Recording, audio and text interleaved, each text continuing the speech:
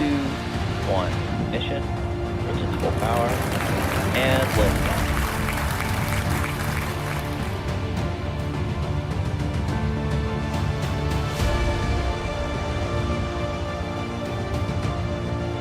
Stage separation confirmed.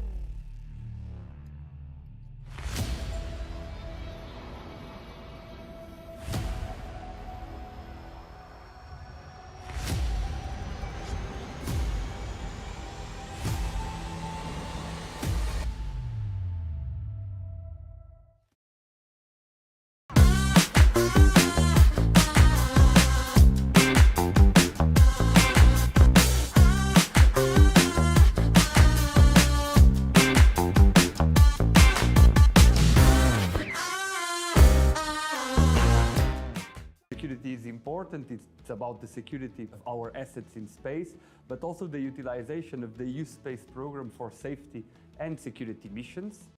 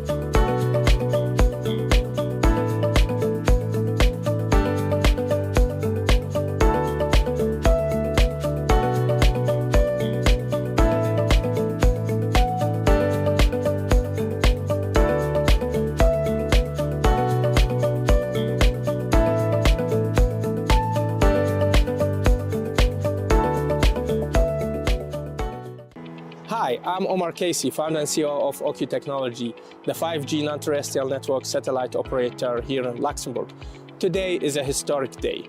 we're going to demonstrate for the first time here in Europe the connectivity between a LEO satellite, an OcuTech satellite, and unmodified smartphone, the direct-to-device connectivity, using the broadcast of emergency test messages from our satellite directly into these unmodified phones. So I have here a Samsung Galaxy and a Google Pixel phone that have OcuTech SIM cards. We're here in a remote area with limited coverage.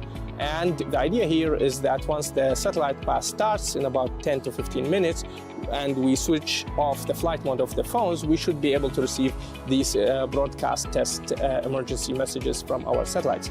This has a huge importance, especially during disaster and catastrophe times or during cyber attacks when the cellular network is not available. Our satellites could be used to broadcast emergency messages to communities, first responders, and also people in areas where there's no coverage. We're very happy to have achieved that as the first European company to achieve direct-to-device connectivity over full sovereign European infrastructure. So let's wait for the pass, and then we will show you the demo. So the satellite pass has started now, and we should be receiving on the phones the emergency test messages. So we have the two phones now, the Google Pixel and the Galaxy, in flight mode, and I'm gonna disable the flight mode now and both phones, and we should be shortly receiving. As you see, we start receiving on the Galaxy the emergency message. Now also we got it on the second phone.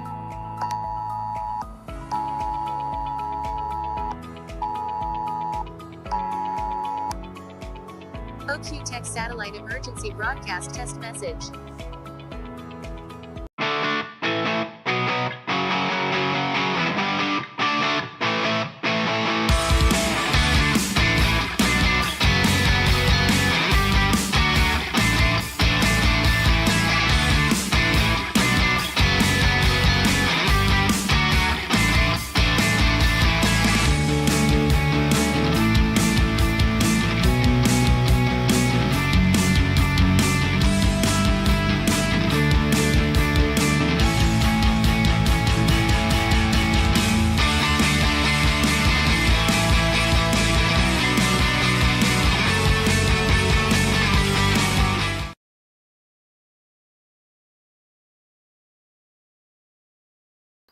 Hi, I'm Omar Casey, founder and CEO of Ocu Technology. Today, we will be demonstrating a video feed from a small drone transmitted directly through our European low Earth orbit satellite constellation using a 3GPP compliant non-terrestrial network in MSS S-band spectrum. What's different about this is the direct-to-device approach. Instead of using big, power-hungry and expensive traditional satellite terminals mounted on a drone or connected indirectly to a drone by backhauling data, we're actually using a compact, low-cost OQ modem that is integrated directly into the drone platform. This significantly reduces cost, size, and power consumption, making satellite communication practical even for small and low-cost drones. We'll be demonstrating three use cases: infrastructure monitoring, traffic surveillance, and autonomous guided drone towards a designated destination, all connected through our satellite network. So let's see that in action.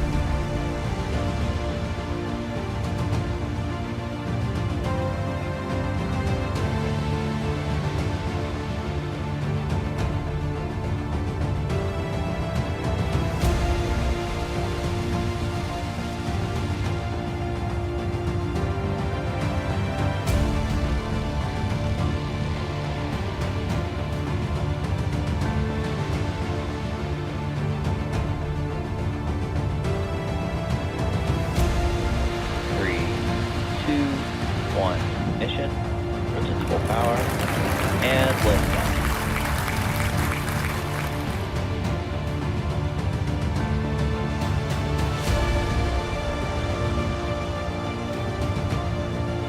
Stage separation confirmed.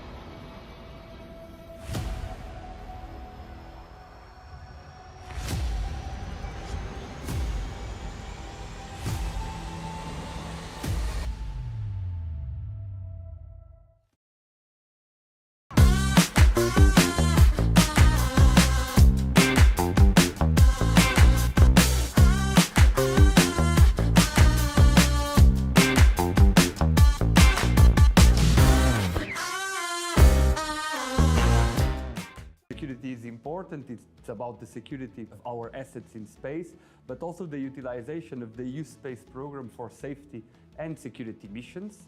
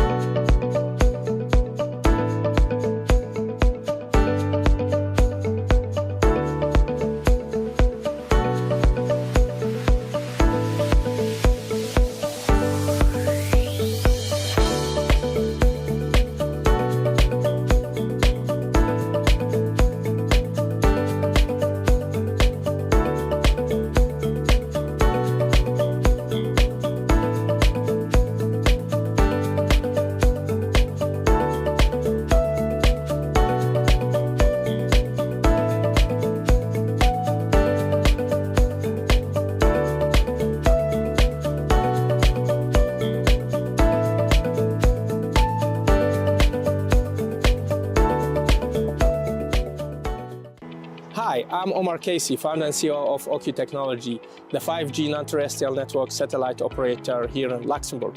Today is a historic day. We're going to demonstrate for the first time here in Europe the connectivity between a LEO satellite, an OQ-Tech satellite, and unmodified smartphone, the direct-to-device connectivity, using the broadcast of emergency test messages from our satellite directly into these unmodified phones. So I have here a Samsung Galaxy and a Google Pixel phone that have OQ-Tech SIM cards. We're here in a remote area with limited coverage.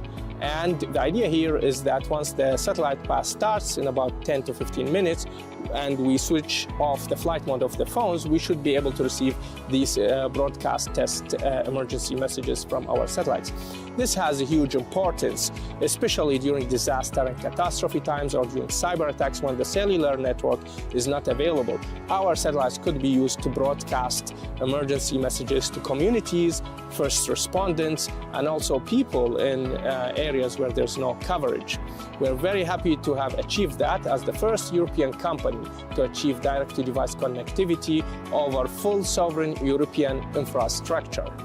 So let's wait for the pass, and then we will show you the demo. So the satellite pass has started now, and we should be receiving on the phones the emergency test messages. So we have the two phones now, the Google Pixel and the Galaxy, in flight mode, and I'm gonna disable the flight mode now and both phones, and we should be shortly receiving. As you see, we start receiving on the Galaxy the emergency message. Now also we got it on the second phone.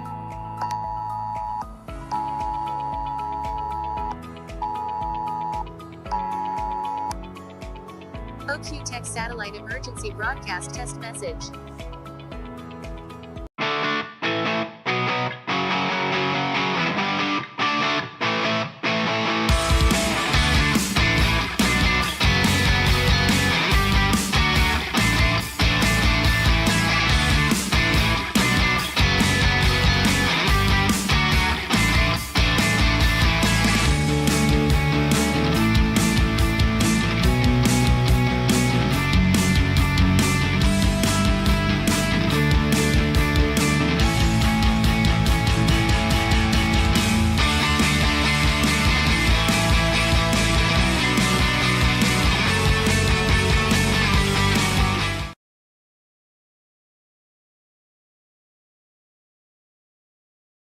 Hi, I'm Omar Casey, founder and CEO of OQ Technology. Today, we will be demonstrating a video feed from a small drone transmitted directly through our European low Earth orbit satellite constellation using a 3GPP compliant non-terrestrial network in MSS S-band spectrum.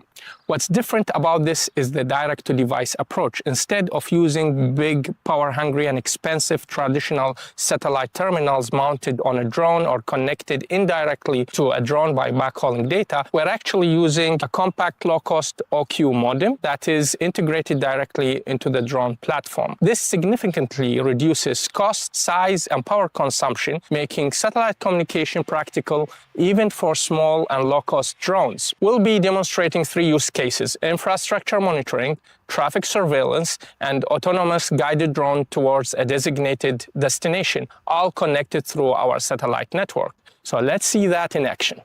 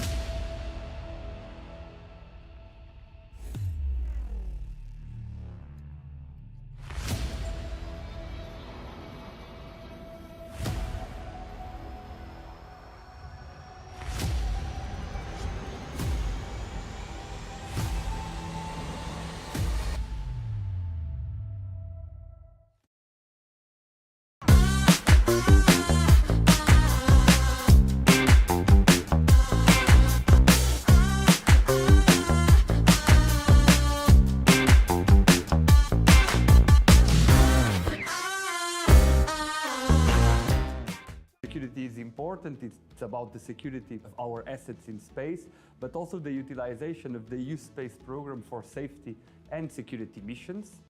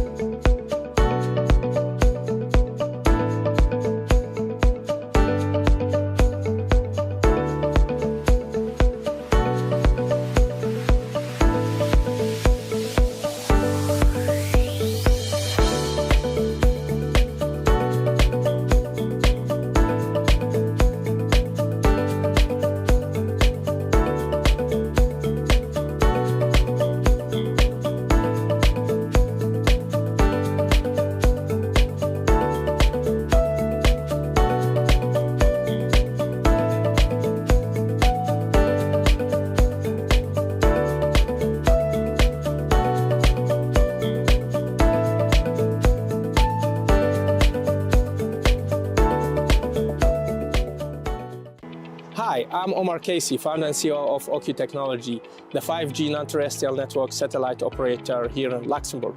Today is a historic day. We're going to demonstrate for the first time here in Europe the connectivity between a LEO satellite, an OQ-Tech satellite, and unmodified smartphone, the direct-to-device connectivity, using the broadcast of emergency test messages from our satellite directly into these unmodified phones. So I have here a Samsung Galaxy and a Google Pixel phone that have OQ-Tech SIM cards. We're here in a remote area with limited coverage. And the idea here is that once the satellite pass starts in about 10 to 15 minutes, and we switch off the flight mode of the phones, we should be able to receive these broadcast test emergency messages from our satellites. This has a huge importance, especially during disaster and catastrophe times or during cyber attacks when the cellular network is not available. Our satellites could be used to broadcast emergency messages to communities, first responders, and also people in areas where there's no coverage. We're very happy to have achieved that as the first European company to achieve direct-to-device connectivity over full sovereign European infrastructure. So let's wait for the pass and then we will show you the demo. So the satellite pass has started now and we should be receiving on the phones the emergency test messages. So we have the two phones now, the Google Pixel and the Galaxy, in flight mode, and I'm gonna disable the flight mode now and both phones, and we should be shortly receiving. As you see, we start receiving on the Galaxy the emergency message. Now also we got it on the second phone.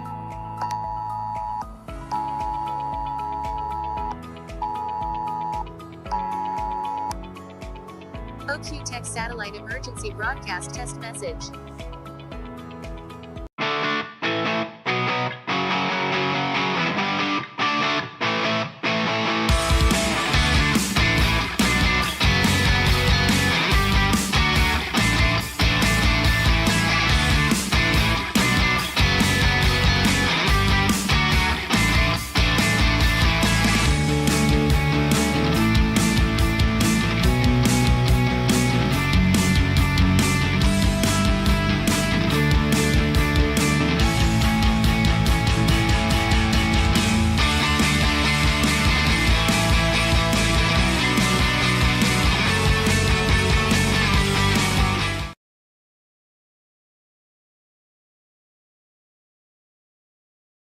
Hi, I'm Omar Casey, founder and CEO of OQ Technology. Today, we will be demonstrating a video feed from a small drone transmitted directly through our European low Earth orbit satellite constellation using a 3GPP compliant non-terrestrial network in MSS S-band spectrum.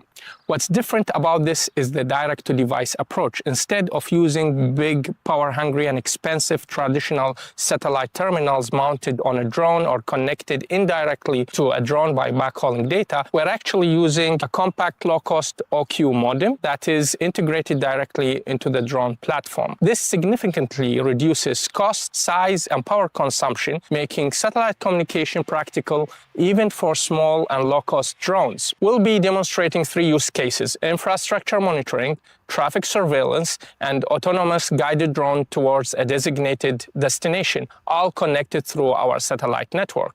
So let's see that in action.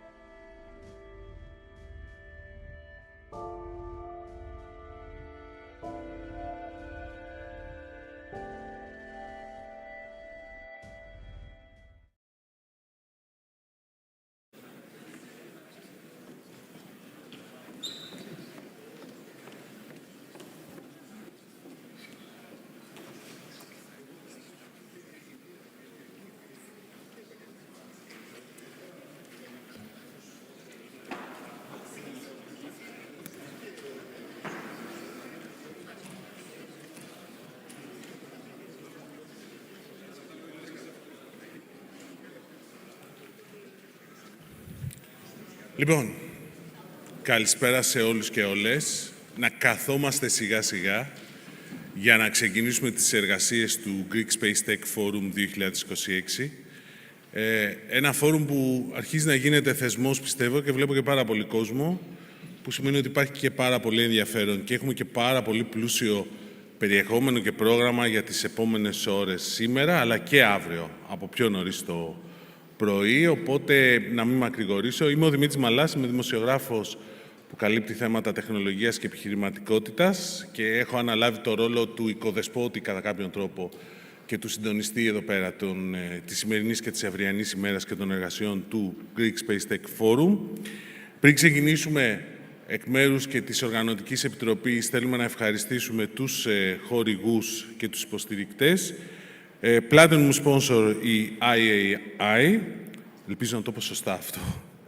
Silver Sponsors, Airbus, European Union Agency for the Space Program, OQ Technology, Unisystems, τους Bronze Sponsors, Adamant Composites, EFA Group, Nuvia Insurance Brokers, Open Cosmos, Aurora Tech, Vast, Wings, τους Premier Corporate Participations, που είναι το Εθνικό Καποδιστριακό Πανεπιστήμιο Αθηνών, το Τμήμα Αεροδιαστημικής το Τμήμα Αεροδιαστημικής Επιστήμης και Τεχνολογίας του ΕΚΠΑ, την Geosystems Ελλάς, την ICI Ελλάς, την Europublic, την Planetech Ελλάς, την Prisma Electronics, τη Softcom International, την Total View. Και μετά έχουμε τους exhibitor participations που περιλαμβάνουν την BOT Group, την MTech Space και την Glen Air. Corporate participations από τις Geospatial Enabling Technologies, την Ελληνική Αναπτυξιακή Τράπεζα Επενδύσεων, τον Ελλάς-SAT, την Chiron Engineering, την Hellenic Technology of Robotics, την Industrial Edge Engineering, την E-News, την Ogilvy, τον SEMA, την Thales Alenia Space, την Thales Ελλάς, Startup Sponsor η ESA, Participating Startups που συμμετέχουν, δηλαδή startups, η Autonoma, η Circuits Integrate, η Cloud Signals, η Geonova και η Loctio, η QRBit, η Scale Up, η Sky, η Solid Cosmos και η Wiley Sense. Χορηγός για το registration η Event Atlas.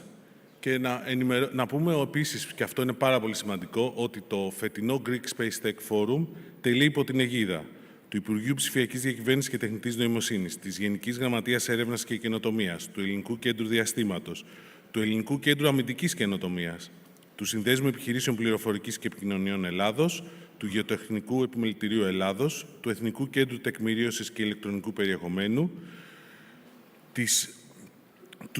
του Cyprus Space Industry Association.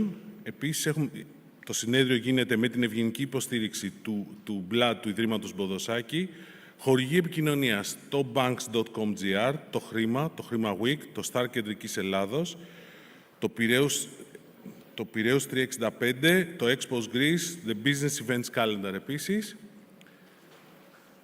το Utopia Zone, Insurance World, insuranceworld.gr, phb και virus.com.gr.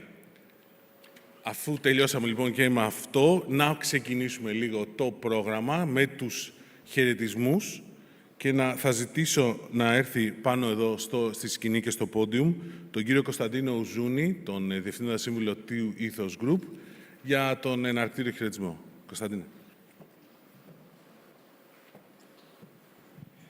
Κυρίες και κύριοι, καλημέρα και από μένα.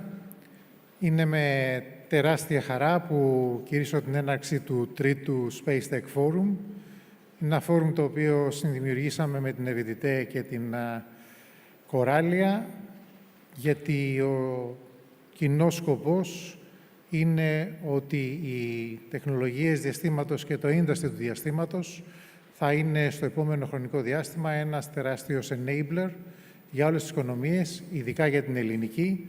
Νομίζω ότι έχουμε τη δυνατότητα μέσα από κυβερνητικές πολιτικές, μέσα από τη δυναμικότητα των υφισταμένων μεσαίων και μεγάλων επιχειρήσεών μας, αλλά και των πολλών startups και των νεαρών ταλέντων που έχουμε στην Ελλάδα, με τη βοήθεια της πολιτείας και την αγαστή συνεργασία όλων μας, να καταστήσουμε τον κλάδο αυτό σαν έναν κλάδο πολύ σημαντικό για την ελληνική οικονομία και την ανάπτυξη της χώρας.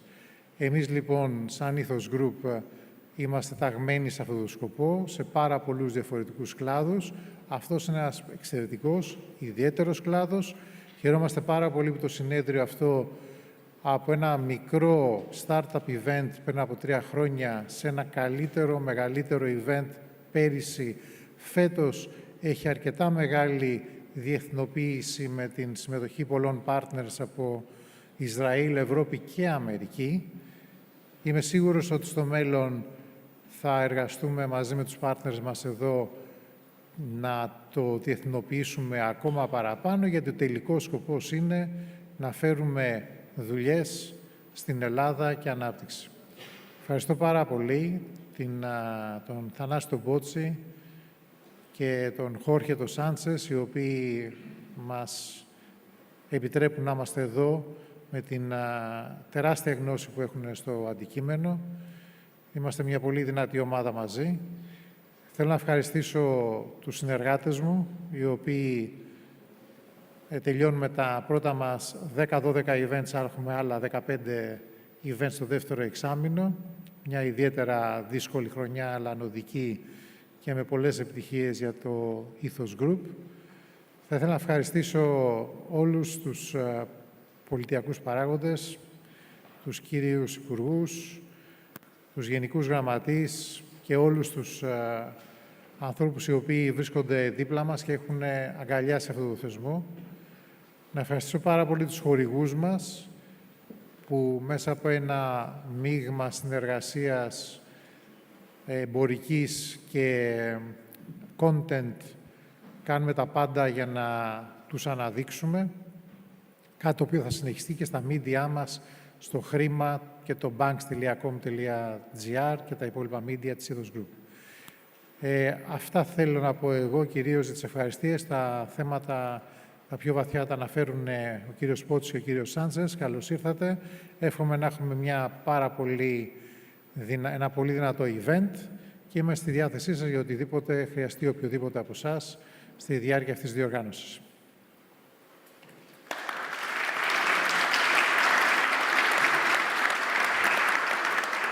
Ωραία. Κωνσταντίνος έκανε την εισαγωγή για τους δύο επόμενους ανθρώπους που θα κάνουν χαιρετισμό, που θα απευθύνουν χαιρετισμό. Θα ζητήσω από τον κύριο Αθανάσιο Πότση, πρόεδρο του Hellenic Association of Space Industry, να έρθει on stage για τον εναρκτήριο χαιρετισμό. Ναι. Είμαστε OK με το μικρό που το πήρε. Να το κάνουμε λίγο διαφορετικά. Ωραία. Είσαι βέβαιος? Είμαι βέβαιος. Εγώ τώρα έχω το δύσκολο ρόλο να ανοίξω το συνέδριο και να σας πω πόσο πολύ σπουδαίοι είμαστε. Νομίζω ότι αυτό το ξέρετε όλοι, κύριε Υπουργέ, κύριε Γενικέ. Σας ευχαριστώ πάρα πολύ που είστε σήμερα εδώ. Το event το οποίο το κάνουμε καταρχήν για να μπορέσουμε εσωτερικά να μεταφέρουμε τη γνώση μεταξύ μας. Αυτό μας έχει μείνει από τότε που ήμασταν μικροί. Και σε αυτή τη χώρα προσπαθούσαμε να μάθουμε ο ένας τον άλλον, να φέρουμε κοντά τη βιομηχανία με τα πανεπιστήμια, προκειμένου να δημιουργήσουμε αυτό που ονομάζουμε στη συνέχεια διαστημικό οικοσύστημα στη χώρα. Γιατί είμαστε όλοι εδώ πέρα και τι είναι αυτό το οποίο κάνουμε? Αν το σκεφτείτε, αυτό που προσπαθούμε όλοι να κάνουμε είναι να φτιάξουμε βιομηχανική ισχύ. Βιομηχανική ισχύ για τη χώρα. Όχι απλά και μόνο γιατί προσφέρει ως οικονομικό πλεονέκτημα, φέρνει χρήμα δηλαδή σε εμάς, αλλά γιατί αποτελεί ένα στρατηγικό κεφάλαιο. Γιατί είναι στρατηγικό κεφάλαιο? Διότι η βιομηχανική ισχύς ξεχωρίζει τις χώρες σε αγοραστές και συνεργάτες. Εμείς από την αρχή επιλέξαμε να ανήκουμε στην κατηγορία των συνεργατών. Για να μπορέσεις όμως τη χώρα να λειτουργήσεις ως συνεργάτης, θα πρέπει να παράγεις προϊόντα. Εάν δεν παράγεις ένα προϊόν, είσαι καταδικασμένος να συνεχίσεις να είσαι αγοραστής. Για να φτιάξεις όμως ένα προϊόν στο διάστημα, και μάλιστα σε μια χώρα που δεν είχε heritage για το συγκεκριμένο τομέα, έπρεπε να δουλέψεις πολύ, να αποδείξεις σε όλους ότι είσαι ικανός να παράγεις υψηλή τεχνολογία στη χώρα μας. Αυτό λοιπόν μας το έμαθε η Ίζα. Όπως γνωρίζετε, σήμερα κλείνουμε 20 χρόνια εθνική συμμετοχή στην Ίζα. Ξοδέψαμε χρήματα. Ξοδέψαμε χρήματα. Δημιουργήσαμε συνεργασίες. Δημιουργήσαμε συνεργασίες. Τι μάθαμε? Μάθαμε να κάνουμε προϊόν. Με το δύσκολο τρόπο. Να αποτυγχάνουμε, να δουλεύουμε και να ξαναπροσπαθούμε να δημιουργήσουμε κάτι. Το καταφέραμε και μάλιστα αυτό το οποίο δημιουργήθηκε από την 20ετή συμμετοχή μας στην Ίζα ήρθε την κατάλληλη στιγμή με την απόφαση του Υπουργείου Ψηφιακής να δημιουργήσει το πρώτο εθνικό πρόγραμμα. Η ελληνική ωριμότητα του διαστημικού οικοσυστήματος ήταν εκείνη που έβαλε τις βάσεις για την επιτυχία που βιώνουμε σήμερα στο εθνικό πρόγραμμα των μικροδορυφόρων. Το πρόγραμμα εκείνο, όπου κατάφερε να πετύχει το 30% της εθνικής βιομηχανικής συμμετοχής, διότι υπήρχε η κατάλληλη υποδομή, έτσι ώστε με τη σοφή κίνηση του Υπουργείου να απαιτήσει το μεγαλύτερο ποσοστό που είχαμε ποτέ να δημιουργηθεί στη χώρα μας. Η επιτυχία αυτή δημιούργησε σήμερα, όπως όλοι ζήσατε την προηγούμενη εβδομάδα, την απόφαση της κυβέρνησης να πάμε στο επόμενο πρόγραμμα. Όμως, αυτό που πρέπει να είδατε όλοι είναι ότι η απόφαση του Πρωθυπουργού και του Υπουργού ήταν να ζητήσουμε εθνική βιομηχανική συμμετοχή στο 50%. Δίνοντας την ευκαιρία σε όλους μας να ακουμπήσουμε τεχνολογίες και υποσυστήματα τα οποία ανεβάζουν όλο το εθνικό οικοσύστημα και τη βιομηχανική ισχύ ένα επίπεδο πιο πάνω. Δημιουργεί τη σοβαρότητα που θέλουμε και την υποδομή που θέλουμε για να χτίσουμε την επόμενη μέρα.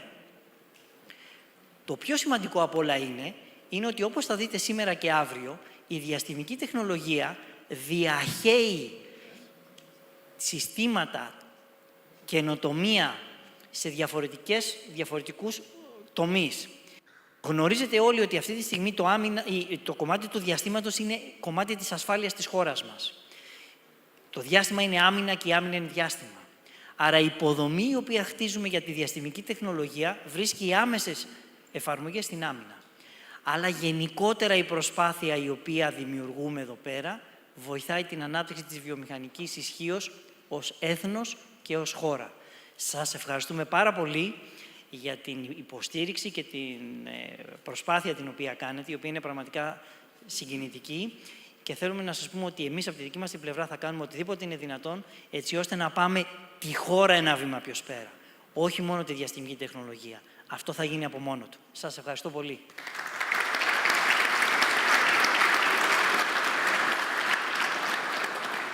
Εντάξει.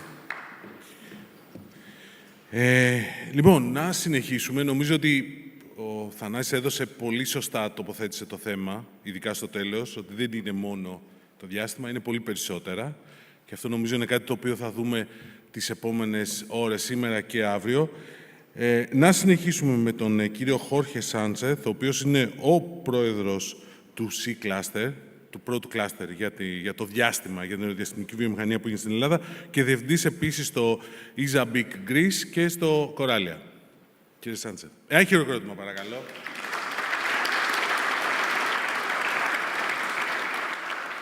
Εγώ θα είμαι λίγο πιο παραδοσιακός, Θανάση. Αξιότιμοι εκπρόσωποι της κυβέρνησης, των ευρωπαϊκών οργανισμών, της ESA, της EUSPA, του ΕΛΚΕΔ και προφανώς αγαπητοί φίλοι του οικοσυστήματος του διαστημικού του ελληνικού. Εκ μέρους των διοργανωτών σας καλωσορίζω και εγώ σε αυτή την ετήσια πλέον εκδήλωση. Είναι μεγάλη χαρά που βρισκόμαστε και φέτος εδώ στο Δίο Αθηνών, γιατί έχουμε πλέον ένα φόρουμ το οποίο αποτελεί το σημείο αναφοράς για την ελληνική διαστημική κοινότητα.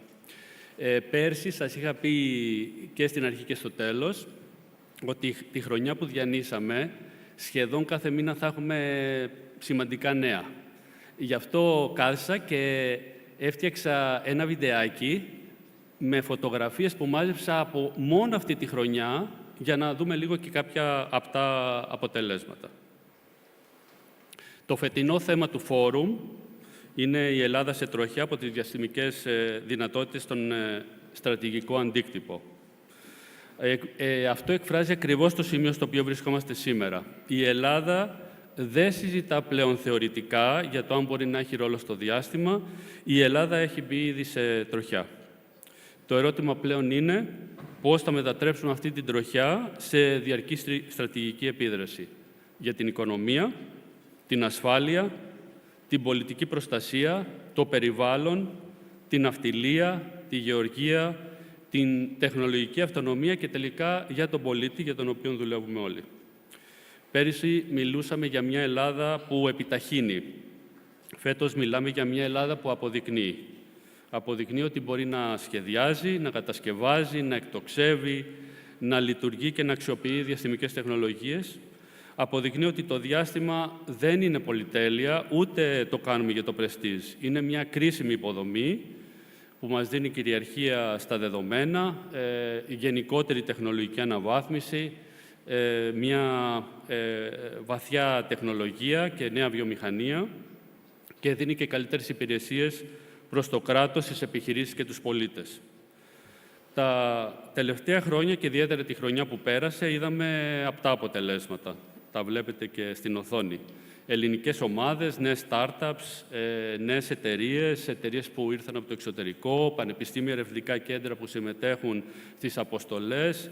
Βάζουμε σε τροχιά νέες τεχνολογίες, ομάδες και άνθρωποι αποκτούν εμπειρία από διαστημικές αποστολές, από το σχεδιασμό, την ανάπτυξη μέχρι την ολοκλήρωση, τις δοκιμές, την εκτόξευση, τη λειτουργία και την αξιοποίηση των δεδομένων. Με τις πρόσφατες εκτοξεύσεις, από πέρσι 18 δορυφόρων, ένας ακόμα σήμερα το πρωί και με άλλους 6 να ακολουθούν, δεν μιλάμε πια για ένα μεμονωμένο επίτευγμα, μιλάμε για μια νέα τάξη μεγέθους, μια συσσόρευση τεχνογνωσίας, επιχειρησιακή εμπειρία. Μιλάμε για δεδομένα που μπορούν να αξιοποιηθούν στην πρόληψη των φυσικών καταστροφών, στη θαλάσσια επιτήρηση, στην αγροτική παραγωγή, στην προστασία του περιβάλλοντος, στις ασφαλείς επικοινωνίες και στην ανθεκτικότητα των κρίσιμων υποδομών. Και είναι σημαντικό να πω ότι η πρόοδος αυτή δεν αφορά μόνο τους μικροδορυφόρους, αφορά και τη συμμετοχή ελληνικών ομάδων και εταιριών σε σημαντικές ευρωπαϊκές αποστολές όπως το Πλάτο, το οποίο είναι στην τελευταία φάση δοκιμών για την εκτόξευσή του, αν δεν κάνω λάθος, νωρίς το 2027. Μιλάμε προφανώς και για πολλές άλλες εμβληματικές αποστολές της ΕΖΑ, στην οποία η Ελλάδα συμμετέχει και συνδέεται με την Ευρωπαϊκή Επιστημονική και Τεχνολογική Αιχμή. Παράλληλα, η πρόσφατη ανακοίνωση του HELLA Space 2 από τον Πρωθυπουργό, τον αγαπητό μας Υπουργό Ψηφιακής Διακυβέρνησης, τον Γενικό Γραμματέα, τον κύριο Καράτζαλο, τον Πρόεδρο του ΕΛΚΕΔ, περίπου πριν από μια εβδομάδα, δίνει το μήνυμα ότι η χώρα δεν βλέπει το διάστημα ως αποσπασματική δράση, το βλέπει ως εθνική στρατηγική επιλογή και ως συνέχεια. Δεν το έχουμε ξαναδεί αυτό στο παρελθόν να γίνεται πάρα πολλές φορές. Βλέπουμε λοιπόν αυτή τη συνέχεια, επενδύουμε πάνω στην προηγούμενη επένδυση. Άρα περνά από μια πιο ώριμη σε μια πιο ώριμη, πιο συστηματική και πιο εξωστρεφή φάση. Το πραγματικό ερώτημα λοιπόν για το φόρουμ δεν είναι πλέον αν μπορούμε να συμμετέχουμε ήδη. Το ερώτημα είναι αν μπορούμε να ηγηθούμε πλέον σε επιλεγμένες περιοχές. Αν μπορούμε να είμαστε όχι απλώς subcontractors, αλλά και technology leaders, work package leaders, primes σε συγκεκριμένες εξειδικεύσεις, αν μπορούμε να μετατρέψουμε επίσης την εθνική ανάγκη σε διεθνή πρόταση αξίας. Αυτό είχα και την ευκαιρία να επισημάνω στην εκδήλωση με την παρουσία του Πρωθυπουργού, όπου η Ελλάδα πρέπει να περάσει από το συμμετέχω στο σχεδιάζω, κατασκευάζω, λειτουργώ και αξιοποιώ. Και πρέπει να μετατρέψει αυτό το εθνικό success story σε ένα διεθνές value proposition. Έχουμε πραγματικές ανάγκες στη χώρα που μπορούν να γίνουν πεδία δοκιμής και ανάπτυξης διεθνών λύσεων. Πυρκαγιές, πλημμύρες, νησιωτικότητα, ναυτιλία, σύνορα, γεωργία, τουρισμός, κλιματική αλλαγή και κρίσιμες υποδομές. Αυτοί οι δορυφόροι που εκτοξεύτηκαν ήδη δίνουν δεδομένα μοναδικά, τα οποία είναι προσβάσιμα και θα γίνουν ακόμα πιο πολύ για τα πανεπιστήμια, τα ερευνητικά κέντρα, τις επιχειρήσεις, για να φτιάξουν προωθημένες εφαρμογές για τις διεθνείς αγορές. Σε αυτή τη διαδρομή το οικοσύστημα έχει ένα καθοριστικό ρόλο. Το κλάστερ δημιουργήθηκε για να φέρει μαζί τη βιομηχανία, τα startups, τα πανεπιστήμια, τα ερευνητικά κέντρα, τους φορείς του δημοσίου, τους επενδυτές και τους διεθνείς εταίρους μαζί. Ένας από τους λόγους επιτυχίας του χώρου είναι ότι καταφέραμε να έχουμε ένα Υπουργείο αρμόδιο για το διάστημα, μια βιομηχανική ένωση, ένα κλάστερ, επίσης οργανισμούς του δημοσίου που όλοι συνεργάζονται αρμονικά. Είναι αυτό που πάντα όταν το κατάφερνε η Ελλάδα πήγαινε μπροστά. Τώρα, το ίδιο έχει γίνει και στο ESA Big Greece, την μικρή θερμοκηπίδα μας, σε σύγκριση με τις λοιπές ευρωπαϊκές. Πριν από λίγα χρόνια ο στόχος μας ήταν να δημιουργήσουμε ένα κέντρο αναφοράς για τη διαστημική επιχειρηματικότητα στην Ελλάδα. Σήμερα, μέσα στο 2026, έχουμε πλέον καταφέρει το στόχο των 32 νέων εταιρεών που έχουν υποστηριχτεί από τη θερμοκηπίδα.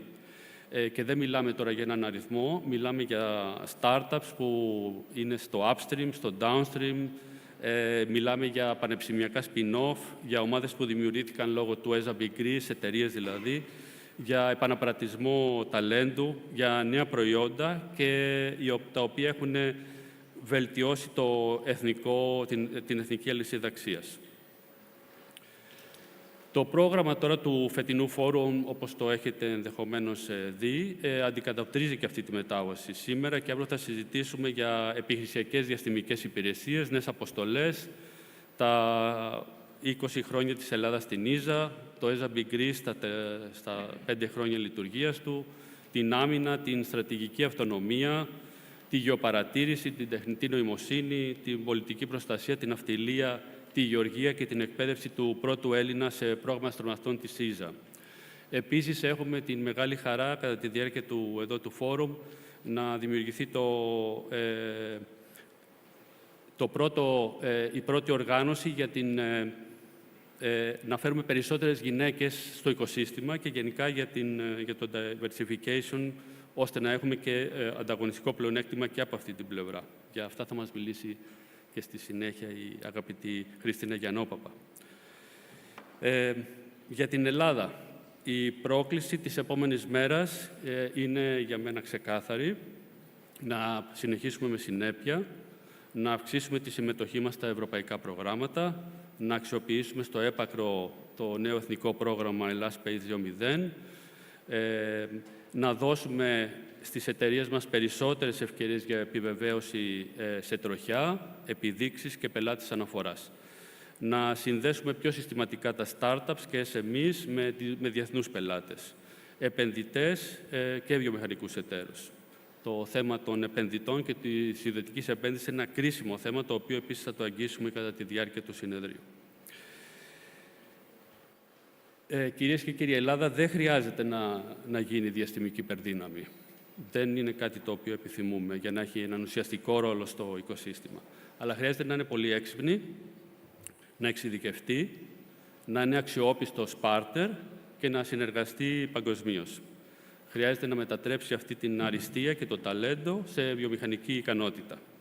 Κλείνοντας, θα ήθελα να ευχαριστήσω πάρα πολύ όλους τους συνδιοργανωτές και σας καλώ όλους να συμμετέχετε ενεργά, να βρείτε κατά τη διάρκεια του φόρουμ και επιπρόσθετες συνεργασίες όπως είχε γίνει και πέρσι.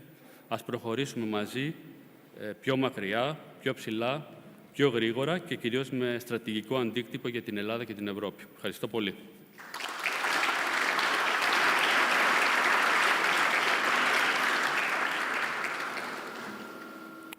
Λοιπόν, όντως έχουν γίνει πολλά και νομίζω θα γίνουν ακόμα περισσότερα και όντως είναι 18 οι μικροδορυφόροι από σήμερα. Σήμερα κιόλας έγινε. Περίμενα θα το έλεγε ο Υπουργός, θα το πει μετά.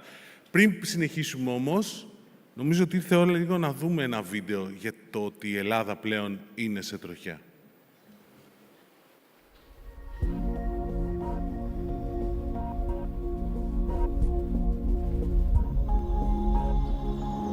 Κάθε πρωί, πριν ξυπνήσουν οι πόλεις, πριν γεμίσουν οι δρόμοι και ξεκινήσει η μέρα, το διάστημα βρίσκεται ήδη σε λειτουργία. Καθοδηγεί διαδρομές, προβλέπει καταιγίδες, συγχρονίζει επικοινωνίες, μεταφορές και συναλλαγές. αλλά πανταχού παρόν. Σπάνια κοιτάζουμε προς τον ουρανό. Ίσως γιατί δεν αντιλαμβανόμαστε πόσα από όσα συμβαίνουν εδώ κάτω εξαρτώνται ήδη από όσα συμβαίνουν εκεί πάνω.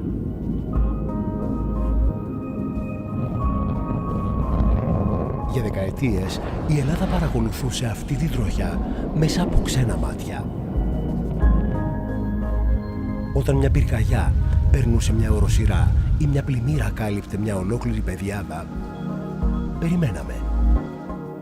περιμέναμε εικόνες που ανήκαν σε άλλους, σε χρονοδιαγράμματα που καθόριζαν άλλοι. Σήμερα αυτό αλλάζει. Η χώρα αποκτά τη δική της παρουσία στο διάστημα.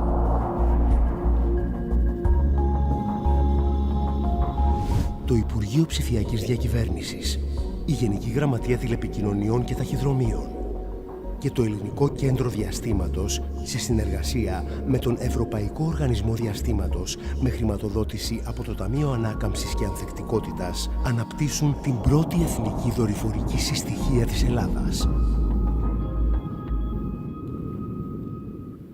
Με 17 δορυφόρους ήδη σε τροχιά, δεν παρατηρούμε απλώς τη χώρα από ψηλά. Έχουμε τη δυνατότητα να βλέπουμε, να κατανοούμε, να αποφασίζουμε με τους δικούς μας όρους. And lift off. Go Falcon, go Transporter 15. Το Νοέμβριο του 2025, οι δύο πρώτοι ελληνικοί δορυφόροι ραντάρ τέθηκαν σε τροχιά. Μάτια που μπορούν να διαπερνούν τα σύννεφα και το σκοτάδι. Το Μάιο του 2026 ακολούθησαν 4 θερμικοί δορυφόροι σχηματίζοντας το Hellenic Fire System, την πρώτη εθνική δορυφορική συστοιχία στον κόσμο σχεδιασμένη αποκλειστικά για τον εντοπισμό δασικών πυρκαγιών από το διάστημα. Όμως οι δορυφόροι είναι μόνο το ορατό κομμάτι της αλλαγής. Η πραγματική μεταμόρφωση συμβαίνει στη Γη. Ένα νέο εθνικό οικοσύστημα έχει διαμορφωθεί. Πανεπιστήμια, ερευνητικά κέντρα και μια ιδιωτική διαστημική βιομηχανία περίπου 60 εταιριών. Και αυτή η προσπάθεια δεν έχει ένα μόνο κέντρο. Από την Πάτρα, όπου σχεδιάζονται και κατασκευάζονται κρίσιμα υποσυστήματα, μέχρι τη Θεσσαλονίκη, όπου αποστολές συναρμολογούνται και δοκιμάζονται. Από τα εργαστήρια της Θράκης, όπου αναπτύσσονται μικροδορυφόροι και νανοδορυφόροι, μέχρι κάθε γωνιά της χώρας που συμμετέχει σε αυτή τη νέα διαστημική πορεία. Για πρώτη φορά, τεχνογνωσία, υποδομές και ανθρώπινο δυναμικό συγκροτούν μια εθνική παρουσία στον διαστημικό τομέα. Και μαζί της επιστρέφει κάτι ακόμη. Μηχανικοί και επιστήμονες που διέπρεψαν στη NASA, στην ΙΖΑ και σε κορυφαίες διαστημικές εταιρείες ανά τον κόσμο φέρνουν πλέον την εμπειρία τους πίσω στην Ελλάδα. Γιατί η νέα γενιά του ελληνικού διαστήματος δεν χτίζεται μόνο από δορυφόρους. Χτίζεται από ανθρώπους. Τι σημαίνει όμως αυτή η δυνατότητα στην πράξη? Φανταστείτε μια καλοκαιρινή νύχτα. Μια θερμική ένδειξη εμφανίζεται σε ένα απομακρυσμένο δάσος. Μέσα σε λίγα λεπτά, όχι ώρες, η ειδοποίηση φτάνει στην πυροσβεστική και την πολιτική προστασία πριν ακόμη γίνει η πρώτη κλήση. Όταν οι ποταμοί υπερχειλίζουν, τα δορυφορικά ραντάρ χαρτογραφούν τις πλημμυρισμένες εκτάσεις ακόμη και μέσα στην καταιγίδα, κατευθύνοντας τη βοήθεια εκεί όπου χρειάζεται περισσότερο. Οι ίδιες δυνατότητες υποστηρίζουν και την καθημερινή οικονομία. Από τα χωράφια, όπου επαληθεύουν τι πραγματικά καλλιεργείται και συμβάλλουν σε πιο δίκαιες και διαφανείς επιδοτήσεις, μέχρι την παρακολούθηση της ποιότητας και της ποσότητας των υδάτινων πόρων μας. Όλα αυτά, συνδυάζοντας ελληνικά δεδομένα με δεδομένα του Κοπέρνικους και άλλων αποστολών, συγκεντρώνονται σε μια ενιαία εθνική πλατφόρμα, μετατρέποντας τα δεδομένα σε γνώση και τη γνώση σε έγκαιρη δράση. Και εδώ είναι που η τεχνολογία μετατρέπεται σε στρατηγικό πλεονέκτημα.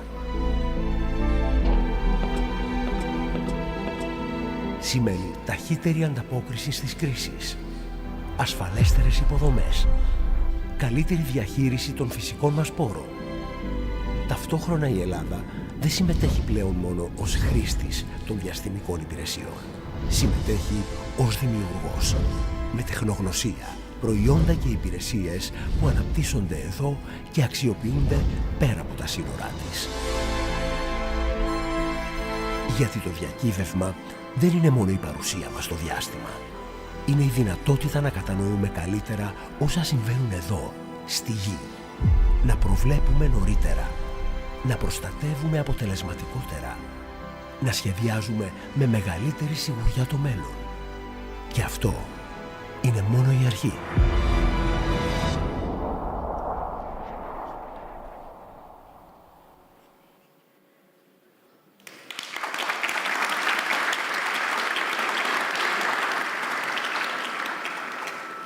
Από ό,τι φαίνεται, όντως αυτό είναι μόνο η αρχή και για τη συνέχεια ελπίζω να μας πει λίγο περισσότερο ο επόμενος ομιλητής που έχουμε τώρα, τους χαιρετισμούς από τους θεσμικούς φορείς, που θα ζητήσω να ανέβει εδώ στη σκηνή τον Υπουργό Ψηφιακής Διακυβέρνησης και Τεχνητής Νοημοσύνης, τον κύριο Δημήτρη Παπαστεργίου.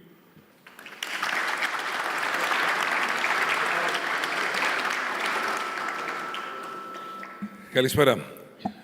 Καλησπέρα σε όλους και σε όλους. Αποφεύγω τους χαιρετισμούς, γιατί πρώτον σίγουρα κάποιον θα ξεχάσω και δεύτερον θα φάω ώρα. Και χαίρομαι που τελικά το διάστημα έχει φτάσει σήμερα, το 2026, να γεμίζει αμφιθέατρα.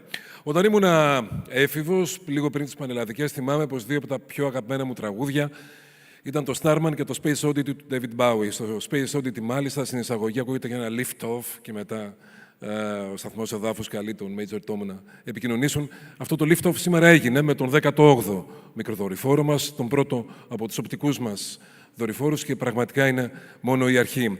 Θυμάμαι σαν χθες, όταν ξεκινήσαμε μαζί με τον Κωνσταντίνο Κυρανάκη το 2023, βρήκαμε ένα πρόγραμμα το οποίο έπρεπε επειγόντως να το τροποποιήσουμε. Το νέο διάστημα ήταν εκεί και μας περίμενε, και με τη βοήθεια του Κωνσταντίνου Καράτζαλου, του Γενικού Γραμματέα, καταφέραμε και όντως φέραμε εις πέρα σε ένα πρόγραμμα το οποίο οι άνθρωποι της ΣΥΖΑ την περίοδο εκείνη, θυμάσαι Κωνσταντίνε, μας θεωρούσαν τρελούς. Μας έλεγαν, παιδιά, δεν το προλάβετε. Μην ακυρώνετε το παλιό πρόγραμμα, καθίστε λιγάκι να δούμε τι θα γίνει. Και όμως, και όντως, το πρόγραμμα αυτό έτρεξε και σήμερα η χώρα έχει τη δικιά της δύναμη στο διάστημα, και το πιο σημαντικό είναι ότι σήμερα έχει νέους επιστήμονες, νέα παιδιά, βλέπω πολλά τέτοια μέσα στο αμφιθέατρο, να είναι εδώ πίσω στην Ελλάδα και να ασχολούνται με τους ελληνικούς μικροδορυφόρους.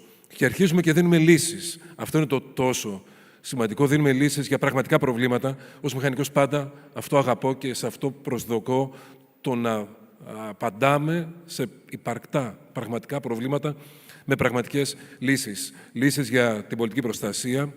Διανύουμε το καλοκαίρι και ξέρουμε πόσο σημαντικό είναι πλέον ότι δεν δανειζόμαστε μόνο πληροφορία από θερμικούς δορυφόρους ή άλλους δορυφόρους, αλλά έχουμε και τους δικούς μας και συμμετέχουμε πλέον σε σμήνη μικροδορυφόρων για την πολιτική προστασία. Κατάγομαι από τα Τρίκαλα, από τη Θεσσαλία, όπου ζήσαμε και Ντάνιελ και Ελίας και Ιαννούς, και ξέρουμε πόσο σημαντικό πλέον είναι να ξέρουμε ανά πάσα στιγμή τι γίνεται στο έδαφος και να μπορέσουμε να χαρτογραφήσουμε τις ανάγκες και τα προβλήματα στο έδαφος.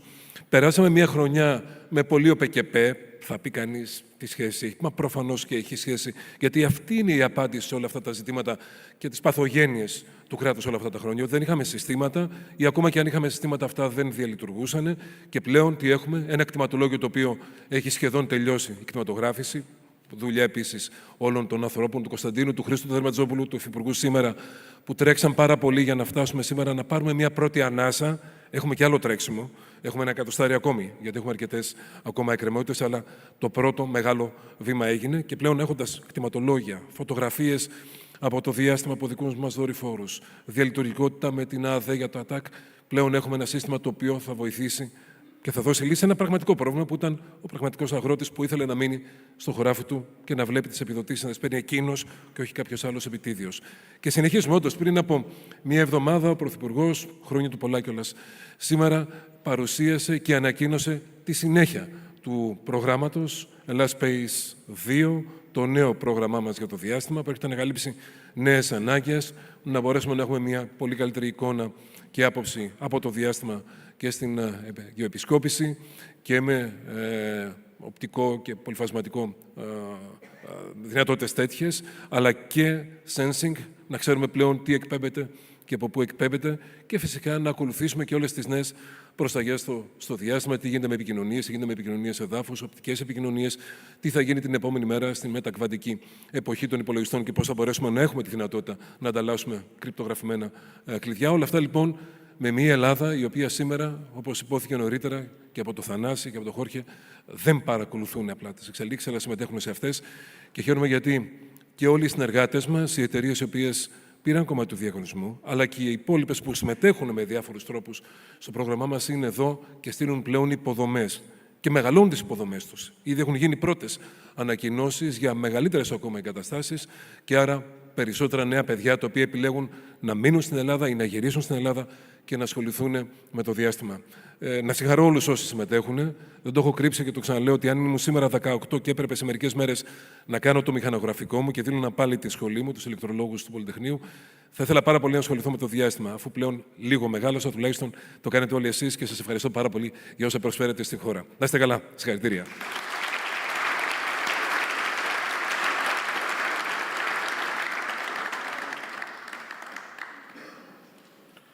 Ώστε έτσι, τώρα πανελλήνιες κιόλας δίνουν τα παιδιά, φτιάχνουν τα μηχανογραφικό τους, είναι καλό το timing θα έλεγα. Λοιπόν, να συνεχίσουμε με τους θεσμικούς χαιρετισμούς και να ζητήσω από τον Γενικό Γραμματέα της Νέας Δημοκρατίας, τον κύριο Κωνσταντίνο Κυριανάκη, να έρθει στη σκηνή για το δικό του χαιρετισμό.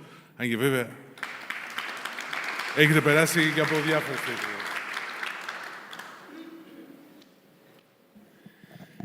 Αγαπητέ Δημήτρη, αγαπητέ Χρήστο, αγαπητοί υπουργοί μάλλον και αγαπητές φίλες και φίλοι, η αλήθεια είναι ότι σε κάθε ρόλο που μου ανατίθεται προσπαθώ να πέφτω με όλη μου την ενέργεια, το πάθος και τον ενθουσιασμό, αλλά όντας εδώ σήμερα σας εξομολογούμε ότι αισθάνομαι μια νοσταλγία, διότι έχω με όμορφο τρόπο μέσα στην καρδιά μου τους μήνες, 1 χρόνο και κάτι, που περάσαμε μαζί στο Υπουργείο Ψηφιακής Διακυβέρνησης, συνομιλώντας και σχεδιάζοντας από κοινού αυτά τα πράγματα για το οικοσύστημα του διαστήματος. Κάτι το οποίο ήταν στη θεωρία. Δηλαδή, θυμάμαι χαρακτηριστικά τις πρώτες συναντήσεις, όταν πολλές από τις δικές σας εταιρείες και πολλές από τις δικές ερευνητικές ομάδες μας λέγατε τι θέλετε να κάνετε. Όλο αυτό ήταν στα χαρτιά, ήταν στη θεωρία, ήταν σχέδια για το μέλλον. Και είμαι πραγματικά πάρα πολύ περήφανος και πάρα πολύ χαρούμενος που όλοι μαζί, όσοι βρισκόμαστε σε αυτό το αμφιθέατρο, καταφέραμε να έχουμε αισίως 18 ελληνικούς δορυφόρους σε τροχιά, να έχουμε πάρει πολύ μεγάλη τεχνογνωσία σαν χώρα, ένα εθνικό κεφάλαιο, το οποίο πλέον η ερευνητική κοινότητα, οι νέοι άνθρωποι, οι ελληνικές επιχειρήσεις μπορούν να το μετατρέψουν σε επιχειρησιακή ικανότητα για την Ελλάδα και φυσικά ένα οικοσύστημα το οποίο συνεχώς μεγαλώνει και έχει προοπτική σε πολλά μέρη της Ελλάδος οι δικές σας επιχειρήσεις να προσλάβουν νέο κόσμο, να δώσουν επαγγελματικές ευκαιρίες σε νέα παιδιά που ούτε θα το φανταζόντουσαν λίγα χρόνια, λίγους μήνες θα πω πριν.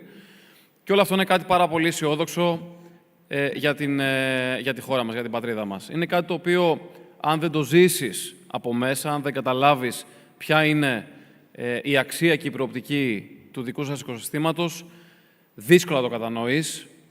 Όπως είπε και ο Δημήτρης, στην αρχή και από την ΕΖΑ και από διάφοροι άλλοι συνάδελφοί μας στο Υπουργικό Συμβούλιο, όντως μας περνούσαν για τρελούς. Το πιστέψαμε, σας πιστέψαμε στις δυνατότητες αυτού του κλάδου, αυτού του δυναμικού κλάδου της οικονομίας και είμαστε πάρα πολύ χαρούμενοι που το κάναμε. Και πραγματικά, βλέποντας νέα παιδιά στο αμφιθέατρο να έχουν επιλέξει να είναι εδώ και άρα εικάζω να έχουν επιλέξει να διερευνήσουν τις δυνατότητες που τους προσφέρει επαγγελματικά αυτός ο κλάδος, θέλω να τους πω ότι έχουν κάνει τη σωστή επιλογή. Θέλω επίσης να πω ότι η προσπάθεια την οποία κάνουμε σε διάφορους άλλους τομείς στην κυβέρνηση, ξέρω τον αγώνα που δίνει ο Χρήστος Δερμετζόπουλος στο κτηματολόγιο για να ολοκληρώσει ένα τιτάνιο έργο 30 ετών, περνά μέσα από τα δορυφορικά δεδομένα. Τα δορυφορικά δεδομένα ακριβίας, τα οποία μπορούν να μας βοηθήσουν να κατανοήσουμε, όπως λέει το βίντεο, να κατανοήσουμε πολύ καλύτερα τι συμβαίνει στη Γη. Αυτό είναι κάτι το οποίο πρέπει να εξηγηθεί σε όλη την Ελλάδα. Άρα λοιπόν, νομίζω ότι και ο Υπουργός Πολιτικής Προστασίας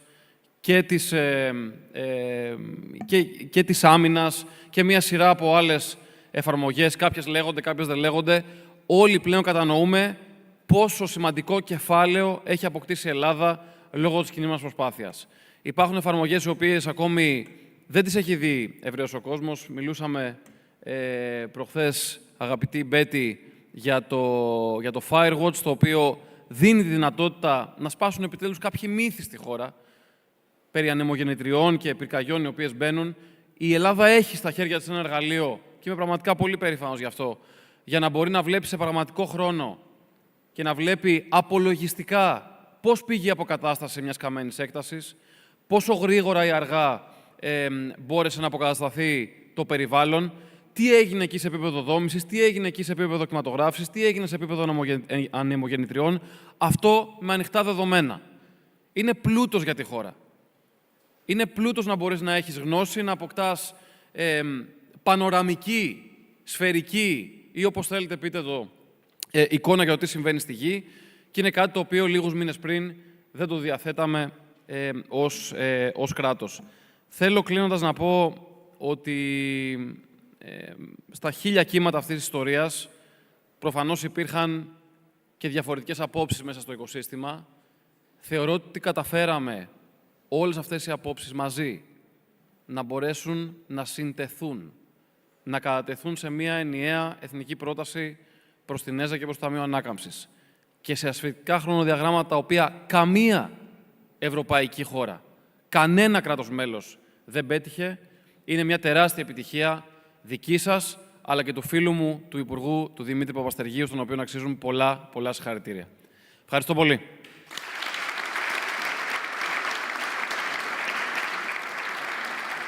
Λοιπόν, ευχαριστούμε και τον κύριο Κυρανάκη.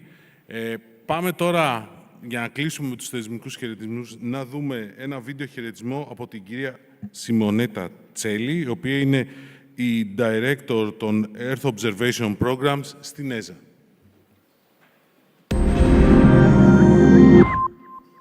Γεια σου Αθήνα, γεια σου Ελλάδα, hello Athens, hello Greece. It's a pleasure to address you at the Greek Space Tech Forum on behalf of ESA. And it is unfortunate that I'm not able today to join you in person for this one that looks really an engaging program. The Greek contributions at the recent Council at ministerial level of ESA were really historic. And really we have the foundation of an exciting future which is full of opportunities for the Greek space sector overall. As Greece celebrates 20 years of participation in ESA, it is a pleasure for me to both congratulate you and express how amazing it is to see the recent rapid evolution of the Greek space sector. This is remarkable progress, and this is very apparent in the field of Earth observation domain, and not only with application, which was always a strength in Greece, but now also with the upstream segment. The ESA Earth Observation Program Directorate is really proud to support also the Greek National Program, which is progressing very well, excellently, I would say, with tangible results. And in fact, out of the total 13 Greek EO satellites, many have been already launched. Half of them have been launched to date, with 5 more in the final stages of integration. And 4 satellites are already in orbit, and they're part of the Hellenic Fire System, which help to address Greece's growing exposure to devastating wildfires through a very reliable detection, monitoring, characterization of fire activity. And this is essential to integrate such space-based capabilities into emergency response system, both nationally and also at the level of Europe. And Greece is pioneering this in this regard. In fact, we have worked together to implement 2 ground station antennas in Greece and 2 independent AIT facilities for optical and radar satellites, and also a clean room and thermal vacuum test facility for Cuban microsats.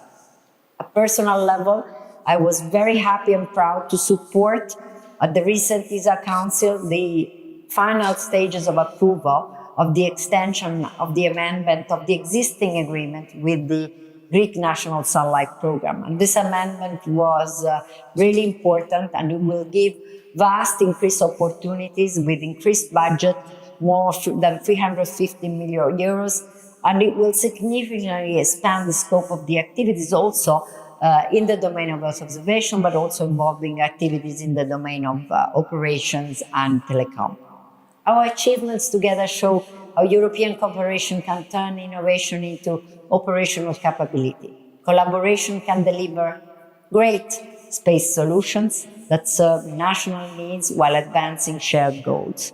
And this year also marks the 5th anniversary of the ESA Business Incubation Center in Greece, a reminder that the vital partnership between ESA and the European industrial actors we have with the Greek industrial actors. And we work together, we work excellently, and I would have really loved to be with you in person today, but rest assured that there are ESA colleagues there very eager to interact with you, support the discussion, and space is really a domain where Europe can strive for resilience, strategic autonomy. It's vital today, something where Greece is really championing.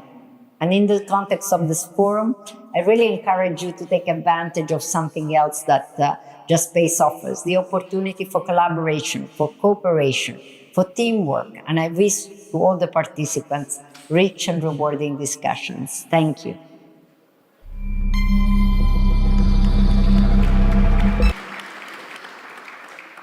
Ωραία.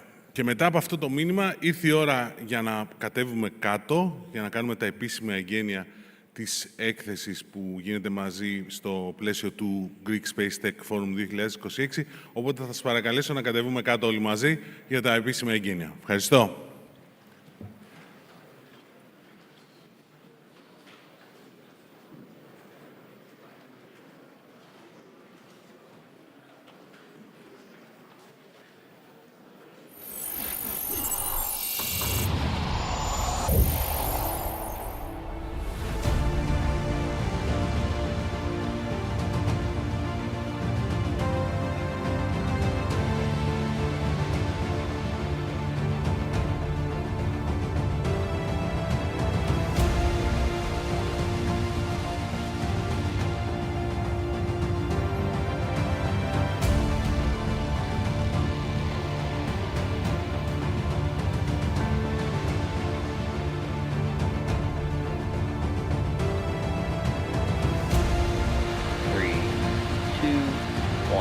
Mission, engines full power, and liftoff.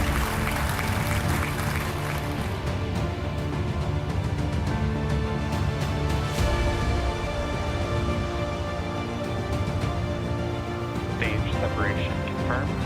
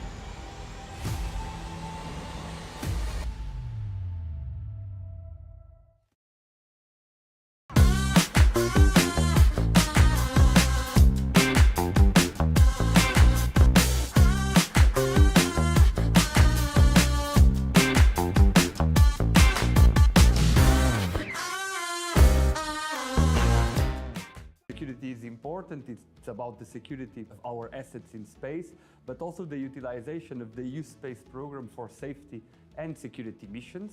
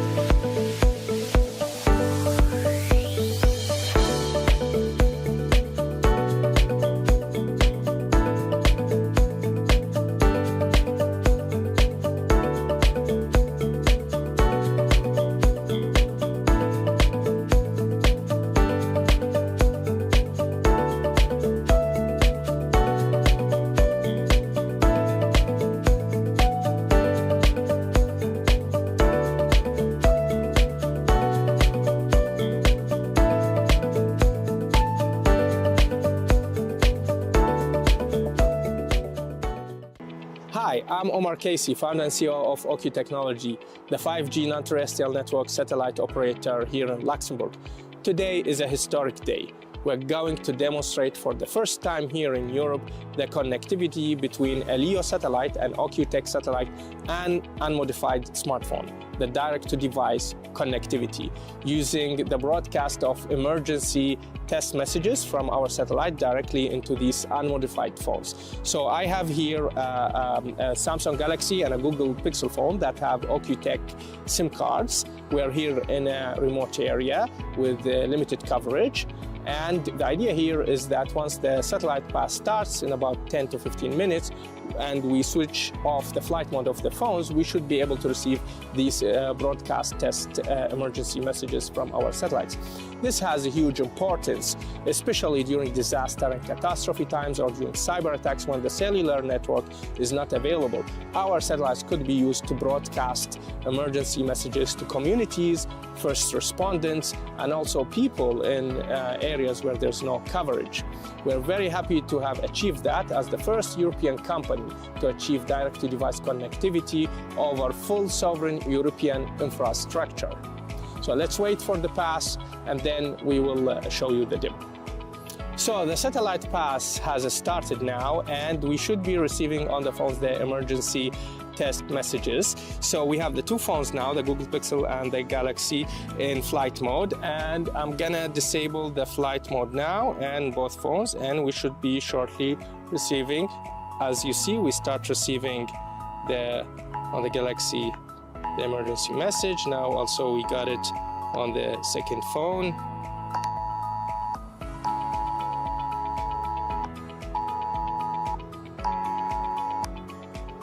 OQ-Tech satellite emergency broadcast test message.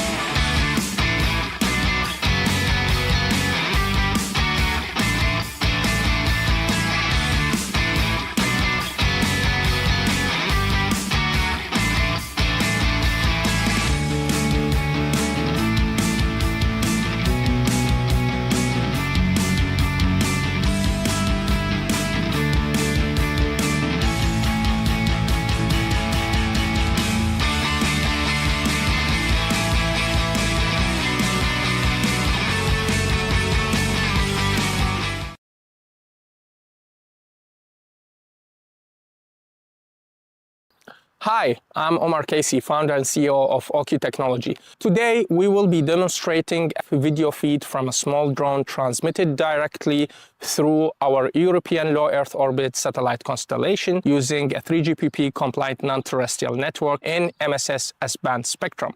What's different about this is the direct-to-device approach. Instead of using big, power-hungry and expensive traditional satellite terminals mounted on a drone or connected indirectly to a drone by backhauling data, we're actually using a compact, low-cost OQ modem that is integrated directly into the drone platform. This significantly reduces cost, size, and power consumption, making satellite communication practical even for small and low-cost drones. We'll be demonstrating three use cases: infrastructure monitoring, traffic surveillance, and autonomous guided drone towards a designated destination, all connected through our satellite network. So let's see that in action.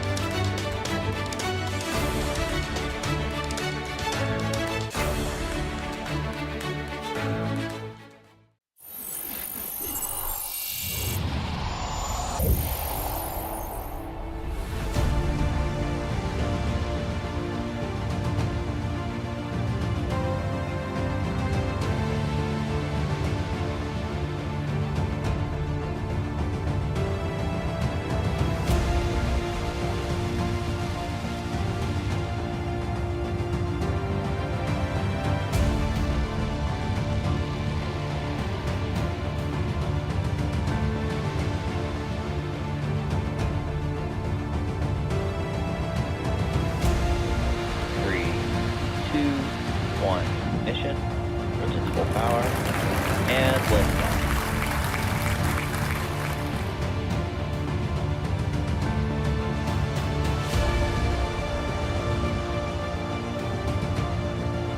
Stage separation confirmed.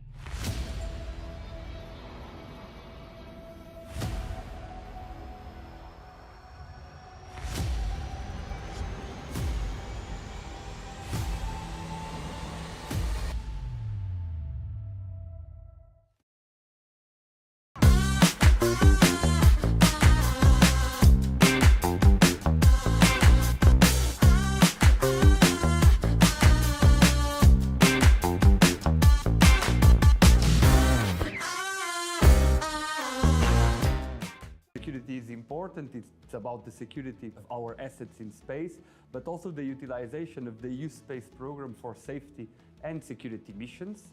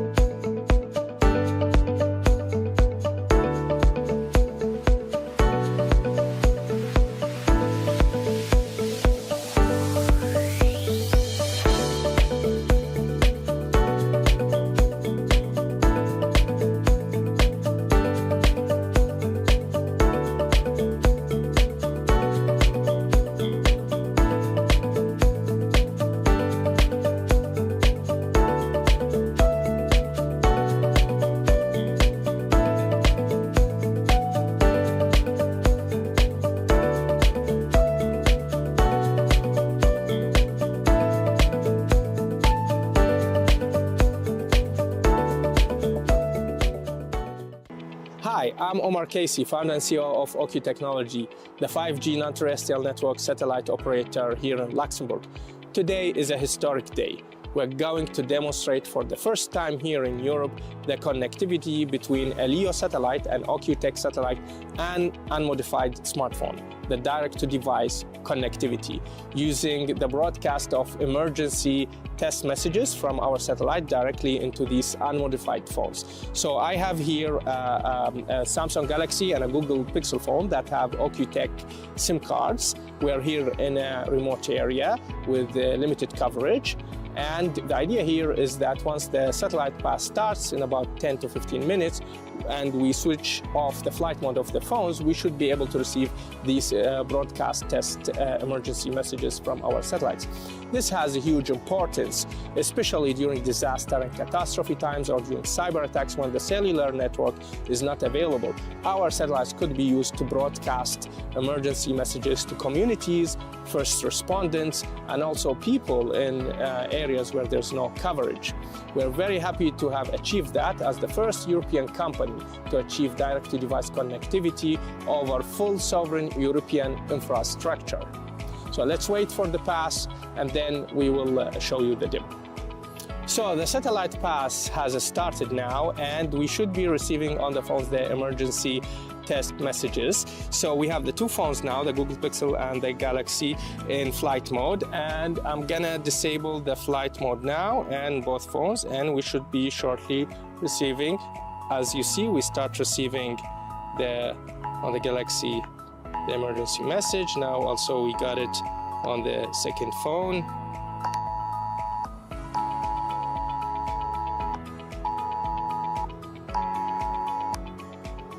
OcuTech Satellite Emergency Broadcast Test Message.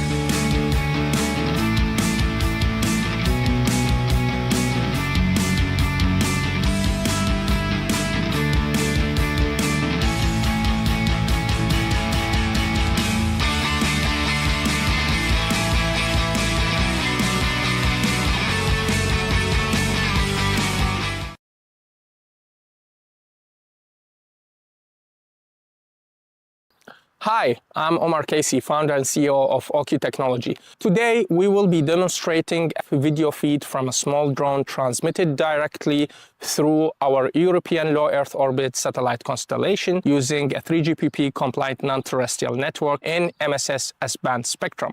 What's different about this is the direct-to-device approach. Instead of using big, power-hungry and expensive traditional satellite terminals mounted on a drone or connected indirectly to a drone by backhauling data, we're actually using a compact, low-cost OQ modem that is integrated directly into the drone platform. This significantly reduces cost, size, and power consumption, making satellite communication practical even for small and low-cost drones. We'll be demonstrating three use cases: infrastructure monitoring, traffic surveillance, and autonomous guided drone towards a designated destination, all connected through our satellite network. So let's see that in action.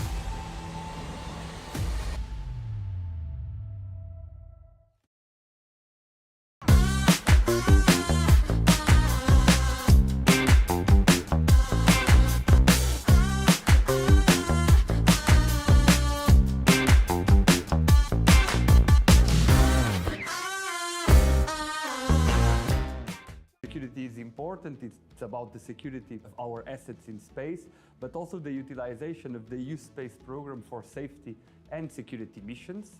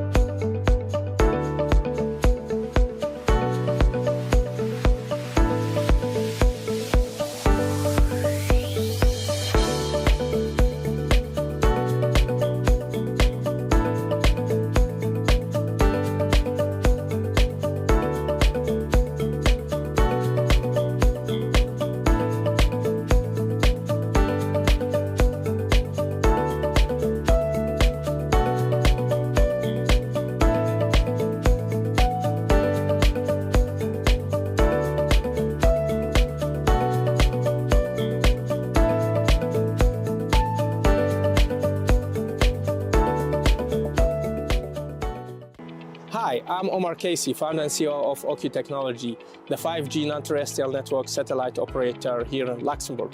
Today is a historic day. We're going to demonstrate for the first time here in Europe the connectivity between a LEO satellite, an OQ-Tech satellite, and unmodified smartphone, the direct-to-device connectivity, using the broadcast of emergency test messages from our satellite directly into these unmodified phones. So I have here a Samsung Galaxy and a Google Pixel phone that have OQ-Tech SIM cards. We're here in a remote area with limited coverage.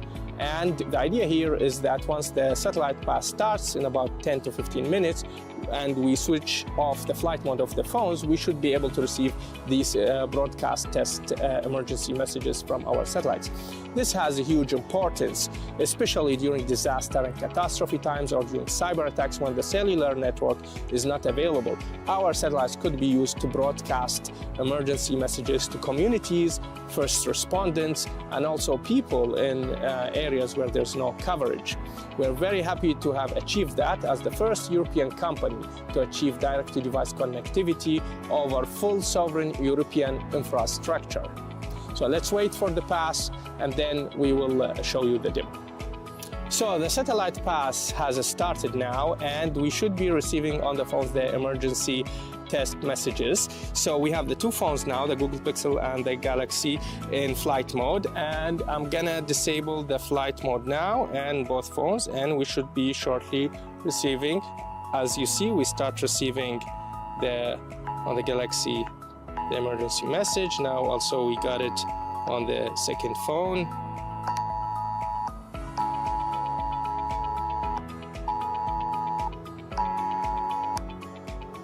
OQ-Tech Satellite Emergency Broadcast Test Message.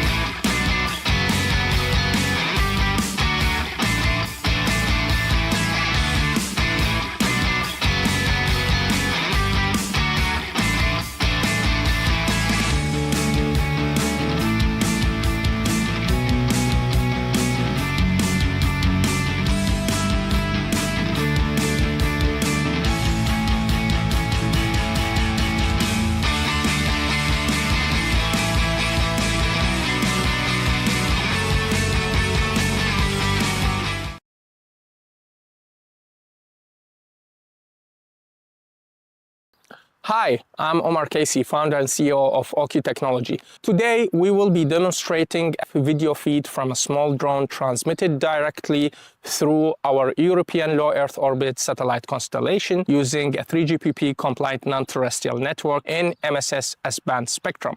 What's different about this is the direct-to-device approach. Instead of using big, power-hungry and expensive traditional satellite terminals mounted on a drone or connected indirectly to a drone by backhauling data, we're actually using a compact, low-cost OQ modem that is integrated directly into the drone platform. This significantly reduces cost, size, and power consumption, making satellite communication practical even for small and low-cost drones. We'll be demonstrating 3 use cases: infrastructure monitoring, traffic surveillance, and autonomous guided drone towards a designated destination, all connected through our satellite network. So let's see that in action.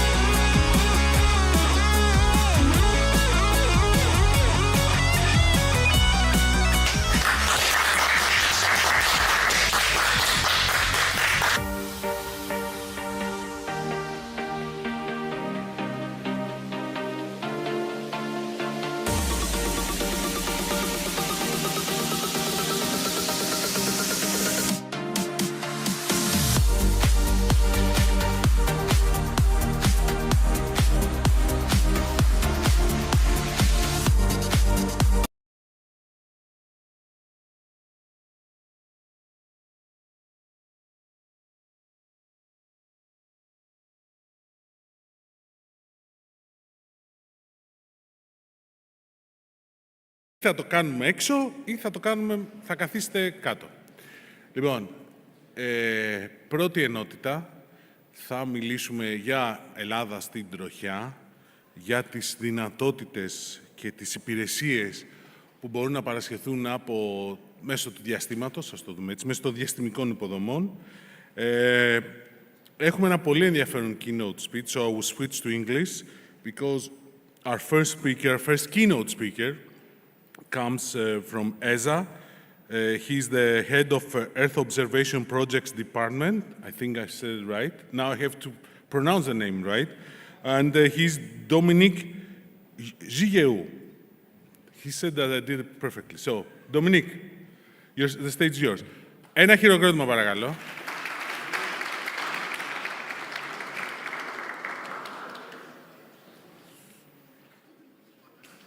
Kalispera. I will stop my Greek here and go to English. That will be safer for everyone. So I am the Earth Observations head of department for satellite project.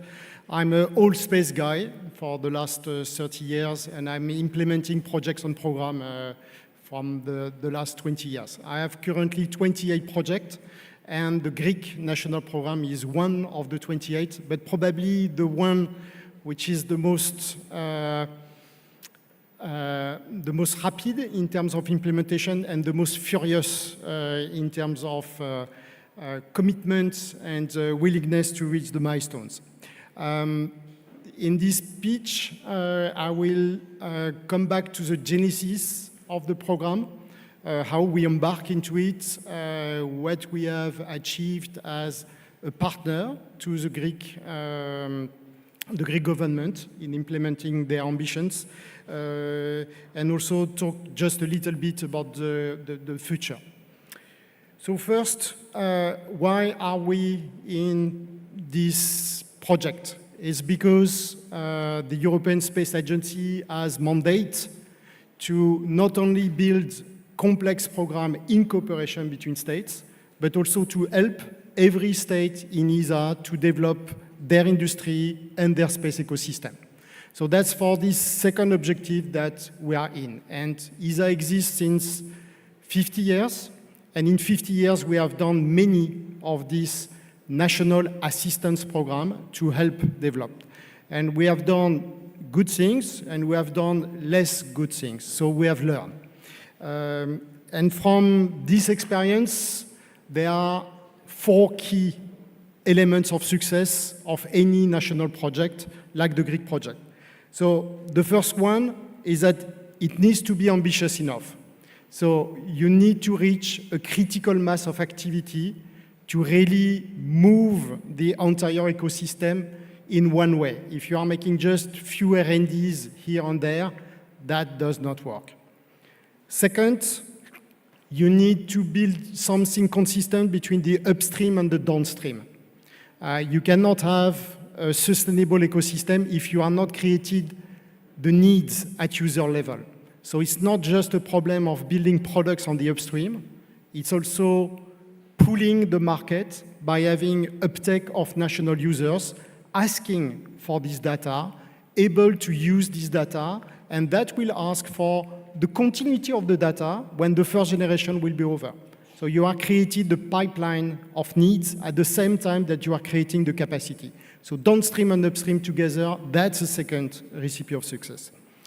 The third one is it's good to be ambitious, it's good to have a critical mass, but you have to have a reasonable implementation plan.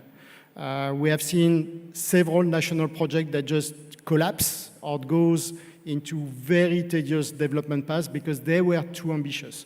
The jump we asked to the national industry was just too big to make it happen correctly. And that was not safe for the industry. And finally, the outcome of this national project was not so great in terms of building a sustainable ecosystem. The last one is a long-term commitment. So meaning you have, when you start this big project, you have to give visibility to the industry and guidance for a long-term commitment. That means potentiality for industry to co-invest with this program, to bring private money on top of the governmental money and create even more momentum. So this 4 dimension is also very important to not stall after the first development. So all this story, at least for me, started 22nd of September 2023. I remember this meeting. In fact, a week before, I was called by our boss, Joseph Aschbacher, that was asking me, because Greece has decided to change their national projects into a bit more Earth observation. He asked me to take care of this. And he told me a word of caution, be careful, you might be surprised by their ambition. Okay. So I was careful during the meeting, and from the list of criteria of success, you can see that the plan that they had in September was very right, this plan. And when I entered the meeting and I had the full debrief about the ambition of the meeting, I say, wow, these guys got it right. They have all the ingredients to make it a success. But then just after being excited about the ambitions, then I feel very depressed because I see the schedule, and the schedule was crazy. Just deliver that in 2 years because of the RRF funding scheme. And that's the start of our joint problem that we are almost now solved after 2 years of battle, but that was our problem every day, how you keep this crazy schedule all together. And I think what was transformative at the very beginning is that there was a plan, the 22nd of September, but the plan we implemented was not the one of the 22nd of September. We spent 3 months and a half working very hard together to understand each other's constraints, to understand the capacity of industry and the appetite of the Greek industry to jump in the cold water of this project in order to make it reasonable. And that was the fourth criteria of success. You must have a reasonable implementation plan to make it a success. So it's still extremely challenging and ambitious, but we, after these 3 months of intense iteration between us, we say, okay, that plan can work. And that's where we started this journey. So 2.5 years after, I think we can be very proud of what we have done collectively, and we have here lots of industrial partners that has been part of the challenge, and that's your success, because at the end of the day, it's neither the Greek government, neither ESA doing things. You are done the things, and the result is outstanding. We have recalled many times already since the beginning the number of satellites already launched, but it's more than satellite. It's ground segment working, it's operational services starting to deliver, it's test infrastructure developed also in parallel, where already some of the satellite developed will be integrated in this test center that has just been completed end of June. So it's all this ecosystem in movement with downstream, with upstream, with integration capacity, with new production capacity. It's also many jobs that has been created, and some of you are there because of this program, and the salaries, some of your salaries is paid through this program, so you know it. But more than the jobs created is the momentum you have generated in Greece and beyond to attract talent. So first, keep Greek talent in Greece working in space. That's the first achievement. Second achievement, bring back Greek talent from abroad to join the effort. And third, which I'm very impressed, is attract foreign talent to join you. So not only the Greek, but other nationalities joining you, joining the industry to make your industry even more successful. So that's superb achievement. And when I compare to other national projects, really you can be proud, and you can be thankful for this Greek government prospective view and daring to do something very big for you to create this momentum. So I talk about the Greek industry. I want to talk about the Greek delegation as well. I think it will not have, because we have gone through many crises. It's not a walk in the park, this type of development. We have a plan, but we have to adapt the plan. It's like all battle plan before the battle.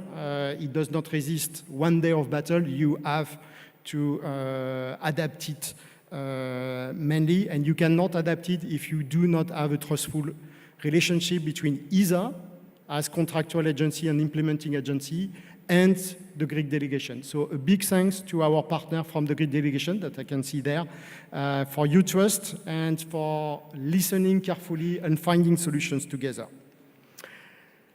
Last, it's the phase 1. So we have achieved the phase 1, but it's like a launch. So that's the first stage of the rocket. If we stop there, the rocket will fall back on Earth. So we need the stage 2 of the rocket, and that's this phase 2 agreement. And in order to be sustainable and to turn around the Earth in a safe orbit, we definitely need to succeed this stage 2. So a promise here, we will invest our times, our brain, our expertise in ESA to make this phase 2 a success for Greece and for the Greek industry. Thank you.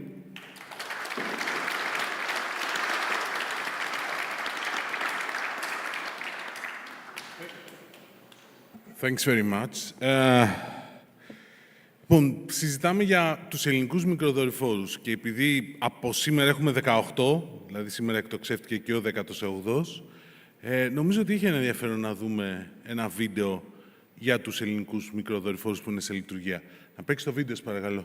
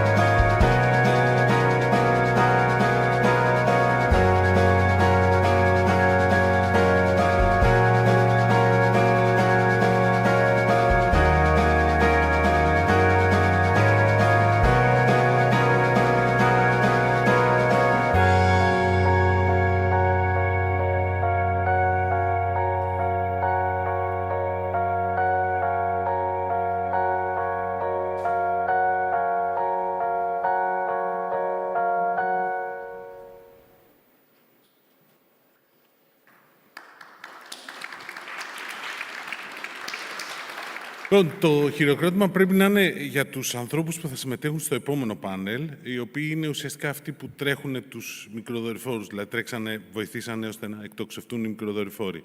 Και πραγματικά το επόμενο πάνελ που θα συζητηθεί αυτό το θέμα είναι από τις λίγες περιπτώσεις που ζηλεύω το συντονιστή αυτού του πάνελ, τον Στέλιο τον Πολάνο, το Διευθυντικό Συμβούλιο της Planet Ελλάς, γιατί πραγματικά θα είναι πολύ ενδιαφέρον. Ο Στέλιος που είναι? Στέλιο, να φωνάξω εγώ τους υπόλοιπους. Ωραία. Λοιπόν, first we'll have Dominique Giroux. Have to come up back again. Okay. Στο ίδιο πάνελ, τη Μαρία την Καλαμά, η οποία είναι η Managing Director της Open Cosmos Aegean. Σήμερα είναι μέσα στα χαμόγελα, όλοι της δίνουν συγχαρητήρια. Το Βασίλη το Χαλουλάκο, το Διευθυντικό Σύμβουλο της ICI Greece, εσένα σου δίναν συγχαρητήρια και επίσης έχουν για το εργοστάσιο, σου ζητάνε πολύ. Και last but not least, που λένε και στο χωριό μου, τον Γιάννη τον Λαντούρη, ο οποίος είναι ο Managing Director της Aurora Tech Greece. Εσείς έχετε άλλο project που υλοποιείτε αυτή τη στιγμή, οπότε είστε όλοι. Γι' αυτό ακριβώς λέω. Είναι πολύ ενδιαφέρον το πάλι. Στέλνει. Ναι. Έχουμε και τις φωτογραφίες τώρα, καλύτερα πριν. Έχεις 30 λεπτά. Εδώ σε θέλω. Εκείνο χρόνο. Κυρίες και κύριοι, καλησπέρα σας. Εγώ είμαι ο Στέλιος Ομπολάνος, ο CEO της Planet Ελλάς. Κλήθηκα να συντονίσω το σημερινό πάνελ έχοντας ως συμμετέχοντες τον Ευρωπαϊκό Οργανισμό Διαστήματος, τον οποίο όλοι εδώ είμαστε ευγνώμονες για την δουλειά που έκανε όλα αυτά τα χρόνια προκειμένου να τρέξουν αυτά τα πολύ ambitious, όπως ακούστηκε, προγράμματα του ελληνικού κράτους και της ελληνικής κυβέρνησης. Αλλά έχω στο πάνελ και όσους κλήθηκαν από την πλευρά της βιομηχανίας να ηγηθούν των 50 και πλέον εταιριών, πανεπιστημίων, ερευνητικών κέντρων που συνέδραμαν προκειμένου αυτό το ambitious σχέδιο της ελληνικής κυβέρνησης να γίνει πραγματικότητα. Βέβαια, δεν μπορώ να μην αναφερθώ στο γεγονός ότι ξεκινήσαμε με ένα πρόγραμμα το οποίο, όπως κατά καιρούς λέω, άλλαξε τη χώρα. Η χώρα είναι διαφορετική στον τομέα του διαστήματος πριν και μετά από αυτό το πρόγραμμα. Όμως ξεκίνησε ως ένα διαφορετικό πρόγραμμα και περίπου στο μέσο υπήρξε μια αλλαγή, όπως είπε ο Ντομινίκ προηγουμένως, να έρθει πιο κοντά στην παρατήρηση γης. Μπορώ να πω βεβαίως ότι ένα τέτοιο πρόγραμμα με 13 επιχειρησιακούς δορυφόρους, μάλιστα είχαμε και σήμερα μια εκτόξευση επιτυχημένη, με ένα governmental hub που συνδέει, που καλείται να συνδέσει και τους τρεις αυτούς διαφορετικούς κόσμους στην παρατήρηση γης και να τους μετατρέψει σε υπηρεσίες προστιθέμενης αξίας που είναι η πραγματική ουσία για τον χρήστη. Η τεχνολογία είναι ένα, αλλά αυτό που μετράει στον χρήστη είναι τι μπορεί να κάνει με την τεχνολογία. Οπότε ίσως να καταλαβαίνετε για ποιο λόγο και εγώ κλήθηκα να συντονίσω το πάνελ σήμερα, καθότι Planet υλοποιεί το hub. Οπότε στόχος αυτού του πρώτου πάνελ που ανοίγει την συζήτηση είναι να δούμε ποια είναι τα μαθήματα που λάβαμε, πώς εκπληρώθηκαν αυτοί οι στόχοι, μάλιστα σε μια τόσο πολύ challenging, όπως θα έλεγαν οι Αγγλοσάξονες, περίοδο από την άποψη του χρόνου, και φτάσαμε σε αυτό το σημείο όπου πριν από 10 μέρες περίπου ο ίδιος ο Πρωθυπουργός ανακοίνωσε τη συνέχειά του. Πράγμα το οποίο ήταν αυτό που περιμέναμε όλοι να ακούσουμε, γιατί δεν αρκεί μόνο να ξεκινήσεις ένα διαστημικό πρόγραμμα, πρέπει να μπορείς και να το συνεχίσεις. Οπότε είμαστε σήμερα εδώ για να πούμε και αυτά που έγιναν εν ολίγης, αλλά ως επιτοπλίστου να δούμε και πώς από εδώ και πέρα θα πάμε ακόμα πιο πέρα. Dominique, you repeated it many times. The most challenging part of the program was to grasp the ambitions, the big ambitions of the Greek state, translate them in requirements, and implement it in a way that, as it was since the very beginning continuously repeated, time is of essence. what were the biggest challenges in what you faced throughout these years? So the short answer will be we unlearn. We unlearn our way of doing space. So in a traditional project in ESA, we are coming top-down. So we have requirements, we are discussing requirements with users, we are making architecture study, phase 0, phase A, phase B, and if you are lucky, in 6 years, you can start the implementation. So of course, this approach does not work. There is no way you can do that in 2 years. So we apply something very strange, we apply common sense. Starting by saying, if we have 2 years to deliver, we have no time for massive development, so we have to reuse what exists. So that means the requirements need to be adapted so that what exists can fit. And that was part of this dialogue with the Greek delegations about how strong was the requirements, what part of the requirements was absolutely mandatory, and what part was flexible. So that's the second, I think, big recipe after first common sense. The second was flexibility. Accepting to not do exactly what was initially planned from the Greek part, and at the same time in ESA, not applying all the standards, all the processes that we have. So using the huge flexibility of a national agreement, because we have specific disposition in national agreement, to come with more exotic but much more efficient way of procurement adapted to the risk. The third thing that we have to unlearn a bit at ESA is to trust more the industry.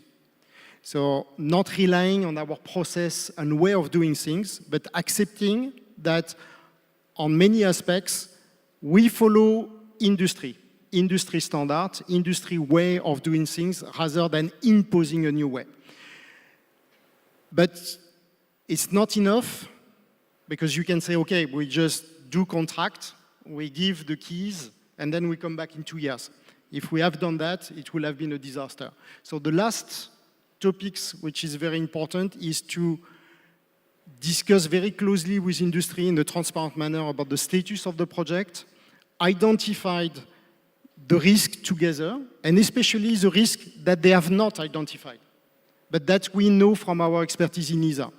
And put in place the ESA expertise, invest our ESA resources to help the industry to deliver only on those topics. So really a targeted approach on where we believe are the top risk. And that's the things we have learned during this national project, and that's things that we are now copying for other projects. So even the Greek program is extraordinary opportunity for the Greek industry to ramp up, but somewhat it was also a very good opportunity for ESA to learn other practice and to be more efficient and quicker in this kind of program. Thank you very much, Dominic. Now I will pass to Maria Kalama, the Managing Director of Open Cosmos. You are today in the very pleasant position of having a launch. It's a celebration day. It's a day that all the hard work comes to a successful end. From the other side, the same question. How challenging was for you, Maria? And I would like Vasilis and Yannis to be prepared to reply to the same exact question, because they lived the same things. How challenging was for you to meet these strict requirements for this very strict deadline? Okay, thank you. Thanks a lot, Stelio. So yes, it's a fantastic moment today, right? So we launched successfully, and we have successfully made contact with the satellite.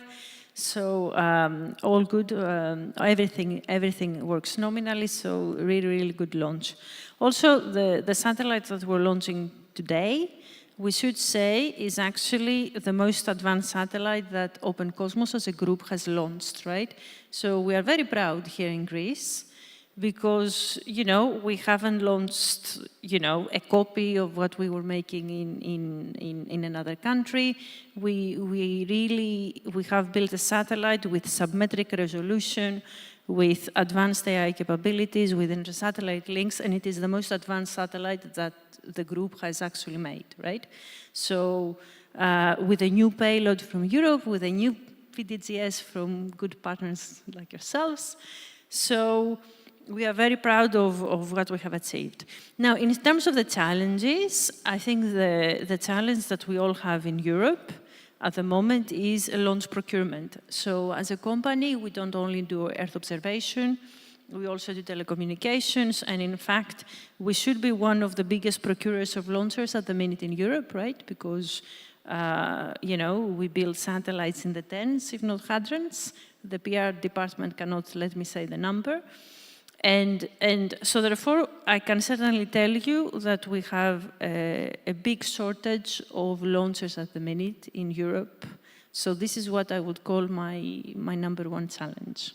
So I want to be brief and pass over to Okay, same question about the challenge. First of all, I would like to congratulate Open Cosmos and also Aurora Tech for their successful launches.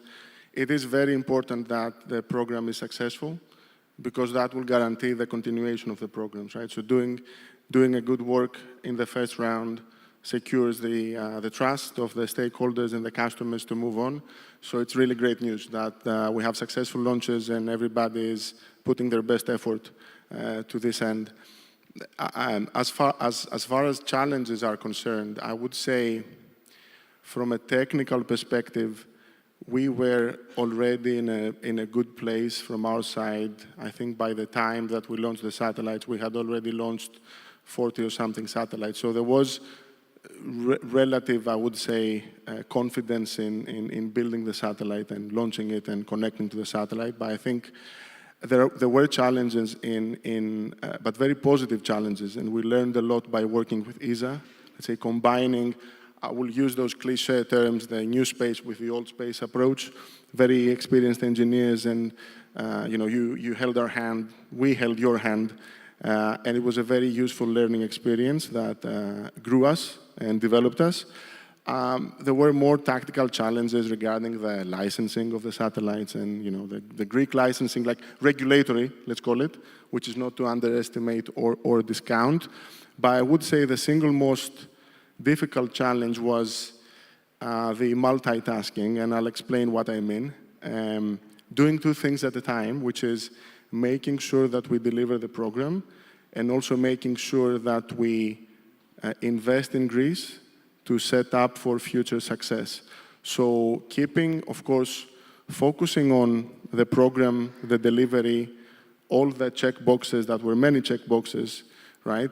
But then at the same time, making sure that we're finding the time and the energy and the strategic thinking to do the actions necessary that would guarantee the sustainability and the viability of our Greek business so that we do more work in Greece, we have further success along with our partners.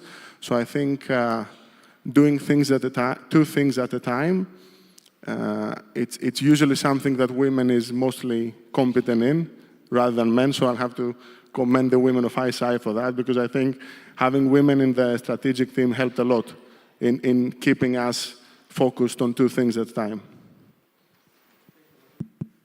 All right. You know, the difficult part of being the last when somebody asks you a question is that usually people before you have already answered it. So it's also a good chance for us to end this in a positive note. So for us, the most difficult thing, yes, it was to start with finding talent. And I think last year when I was sitting here, I was saying the same thing.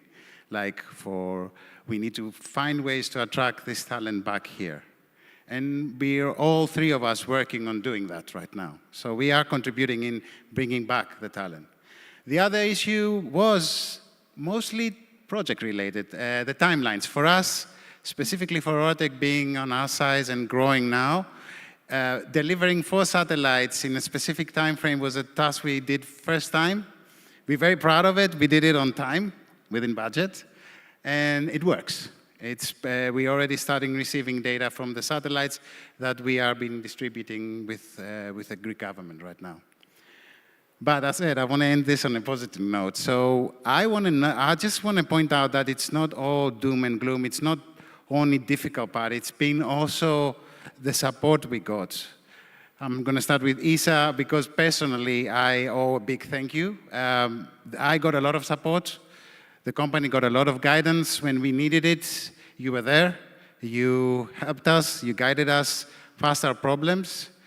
The open-mindedness of the Greek government, which for me, coming from abroad, I lived 17 years abroad and came back, and I was not expecting it, to be honest with you. Like, people with that kind of mindset and open, broad mind, adopting new ideas and bringing them and actually implementing it in Greece in a very difficult time for us. So that is also a big thank you there.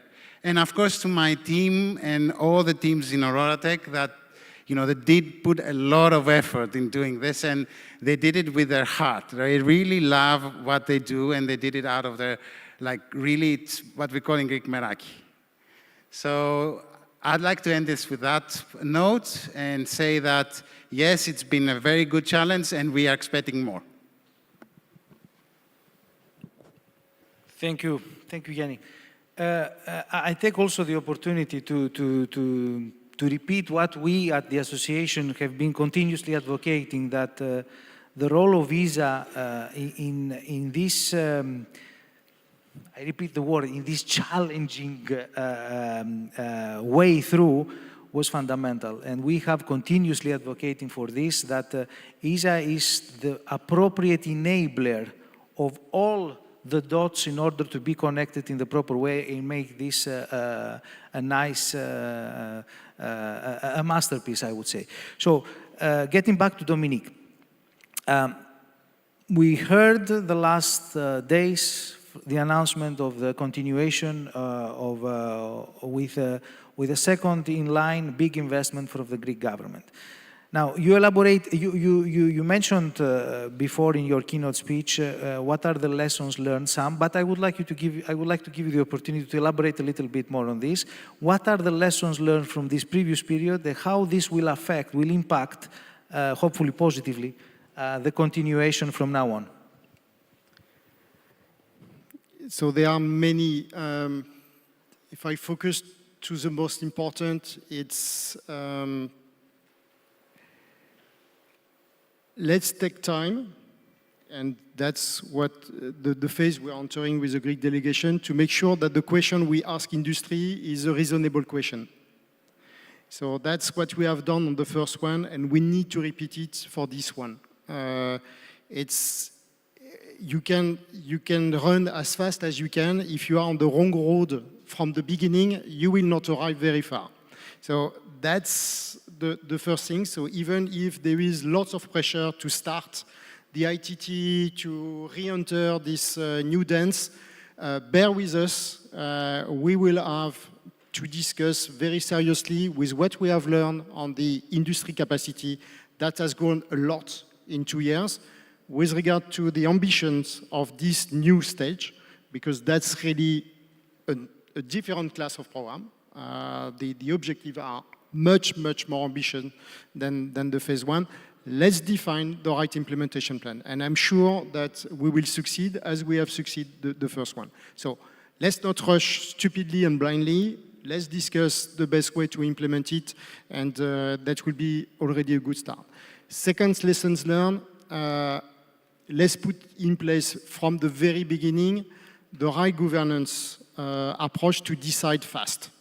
What saved us on the first one was this excellent cooperation and the capacity to bring the problem on the table fast enough, in a clear enough way, with good alternative paths that has been discussed with industry, so that we can decide as senior manager and give a reorientation of the program very fast. So this decision-making process, this monthly coordination, because we have a monthly coordination, which is a huge investment.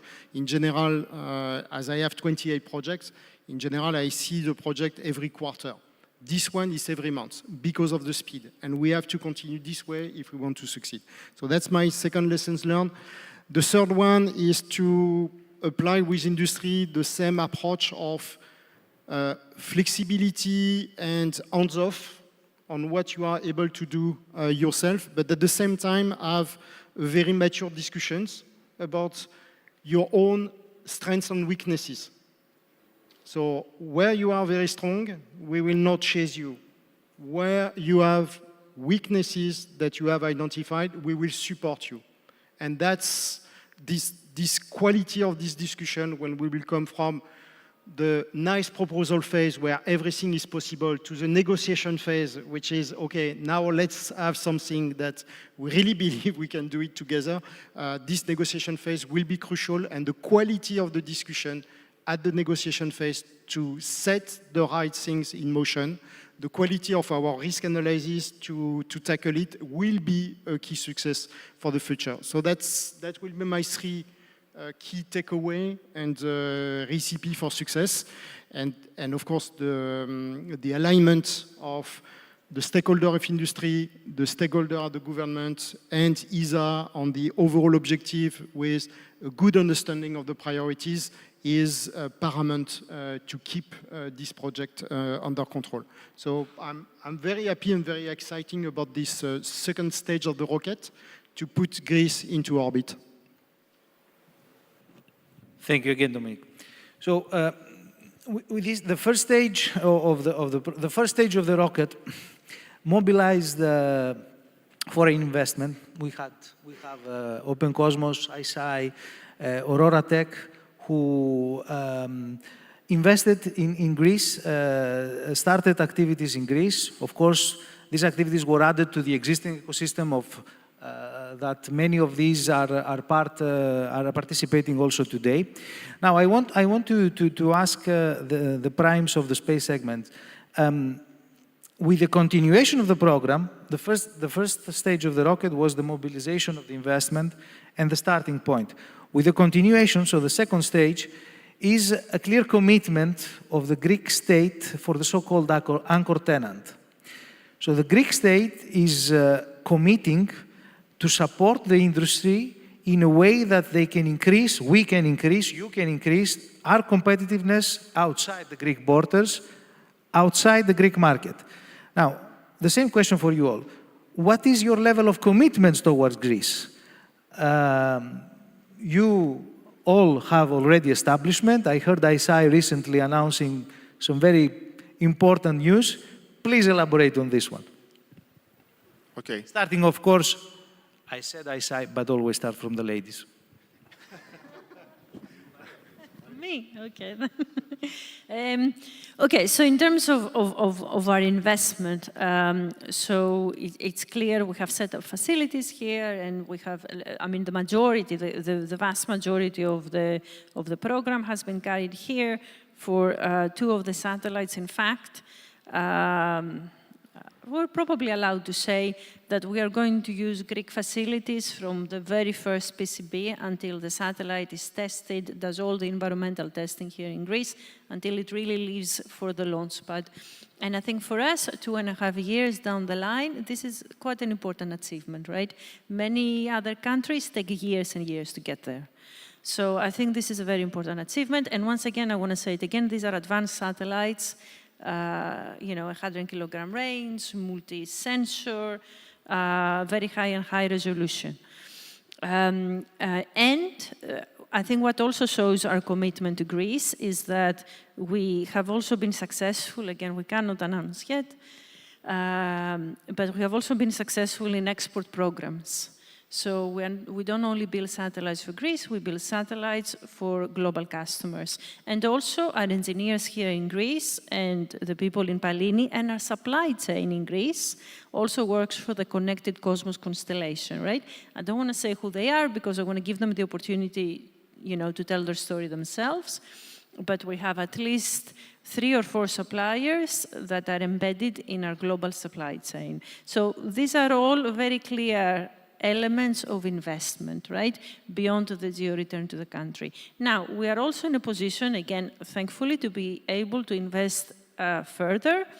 I'm not in the same position as Vasilis to be able to announce something today, but anyway, let's hope for an event in September, where we will also come with very good news. But again, personally, I am very happy with the level of investment and return that we have already succeeded in. Okay, so we announced this high throughput, we call it the factory for short, but it's a high throughput plant, right? High throughput facility, able to manufacture up to 150 satellites per year. It will be the biggest production plant of ICEYE globally.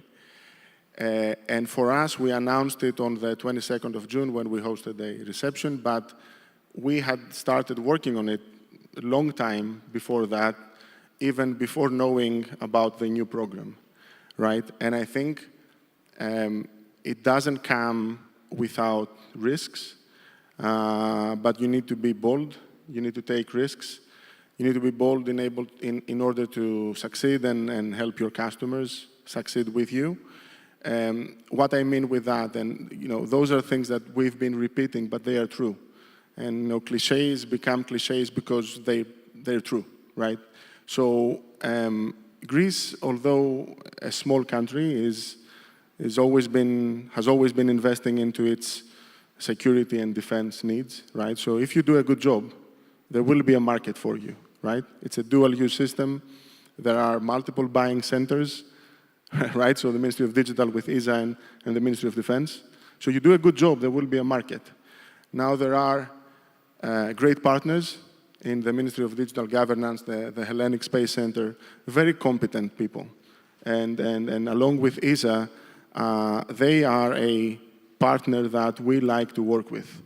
And seeing the vision and the ambition and seeing the infrastructure to get there, it was already convincing for us, let alone the talent. Everybody talks about the talent because it exists. The universities, National Kapodistrian, research centers, local companies from startup to more mature companies. We will be announcing very soon a partnership with a Greek company.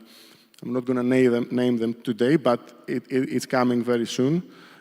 They're sitting in the center block of the auditorium. And it's going to be a global project. I mean, it's not going to be tied to any specific project. It's going to be a global partnership integrating that company, that partner, into ICEYE's global engineering and production work streams, right? So that, for us, is evidence of tangible commitment to the local ecosystem. Working together on long-term strategic global projects.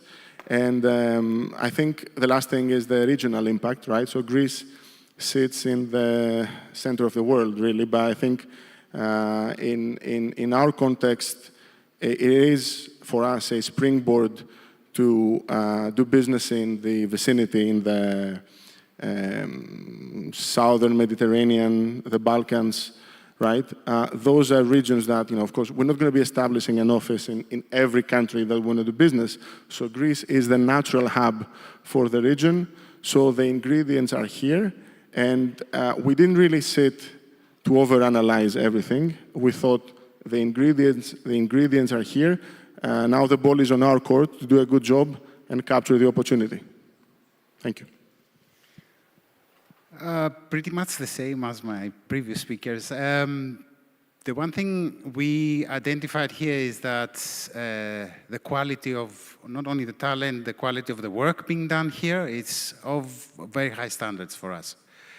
And as a result, Greece has become more than just a hub. It's like a partner for us. We look at it as a very, very close partnership. We've learned a lot of things, as I said before, but we want to continue growing. And what we think is the best investment here is that more partnerships. And in the future, we'll be also doing some announcements from our side for some future partnerships. But you know, I come from a project background. I used to be a program manager for many, many years. And one thing I learned is a project is very successful not only when your customer is happy, but when you also learn something. And I'm very happy to say that OroraTech learned the value of being in Greece by working here. And now we think this on the highest standard. So what we see is we see a better future for us here with more talent acquisition, better investments, also better development. And yet, as I said before, the best is yet to come. Thank you very much, Yanni. So we are approaching the end of this first panel.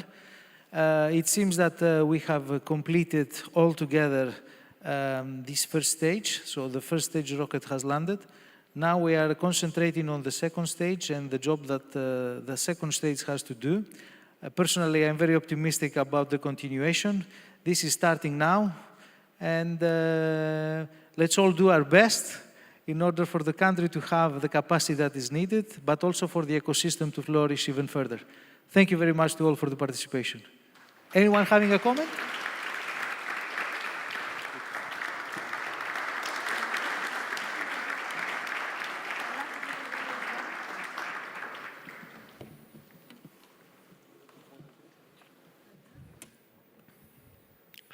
Ο Στήλης κατάφερε και το τελείωσε on time, το οποίο είναι δύσκολο πραγματικά.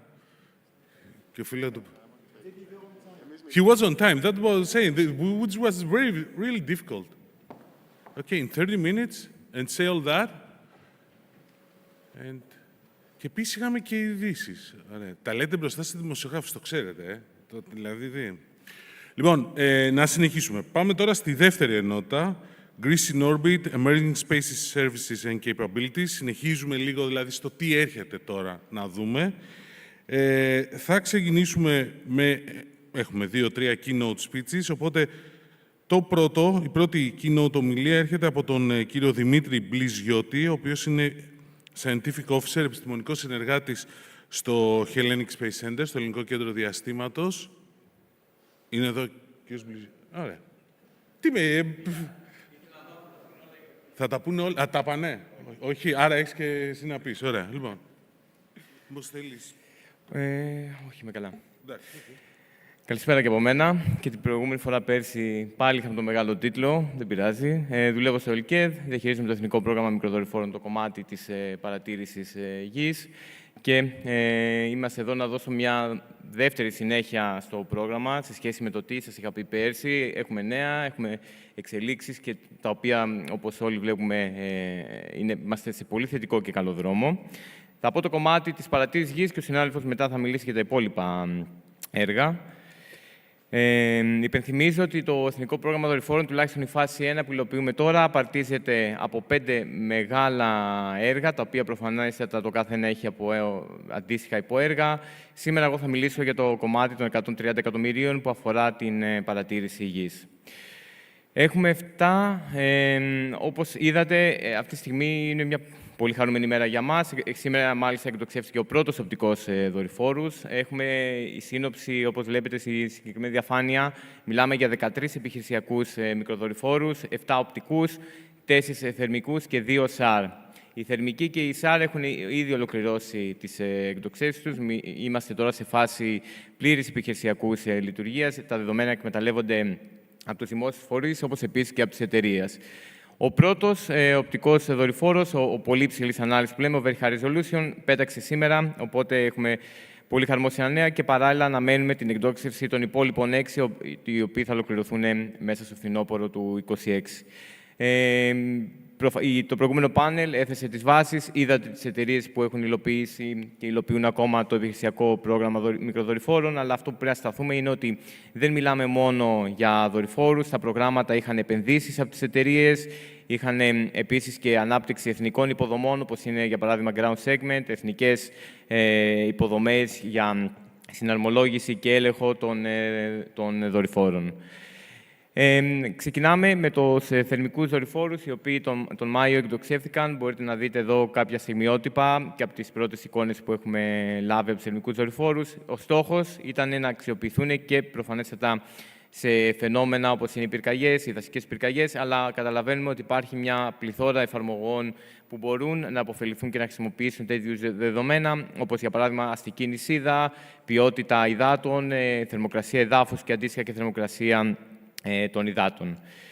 Το δεύτερο κομμάτι του Εθνικού Προγράμματος Μικροδορυφόρων στους οπτικούς δορυφόρους, μιλάμε για τους 2 SAR δορυφόρους, οι οποίοι ήταν οι πρώτοι που εκτοξεύτηκαν επιχειρησιακά το προηγούμενο έτος, τον Νοέμβριο του 2025. Βλέπετε εδώ και την πρώτη εικόνα της Ελλάδας που είχε ληφθεί από τους δορυφόρους. Παράλληλα, βλέπετε και ένα σύντομο βίντεο της κατασκευής και κάποια κομμάτια από το εθνικό assembly και integration site που έχει η ISI στο χώρο μας. Όπως είπαμε, ο στόχος ήταν να ενισχυθεί η εθνική παραγωγή, να μην απλά αγοράσουμε δορυφόρους, αλλά να αρχίσουμε να επενδύουμε και να φτιάχνουμε σημαντικά components και συστήματα στην Ελλάδα. Τώρα, σήμερα δεν έχω προλάβει να το ανανεώσω προφανέστατα με σημερινές φωτογραφίες, γιατί ήμουν εδώ. Εκτοξεύθηκε ο πρώτος εθνικός δορυφόρος οπτικός, ο Very High Resolution τουλάχιστον, και όπως είπαμε μέχρι το φθινόπωρο του 2026 θα έχουμε εκτοξεύσει και τους υπόλοιπους 6. Αυτό όσον αφορά το κομμάτι του Space Segment, αυτό που λέμε δορυφόρους. Ωστόσο, το εθνικό μας πρόγραμμα δεν περιλάμβανε μόνο την δορυφορική υποδομή. Έχουμε αναπτύξει διάφορες υποδομές εδάφους, οι οποίοι λειτουργούν υποστηρικτικά και συμπληρωματικά ως προς τους δορυφόρους. Έχουν φτιαχτεί 2 νέοι σταθμοί εδάφους. Ο ένας έχει φτιαχτεί από την Aurora Tech και ο δεύτερος από την Open Cosmos, οι οποίοι αποσκοπούν στο να προσφέρουν υπηρεσίες και να μπορούν να υποστηρίξουν διαφορετικά συστήματα και διαφορετικούς δορυφόρους πρωτίστως του εθνικού μας προγράμματος, αλλά προφανέστατα οι εφαρμογές που μπορούν να αξιοποιηθούν είναι πολλές. Έχουμε το Hub, όπως είπε νωρίτερα και ο Στέλιος από την Planetech. Ο στόχος του Hub είναι να διαμοιράσει τα δεδομένα στους τελικούς χρήστες. Είναι ορόσημο για μας, καθώς θέλαμε μια κεντρική υποδομή, η οποία να μπορεί να συλλέγει, να επεξεργάζεται και να φέρνει έτοιμη πληροφορία και intelligence στους τελικούς χρήστες. Όλο αυτό προφανέστατα έχει γίνει μια επένδυση από το Υπουργείο μας. Έχει φτιαχτεί ένα HPC, το οποίο θα συστεγαστεί από το φθινόπωρο και αυτό στις εγκαταστάσεις του Λαβρίου στο Δέδαλο. Λογικά έχετε διαβάσει για τις δραστηριότητες του Υπουργείου μας όσον αφορά το HPC, το Φάρος, το Δέδαλο. Όλα αυτά θέλουμε να συσχετίζονται και να αλληλοσυμπληρώνονται. Και όσον αφορά επίσης το ground segment, το μεγάλο εισαγωγικά ground segment, το κεντρικό μας ground segment στη Κρήτη, εκεί πέρα έχει εγκατασταθεί ένα άλλο mini HPC, έτσι ώστε να μπορούμε να επεξεργαζόμαστε άμεσα και με ασφάλεια και ιδιωτικότητα τα δεδομένα που έρχονται στον ελλαδικό χώρο. Οπότε έχουμε το κομμάτι του Space Segment, το οποίο είδατε νωρίτερα. Έχουμε το κομμάτι των υποδομών, των χώριων υποδομών και έχουμε επίσης αυτό που λέμε τα downstream services, δηλαδή το τι φτάνει στον τελικό χρήστη. Τα είχα παρουσιάσει και πέρσι, αλλά πλέον έχουμε προχωρήσει, έχουν ολοκληρωθεί υπηρεσίες. Μιλάμε για 5 διαφορετικές κατηγορίες υπηρεσιών, στο έδαφος, στα νερά, safety and security, agriculture και δάση. Κάθε μία από αυτές τις κατηγορίες έχει αναπτύξει πολλά υποπροϊόντα και προστιθέμενης αξίας υπηρεσίες, οι οποίες ο στόχος είναι μέσω του Hub να γίνονται αντιληπτές και να χρησιμοποιούνται από τους τελικούς χρήστες. Το επιχειρησιακό μοντέλο των δορυφόρων θα ακολουθεί αυτό που φαίνεται στο διάγραμμα. Δεν έχουν αλλάξει πολλά πράγματα. Ο αρχικός μας σχεδιασμός παραμένει ο ίδιος. Ο τελικός αποδέκτης και το point of contact σε ελληνικό έδαφος είναι το Ελληνικό Κέντρο Διαστήματος. Ο στόχος μας είναι να είμαστε το interface μεταξύ των δημόσιων υπαλλήλων και των δημόσιων φορέων και τοπικών γραφείων και να μπορούμε να φέρουμε πιο κοντά τη τελική πληροφορία στους τελικούς χρήστες. Οπότε θέλουμε ιδανικά οποιαδήποτε πληροφορία και οποιαδήποτε αλληλεπίδραση να γίνεται μέσω του Ελληνικού Κέντρου Διαστήματος, έτσι που μπορούμε να προσφέρουμε, να κάνουμε bridge τις νέες τεχνολογίες με τον τελικό χρήστη. Ως ΕΛΚΕΔ εκμεταλλευόμαστε επιχειρησιακά τα δεδομένα αυτά. Δεν περιμέναμε να ολοκληρωθεί το έργο. Έχουμε ολόκληρη ομάδα, την οποία το ονομάζουμε Tasking. Αυτή τη στιγμή εξυπηρετεί τα συμφέροντα και το σκοπό του Εθνικού Προγράμματος Μικροδορυφόρων, αλλά δεν είναι αυτός μόνο ο τελικός μας χρήστης εισαγωγικά. Έχουμε δραστηριότητες επιχειρησιακές, είτε αυτές αφορούν την άμυνα, είτε πιο dual use και πιο law enforcement σκοπό, πυρκαγιές, το My Coast πέρυσι, Έχουμε δραστηριότητα, όπως είπαμε, και σχετικές με την εθνική άμυνα, όπως επίσης και άλλες εφαρμογές σχετικές με το περιβάλλον και τις αγροτικές εφαρμογές. Έχει γίνει μια εσωτερική επένδυση στο ΕΛΚΕΔ. Η ομάδα μας βρίσκεται σε συνεχείς επικοινωνίες με διαφορετικούς φορείς, είτε έχουμε υπογεγραμμένα MOUs σε κυβερνητικό επίπεδο, είτε έχουμε σε εισαγωγικά πάλι συμβάσεις με κέριους φορείς του ευρύτερου δημοσίου. Προσφέρουμε διαστημικά δεδομένα, αλλά όχι μόνο, προσφέρουμε και υπηρεσίες προστιθέμενης αξίας. Εκμεταλλευόμαστε δεδομένα από τους εθνικούς μικροδορυφόρους τόσο κατά τη διάρκεια του pre-operational, αλλά και στην operational φάση που μπαίνουμε τώρα. Την προηγούμενη φορά, πέρσι, θυμάμαι, είχα δώσει αυτά τα στατιστικά. Μετά από το συνέδριο, θυμάμαι, άρχισαν να παίζουν πάρα πολύ μέσα. Ωστόσο, θέλω να προσφέρω αυτή τη μέρα κάποια νέα στατιστικά, κάποια που δεν έχουν, ας το πούμε, αναδειχθεί μέχρι στιγμής. Θυμάστε ότι πέρσι, αν θυμάμαι καλά, ήταν 57 τα entities που συμμετείχαν στο πρόγραμμα. Εντάχθηκαν άλλες 3 εταιρείες εκ των υστέρων στο διαστημικό πρόγραμμα, όπου και οι 3 ήταν ελληνικοί φορείς, ελληνικές εταιρείες. Παραμένει ότι οι ξένες χώρες και το σύνολο των εταιρειών από τις διαφορετικές χώρες να είναι 7. Έχω απαριθμίσει όλα τους εταίρους των consortium, απλά για το visibility και προφανέστατα αξίζουν σε όλους συγχαρητήρια, αλλά τώρα θέλω να προσφέρω και κάποια άλλα νέα στατιστικά, το οποίο έχει νόημα λίγο να συζητήσουμε και να δούμε. Όπως είπαμε, κερδίσαμε αρκετά στοιχήματα. Από τη στιγμή που ξεκίνησε το έργο, παραπάνω από 5 εταιρείες έχουν ενταχθεί στα υφιστάμενα consortia, είτε σαν subcontractors κανονικά στο έργο, είτε σαν νέοι suppliers. Πολύ μεγάλο στόχος, δεδομένου ότι, όπως ξέρουμε όλοι, είναι πολύ δύσκολο σε υφιστάμενα συμβόλαια να πας να πεις σε μια εταιρεία «Βάλε με και δώσ' μου και χρήματα». Μην γελιόμαστε, αυτά δεν γίνονται εύκολα. Οπότε για μένα είναι μεγάλο επίτευγμα αυτό. Τόσο με τους primes, όσο επίσης και από το οικοσύστημα φάνηκε ότι υπάρχει ανταγωνιστικό πλεονέκτημα των ελληνικών εταιριών. Έχουμε 3 εταιρείες που πάλι για λόγους εμπιστευτικότητας δεν θα αναφέρω, έχουν ενταχθεί στο παγκόσμιο supply chain των primes. Πουλάνε προϊόντα και υποπροϊόντα και υποσυστήματα και αυτά οι primes τα χρησιμοποιούν στο παγκόσμιο στόλο τους. Τεράστιο εγχείρημα, δεν μπορεί να μετρηθεί αυτό ούτε σε νούμερα ούτε σε geo-return. Για μένα αυτό είναι το πιο σημαντικό. Άλλο πολύ σημαντικό στοιχείο, το οποίο προφανέστατα έπαιξε ρόλο και η συμμετοχή της ΙΖΑ και η μεγάλη της εμπειρία σε τέτοιου είδους προγράμματα, δεν είχαμε κανένα descoping από την αρχή του έργου σε critical τουλάχιστον components ή subcomponents. Μιλάμε για ένα έργο που έτρεξε σε 2 χρόνια. Θα μπορούσαν πολλά να είχαν αλλάξει για να προλάβουμε και να πούμε τα καταφέραμε. Δεν υπήρξε καμία έκπτωση από καμιά μεριά και ποτέ, όποτε πήγε να τεθεί στο τραπέζι, δεν υπήρξε από εμάς καμιά μορφή συζήτησης. Οπότε, παραδώσαμε στον χρόνο ενάντια σε κάθε odd, with minimal schedule slippage. Όπως ακούσατε και από την Ίζα, ήταν ιδιαίτερα challenging, όχι μόνο για... Φανταστείτε άμα λένε οι ίδιοι ότι ήταν challenging, πόσο ήταν για μας και πόσο ήταν για σας.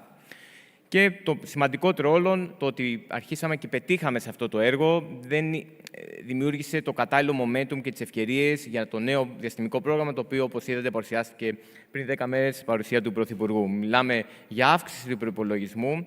Αν ήμασταν εδώ πριν 3 χρόνια και ρώταγα οποιοδήποτε από εσάς πιστεύετε ότι η Ελλάδα θα βάλει άλλα 350 εκατομμύρια, δεν πιστεύω ότι ακόμα και οι πιο αισιόδοξοι, όπως είναι ο Θανάσης και ο Χόρχε, θα έλεγαν ναι, παρόλο που θα το ζήταγαν.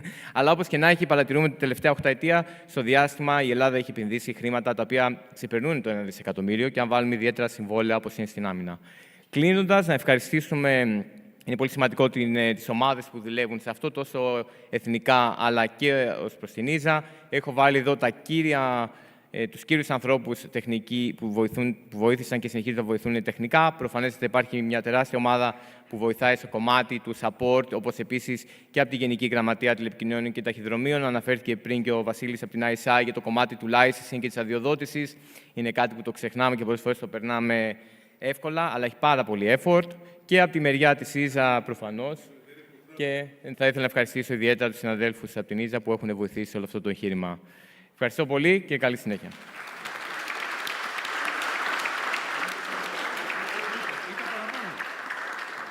Λοιπόν, πολύ ενδιαφέροντα πραγματικά τα στοιχεία. Απλώς, ξέρετε, ο χρόνος πιέζει. Αυτό είναι το πρόβλημα. Εκτός αν θέλετε τελειώσουμε στις 12, δεν έχω πρόβλημα. Λοιπόν, συνεχίζουμε όμως στο ίδιο μήκος κύματος που λένε. Νομίζω είναι το δεύτερο κομμάτι αυτής της παρουσίασης. Θα ζητήσω από τον Δημήτρη Χριστόπουλο, επίσης από το ΕΛΚΕΔ, επίσης επιστημονικό συνεργάτη. Νομίζω θα συνεχίσει στο ίδιο μοτίβο. Σωστά, πιάνει σε ένα διαφορετικό κομμάτι. Να, αυτό. Αλλά το συνολικό είναι ποτέ.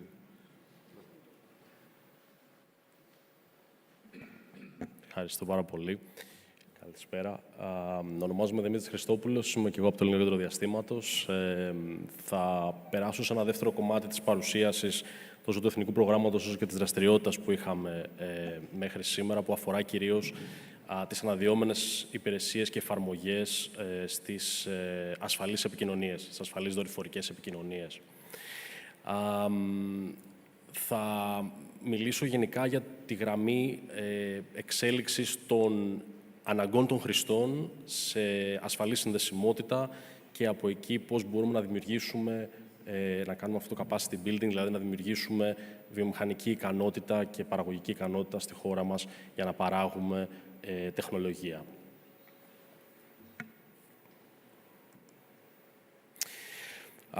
Θα ξεκινήσω πολύ σύντομα με την ευρύτερη στρατηγική ως προς την ασφαλή συνδεσιμότητα στη χώρα μας, τρεις βασικούς πυλώνες πάνω στους οποίους κινούμαστε και προσπαθούμε λίγο να εφαρμόσουμε την ασφαλή συνδεσιμότητα από το διάστημα. Ξεκινάμε από την διασφάλιση επιχειρησιακής συνδεσιμότητας εθνικών χρηστών με υπηρεσίες σε πραγματικές ανάγκες του τελικού χρήστη.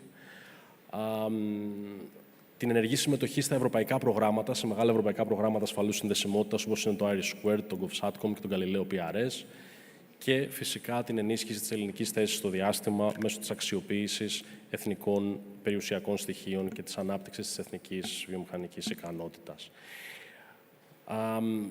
Γενικά, στόχος μας είναι να δημιουργήσουμε μια εθνική ικανότητα που να είναι ευθυγραμμισμένη με τις ανάγκες του τελικού χρήστη και προφανώς να αναπτύξει την ελληνική βιομηχανία ως προς αυτές τις τεχνολογικές ικανότητες. Πρακτικά, πολύ σύντομα και πολύ απλά να δούμε ποιες εθνικές ανάγκες καλύπτονται από την ασφαλή δορυφορική συνδεσιμότητα. Μπορούμε να μιλήσουμε για άμυνα και ασφάλεια, να μιλήσουμε για ανθεκτικές δορυφορικές επικοινωνίες, για επιτήρηση συνόρων, διαχείριση κρίσιμων υποδομών, διαχείριση κρίσεων και άλλες αντίστοιχες περιπτώσεις.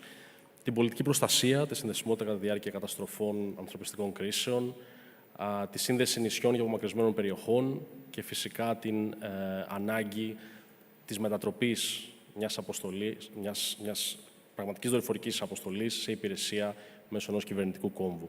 Και αντίστοιχα μπορούμε να δούμε συνδεδεμένα 4 βασικά μέρη του δορυφορικού συστήματος: το διαστημικό τμήμα, το επίγειο τμήμα, το τμήμα του χρήστη, των τερματικών και τελικά η υπηρεσία που παρέχεται στο χρήστη για ασφαλή συνδεσιμότητα ή για εντοπισμό. Πολύ επιγραμματικά να δούμε έναν οδικό χάρτη των ασφαλών δορυφορικών επικοινωνιών στη χώρα μας τα τελευταία χρόνια. Ξεκινάμε από μια αρχική καταγραφή των αναγκών, οι εθνικοί χρήστες και το οικοσύστημα τι μπορούν να κάνουν και τι δυνατότητες έχουν να κατασκευάσουν και να παράγουν. Και προφανώς παρακολουθούμε και τις διεθνείς εξελίξεις και πώς οι ευρωπαϊκοί αστερισμοί δορυφόρων παρέχουν χωρητικότητα σε ευρύτερη κλίμακα. Φέτος, το 2026, όπως θα δούμε με λίγο περισσότερη λεπτομέρεια που αφορά και το Εθνικό Διαστημικό Πρόγραμμα, έχουμε την αναβάθμιση 3 αστεροσκοπίων και την εκτόξευση 11 κυβοδορυφόρων. Γι' αυτό θα μιλήσουμε λίγο πιο αναλυτικά και στα επόμενα πάνελς. Δεν επικεντρώνομαι πάρα πολύ αυτή τη στιγμή. Παράλληλα, έχουμε την ίδρυση υπηρεσιών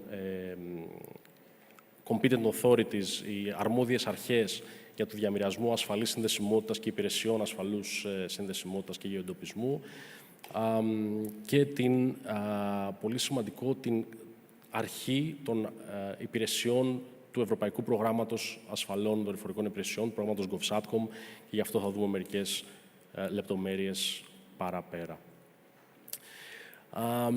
Τα επόμενα χρόνια εξελίσσουμε τις πρώτες υπηρεσίες. Φιλοξενούμε στην Ελλάδα το GovSatcom Hub, μια κρίσιμη ευρωπαϊκή υποδομή για την παροχή δορυφορικής συνδεσιμότητας μέσω του προγράμματος IRIS². και αποσκοπούμε στο να κατασκευάσουμε τεχνολογικά επίγειο εξοπλισμό δορυφορικών τερματικών που μπορεί να στηριχτεί η Ελλάδα και να στηριχτεί και η Ελλάδα στην ελληνική βιομηχανία.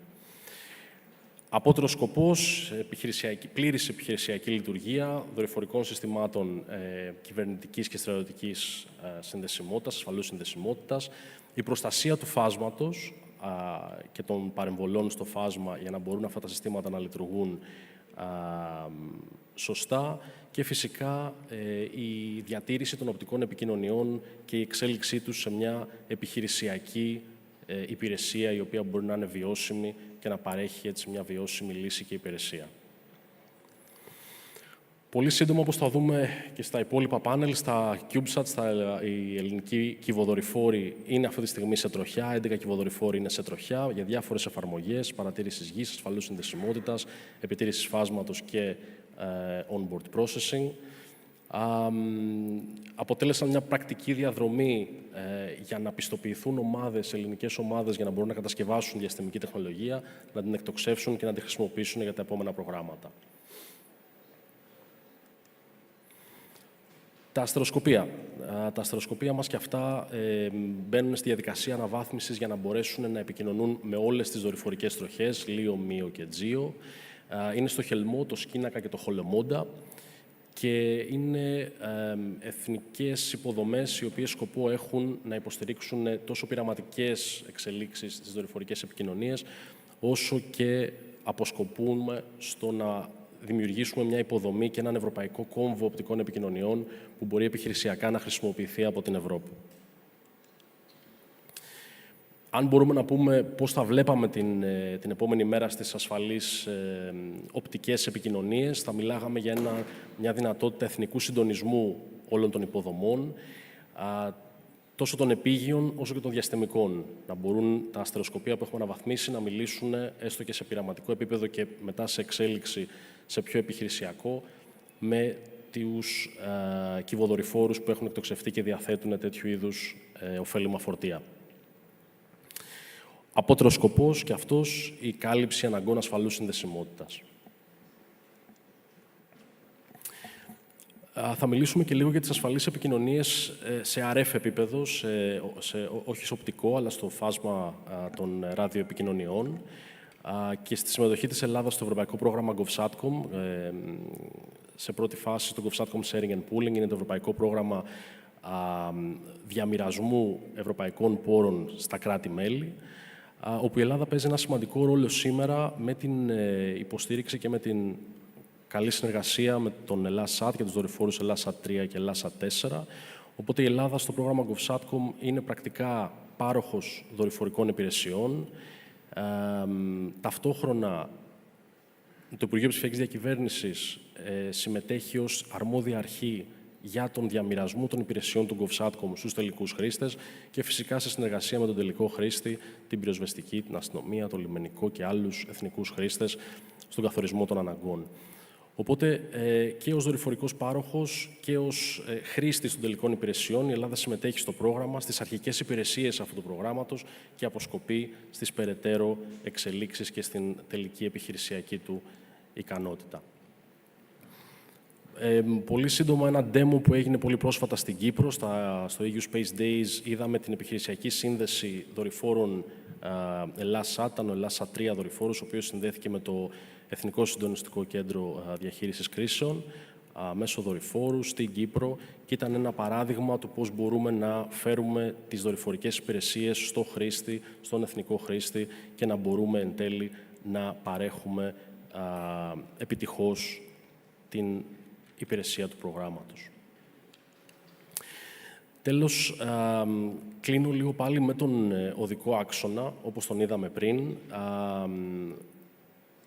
Απότερος σκοπός αυτού του άξονα είναι να δώσουμε μια συνέχεια στις επενδύσεις και μια συνέχεια σε όλες τις εξελίξεις και τις δράσεις που κάνουμε σήμερα και τα επόμενα χρόνια και στο επόμενο πρόγραμμα στην ασφαλή συνδεσιμότητα στην Ελλάδα. Οπότε βλέπουμε ότι ο σκοπός μας είναι να αναπτύξουμε ικανότητες, να επικυρώσουμε σε τροχιά και να μετατρέψουμε τις επιχειρησιακές υπηρεσίες σε κάλυψη των αναγκών του χρήστη για να τροφοδοτήσουμε το επόμενο εθνικό πρόγραμμα.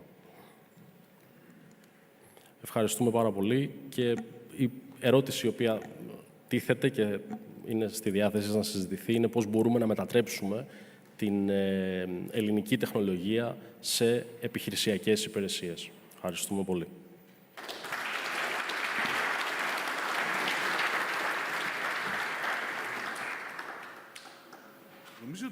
Νομίζω ότι το κάνουμε αυτό πάντως σιγά σιγά. Η απάντηση στο ερώτημα είναι ναι, προχωράμε. Λοιπόν, let's continue. Our next speaker is coming from the European Space Agency. He's Frederick Rusnell. I hope I said that right, okay? And he's the head of the Resilient Initiatives Implementation Management Office. That's a long title. But I think it would be interesting to explain a little bit more, okay? Good afternoon, everyone. As you can imagine, passing after Dominique, Dimitris, and Dimitrios is a very high bar, so I hope I will not disappoint you. Sorry for the title. For those don't know me, I'm working with Dominique. For the other one, and I'm really intentionally addressing the message with the people I was working since 3 years, and there is a lot in the room, I would like to say I'm extremely happy by what we did. We simply think it was impossible, we did it. And 1 year ago, I was there just presenting some slide on design. 1 year ago after, all the satellites, the 11 one, we are talking about 18, 19 maybe now. This morning, 11 are in orbit, flying over Greece, and I'm really proud to share with you some achievement. I was requested to introduce a little bit more this mission, and it was done already by you, Dimitrios, a few seconds ago, but also to share some lesson learned, which is a very preliminary, high-level lesson learned that we can share, and we will certainly use this for the next phase of the program. So I guess it's a green one. Yes. So yes, the Greek CubeSat in-orbit validation. The motto of this program, when we initiate, it was an add-on of the program. So it was a really plug-and-pray philosophy. And very fast after the renegotiation of the implementation plan, it became a pivot of the program, meaning that we moved from the plug-and-play. This was a huge challenge because the design was already well engaged, and we have to make it happen. But I will say, myself, my team, and all the consortium, we did it. The spirit was exactly what your minister said this morning. It was to exploring new space opportunity. I'm not saying all space, I'm saying traditional space, if you don't mind, I have respect for my age. So we were exploring opportunities in telecommunication, but also in Earth observation for the Greek citizens. And this was the motto of the program. Through the Greek National Space Program, as I said, we have engaged 7 contracts for 7 missions, 7 pioneer missions, let's say, 11 non-recurring satellites, a budget of 20 million for the overall, let's say, activity, all development in 3 years, and almost 50% of the Greek ecosystem across the full space value chain. And this was already a challenge.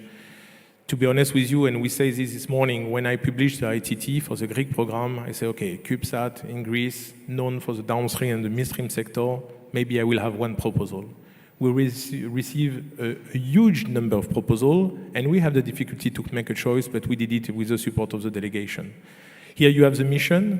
As I say, the key objective of this program was to build and empower capability in Greece for the future, and we think we did beyond this objective. You have the 7 missions, DUSAT-2, Hermes, Hellenic Space Dawn, MICE-1, OptiSat, PICSat, PHASMA, and they are all in the room, from student to professor, from CEO to CFO. It's really a pleasure to see all the human factor making this possible.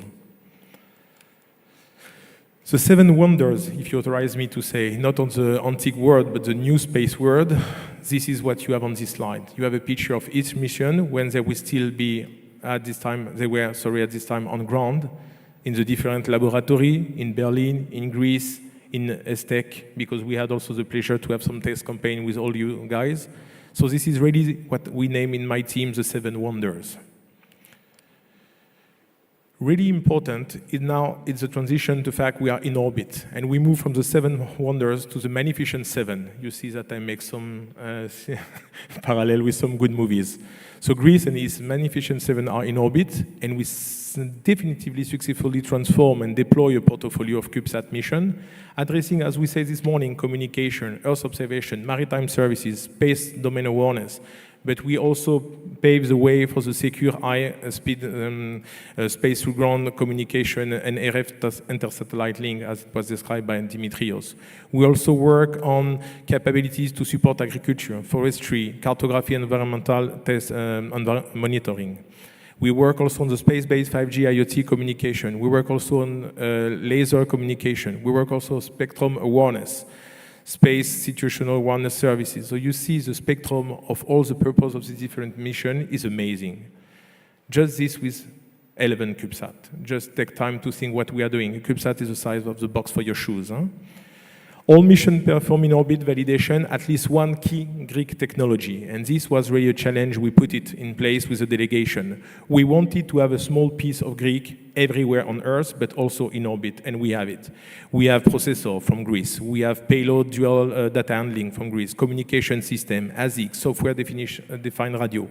So it's not a 100% made in Greece mission. I recognize, but at the same time, you have to go to the market and you develop some capabilities. So when you don't have the capability, you procure.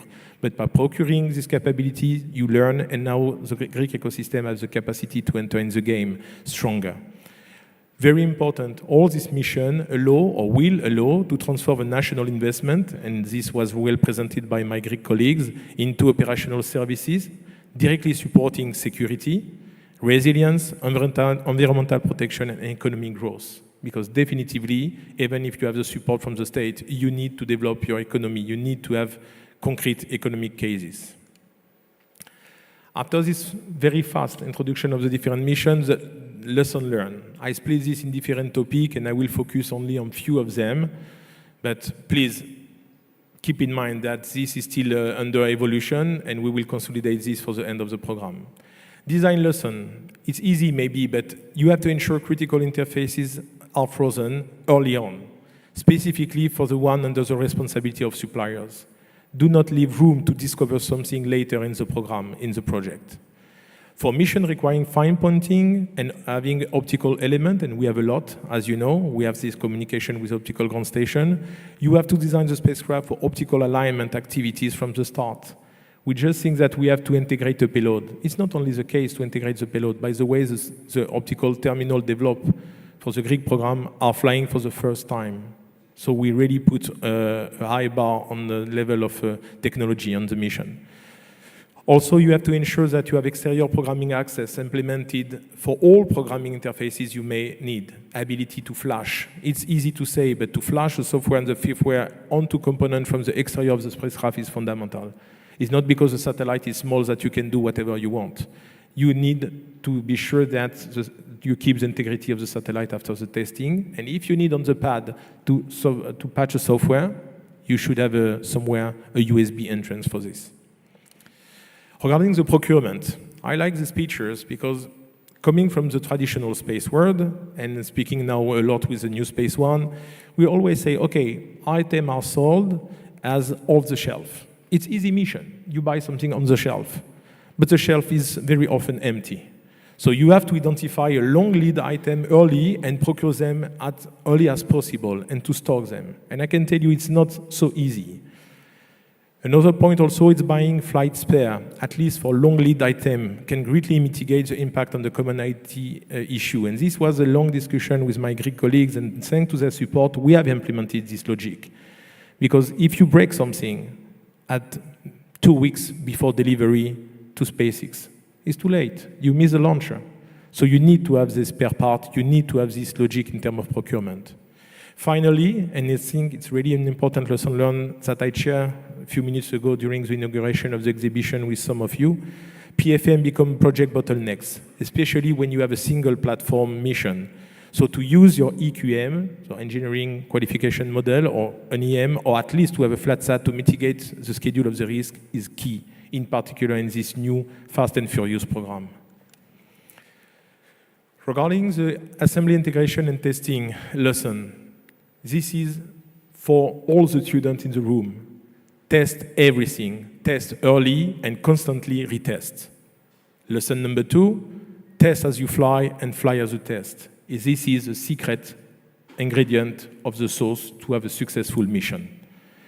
You have also to secure the test facility early and plan for backup in case of IT delays, and we had the flexibility at ESA to say, okay, if you don't have access, we are here for you. And we have some fantastic test campaign at ESA in our facility. Finally, perform a hand-to-hand test to validate the pre-launch configuration and post-separation automated sequence of the spacecraft. It's also a very important lesson learned. I see some smile in the room, so I'm sure we are cheering this. Finally, on operation, have a backup layup plan in case first pass is not successful, and more importantly, the post-separation TLE of the spacecraft is inaccurate. It really open for the small satellite to have this. Not for the big one, but it happens, so you have to be ready to reconfigure you fast. For layup, focus on minimum viable. Do not optimize one subsystem at the expense of the other one. So take a gradual and reserve approach. This is exactly what we are doing step by step. As a rule, and as a backup, always implement a time flag queue for any commands that will affect critically your system during the repair of an in-orbit anomaly. And this will be a lesson learned that I share again and again and again. It's easy to do, it's saving the complete mission. Regarding the management, because there is also a lesson learned for me, make sure any supplier service contract explicitly defines the expected scope of services, and do not assume certain things are standard. Nothing is standard except the ESS. The rest is a pure discovery. Adapt the review process to the project. When we start this program, we make a super, super light way to manage the program, I can tell you, if I talk with my colleague in the corridor. What we realized that even this was adapted during the execution of the program, because each consortium need to have a special, tailored way to manage their program and to be sure that we deliver what we say. So we did what we say what we did, and everybody at the end is happy. Thank you for your time. Evaristo Parapoli. Here's some picture. I share already some results with you from Hermes. I share some results with you from ICE-1, where you have a diversity of the mission we have proposed to Greece. And you see that even IJAN was involved in the program. So it's a full success story in the global economic chain. Thank you, everyone.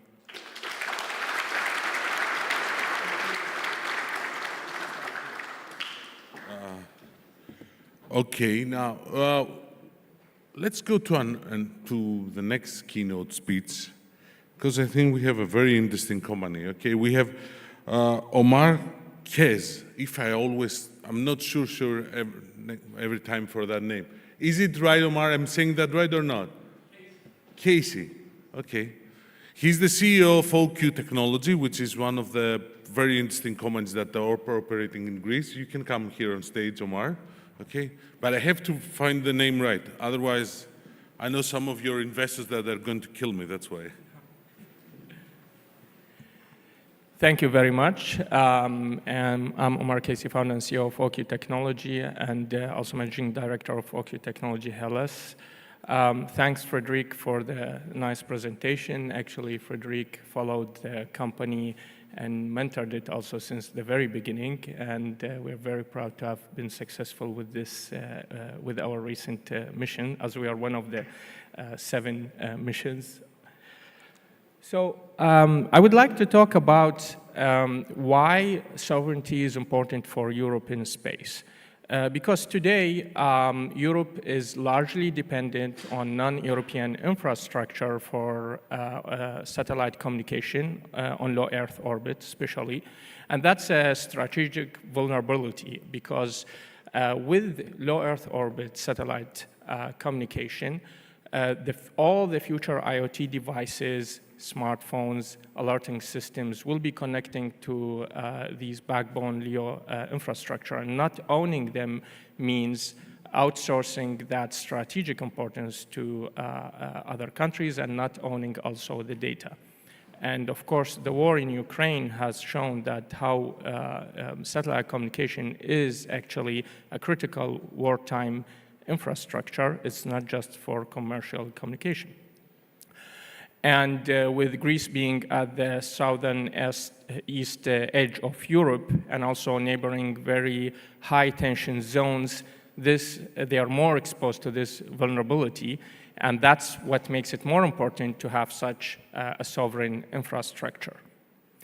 And this actually today is a reality, because with the recent launch of our Hermes-1 and Hermes-2 satellite missions, 2 satellites that have been manufactured here in Greece and operated from Greece, shows that having space sovereign capability is not merely a future ambition, but it's taking place as reality on Greek soil today.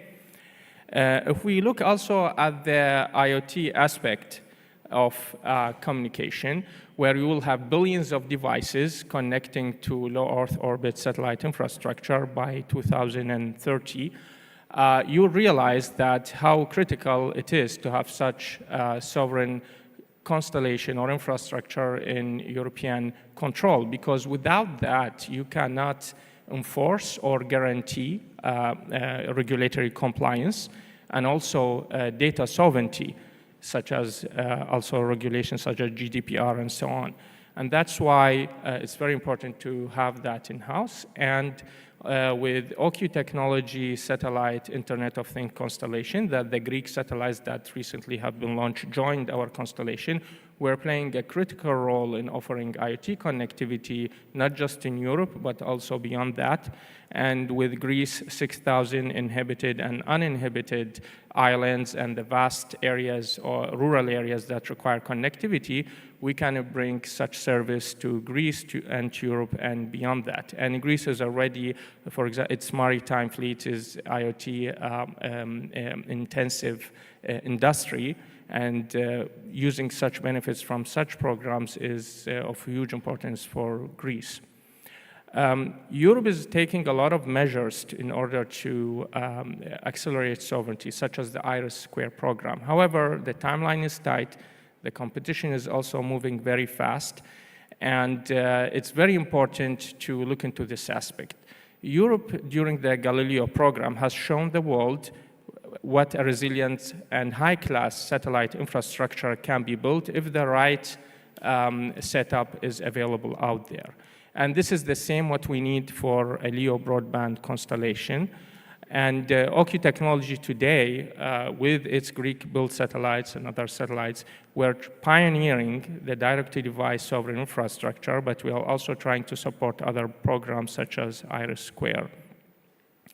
Now, if we talk also about the other aspect, which is the emergency and alerting system, which is very important, especially during disaster and catastrophe. Outsourcing the emergency and alerting infrastructure of a country is like outsourcing its national security decisions. It's very important because during disaster, terrestrial infrastructure is compromised, and the only reliable and fast way of communication and alerting is through low Earth orbit satellites. So today, if we want to alert fire workers, first responders, or communities using satellite, there's no way to do that. The only company, European satellite operator today that can send an alert to your normal unmodified smartphone is OQ Technology. And a few weeks ago, we managed actually to achieve that as the first European company when we did a test to broadcast alert messages at the Cape of Tenoron in Greece, where there's no communication, and that was very successful. And we'll show you this in the next slide. So with Greece having actually not needing to imagine such a risk, it already happened in the past with the wildfires in Attica or Mati or during the floods. It's shown clearly the distinction and the difference between life and death when you have a slow and uncoordinated emergency communication between first responders, communities, and people. And this is something we're trying to eliminate by bringing this service to Europe, but also to the whole world beyond. And the last thing, which is very important, I mean, space today is the highland.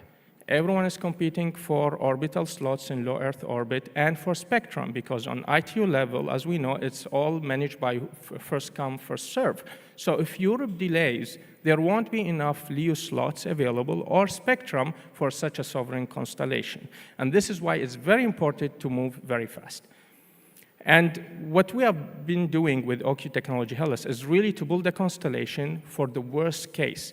It's seen today that the average loss of communication during disaster in Europe is about 72 hours.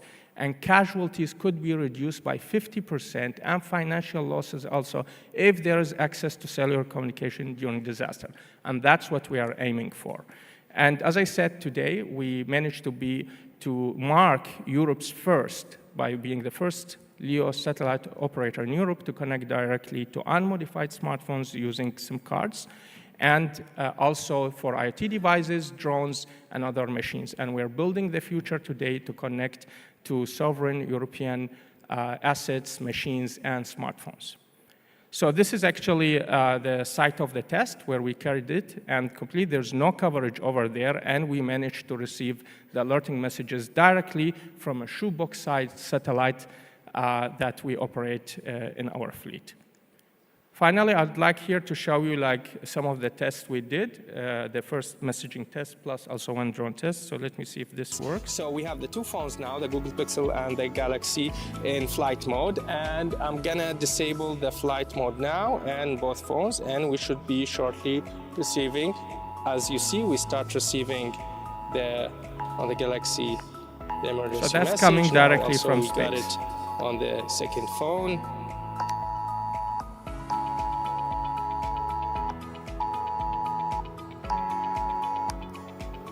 OQ-TEC satellite emergency broadcast test message.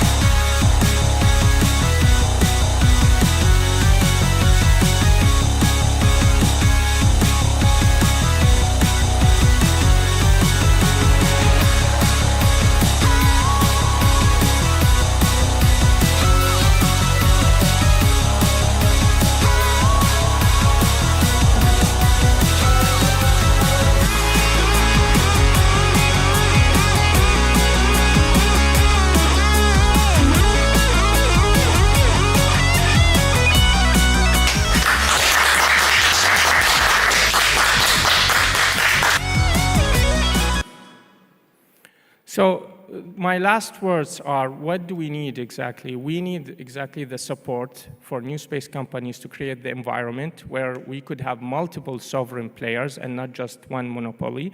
We need the support to push programs like R2 forward very quickly in collaboration with companies also, especially with the D2D, because today the plan's only of having 8 lower LEO D2D and IoT.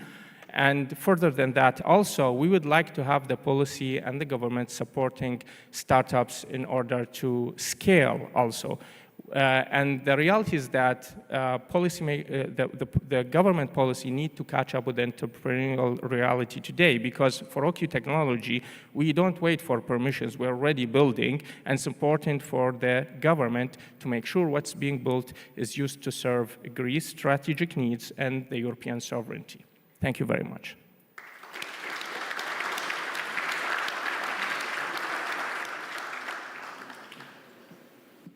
Λοιπόν, επειδή μιλούσαμε για τις αποστολές των CubeSats, να δούμε ένα σύντομο βίντεο.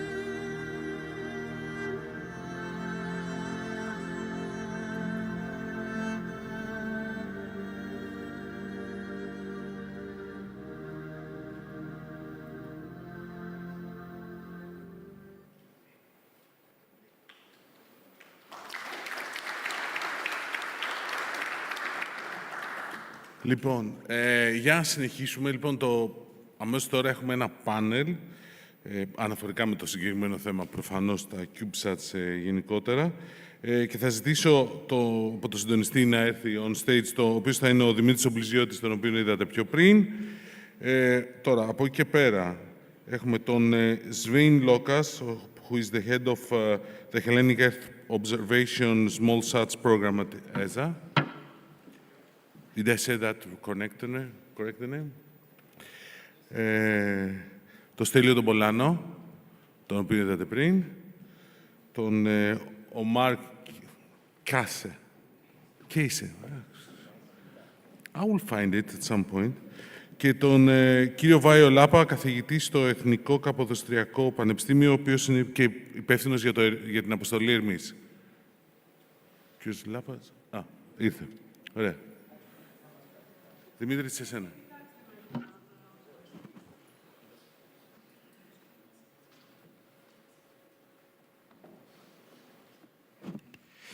Okay, so the majority of the panel is English speaking, so I will handle that in English language. I hope that's okay. So the video before this panel, I think it was a very great introduction to what we'll discuss here. We saw that the operational satellites, while we go, and also the IOV, they are not so far between them, okay? We have some different applications, we have different maturity in the system, subsystems, but everyone is trying to contribute to the same goals. We try to solve needs, user needs.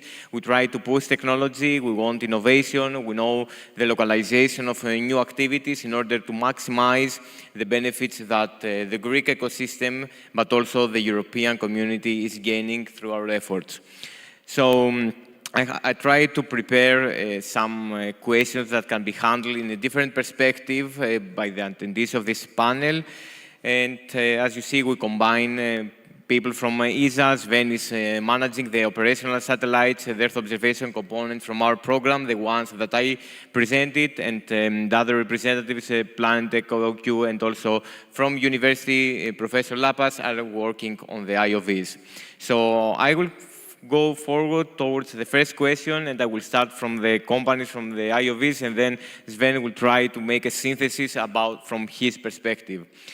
So the first question has the theme called From Space to Operational. And what I mean with that is that in this panel, generally speaking, we often celebrate launching satellites. But I mean, from the user perspective, that's not enough. The user does not care about space technology, does not care about spacecraft. So Stelios, and the same question will apply to everyone in this panel. What concrete services your mission brings on the table and you deliver that you think currently or in the future it can solve public needs, and what you are currently developing that's not present in the market? What is your innovation and how you would like to capitalize on the experience you gained these 2 years? So please. Thank you very much, Dimitri. On your specific question, we embarked on this opportunity that was provided to us by the Ministry, of course, in collaboration with ESA. What we try to do in OptiSat is to bring to the users a way to securely communicate between space and ground. Well, everybody, or at least those that know me, they know that I'm not an expert in communications, but in this specific case, the ability to be able to communicate with a secure link that is provided by the laser terminals that we host on board on OptiSat is the potential future final service to the user. And you can imagine this, how important it is for users coming from the civil protection, from the security, from definitely defense. And this is the first thing that I'd like to mention. The second thing is that I'm very, very happy about this opportunity and all the know-how and capacity that was built in our office here in Athens. I see Dimitris, I see Kostas here, who were the persons that were the driving force between this activity. And this is maybe the most important thing of this program, the capacity that was built within our teams, for which I'm grateful to the Ministry and very much grateful to ESA, of course, for the support that was provided to us under the lead of Frederick throughout this period. Omar, what about you? OQ has launched many satellites, but what you have gained through this IOV and what needs you think you will solve in the future? Yeah, I think if we're talking about services, I see on the IT side, narrowband communication for devices in sectors like in agriculture, logistics, and maritime, smart cities, but also government and defense. This is an important service that we can capitalize on, especially if you have, you need low power, low cost, and standardized connectivity using existing devices and modules. You don't want to invent new chips or new models, but you have already billions of devices out there that you can connect to. So that's one thing. The other thing is regarding emergency communication, as I said, with the D2D, direct to device, whether that to smartphones, and finally also text and voice communication. These are the main 4 types of services that I think are necessary and what the future can bring in terms of satellite communication specifically. What about you, Vi? I mean, you're an academic, you work in the university, but you have extensive experience also in the industry and other activities. What is your take and how you plan your activities and with the experience you gain to capitalize and use it for the public good and solve of user needs? Well, thank you for the invitation. Again, services were very central in how we designed the Hermes constellation. We have a combination of communication, but also Earth observation platforms. So Omar mentioned in a very detailed manner the secure telecommunication services.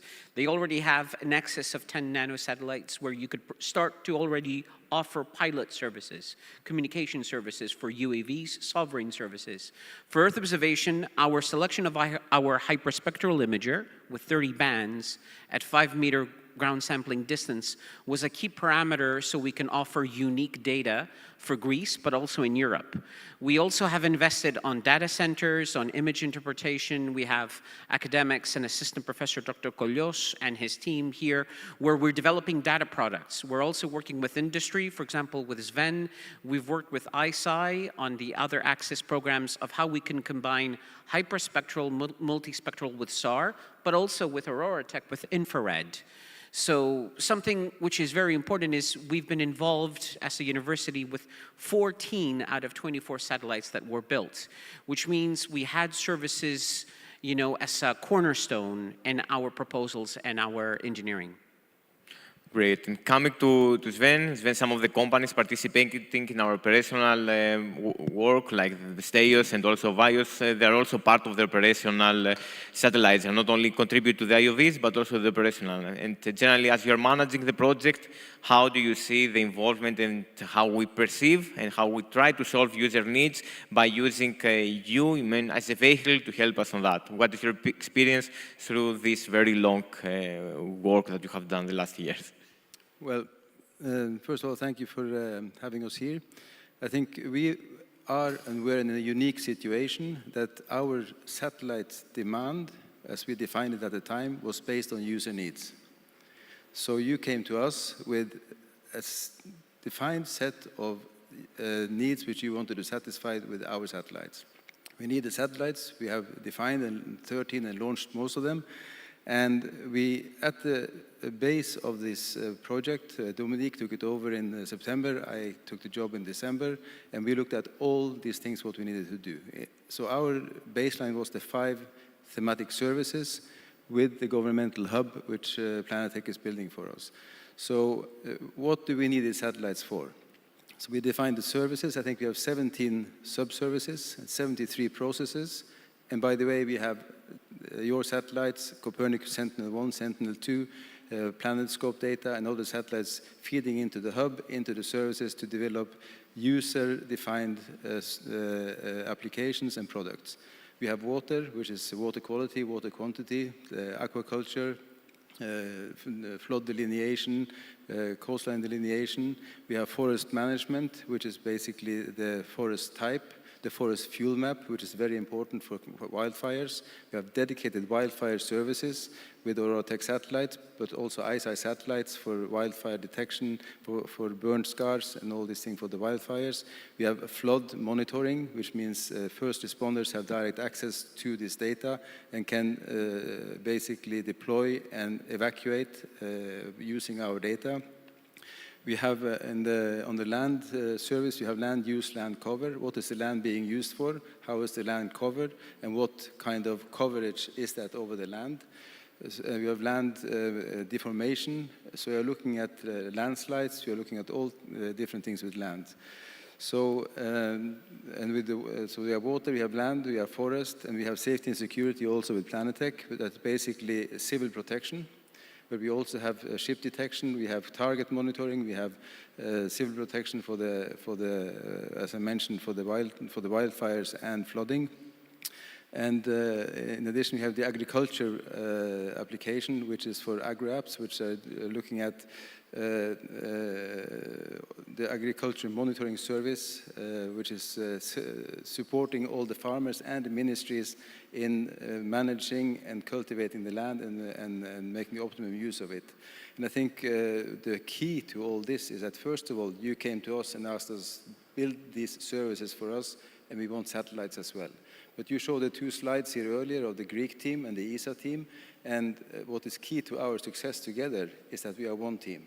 We could never have done this without the Hellenic Space Center and the ministry. We don't know the ecosystem. We can build satellites. We have all the services which are being built by the 5 thematic services providers and the hub, and that's 100% Greek. That means nobody else outside Greece have been part of building these services. That's local. We don't know the local ecosystem the way you and the ministry know the system, and we don't know exactly what is needed. You have defined the tasking team here, which can task our satellites, your satellites directly for wildfire. They can sit and task the satellites via Aurora Tech and get the data back when they need it and for the area they need. So the team playing, which we have had together with yourselves, ourselves, and all industries involved is unique. And that is the key to the success we have had. And it was based on the services being the first definition of the requirement of what do we need and why do we need it and for whom. So it was designed, was by design, the answer. So we tried to build something that was designed to tackle the user needs. I think that's how we succeeded. Absolutely. Great. Going to the more challenging questions and difficult ones. So we see that many national programs are currently designed and implemented, but it goes without saying that no modern space program can succeed through governmental funds alone. There has to be a balance between the investment of the industry and also the investment of the government and also ESA, industry, universities. So according to your opinion, experience, and what you have seen until now, what do you think is the correct balance or the ideal balance, not only in terms of funding, but also in terms of a business model that you see it's more viable? I will start from Professor Lapas, if you want to elaborate. I think we soon will see in Greece, and probably we've already started to see this, a lot of startup companies, a lot of new ideas becoming much more commercial. We're seeing already a lot of companies proposing and starting to offer services. We also see a lot of companies from other parts of Europe coming to Greece because they recognize that this is the right environment to invest in space. But I think it's very important, and it was really, really cool and great to see our government keep sustainable investment into space and defense. Because space is a dual-use technology. We saw last week that the Prime Minister announced Greece in Orbit 2 with a 350 million investment. And this is going to help us with respect to sustainability. So we started, and when some of us wrote the very first national space program, the Small Satellite Program, with 200 million, we had in mind these kind of capabilities, these kind of results. But you still need to make it sustainable. So it needs to be a combination of government, but also private investment. I think Vasilis's statement from last week from ICEYE, where they're preparing a high throughput, plant in Greece. The fact that other entities, I think around the panel, but also elsewhere, are thinking of doing similar investments in Greece speaks a lot for what has been achieved and what will happen in the future. So I'm very positive. I think there's a lot that is going to happen in Greece in this with commercial uptake. What about you, Omar? I think having, of course, the government and the companies working together towards scalability of space is important. But one important part also, as Vios also mentioned, is having private investment, like the venture capitals. I mean, we have had the experience to have the investment from 5G Ventures, which actually anchored us plus another space company into Greece and invest into the capability, talent, and scaling up. But we still see that there is a lot of private investors and VCs are risk averse. And this is something which is an important piece of scalability together with the government, because if you look at what's happening on the other side of the Atlantic, there is a huge appetite for risk and investment in space. And to be honest, for me, this is the most investment capable and attractive sector. I mean, look at SpaceX IPO, the multi-trillion-dollar IPO. The biggest IPO in history. It did not come from a pharmaceutical company. It did not come from e-commerce. It came from space. So this should be a signal that VCs in Europe should invest to scale up. There's a lot of funding for R&D and early stage, but not much for scaling up. And this is a gap in Europe because companies will end up, if they don't fund scale-up funding, leaving to the US. So I think this is a very important piece that need to be addressed, and hopefully we see more progress towards improving that. Stelios, what's your take, and also combining that with the recent deorbit, collaboration with Planetech? What's your opinion on that? Well, let me say, without exposing my age, that when I started in the domain, I had no white hair. But we didn't always have the chance to have our government and our country confirm space as one of the 5 strategic elements of national sovereignty. So combined with air, land, marine, and cyberspace has been confirmed from the Greek government as one strategic domain.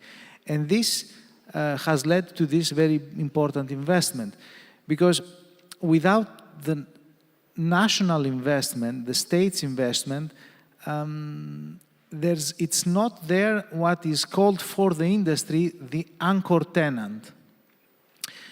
And there lies the balance in the equilibrium that the question was about. These national investments should be seen from the industry as the so-called anchor tenants. The state solves a national problem or tackles a domain that considers strategic, and the industry grabs this opportunity in order for the establishment within the national borders.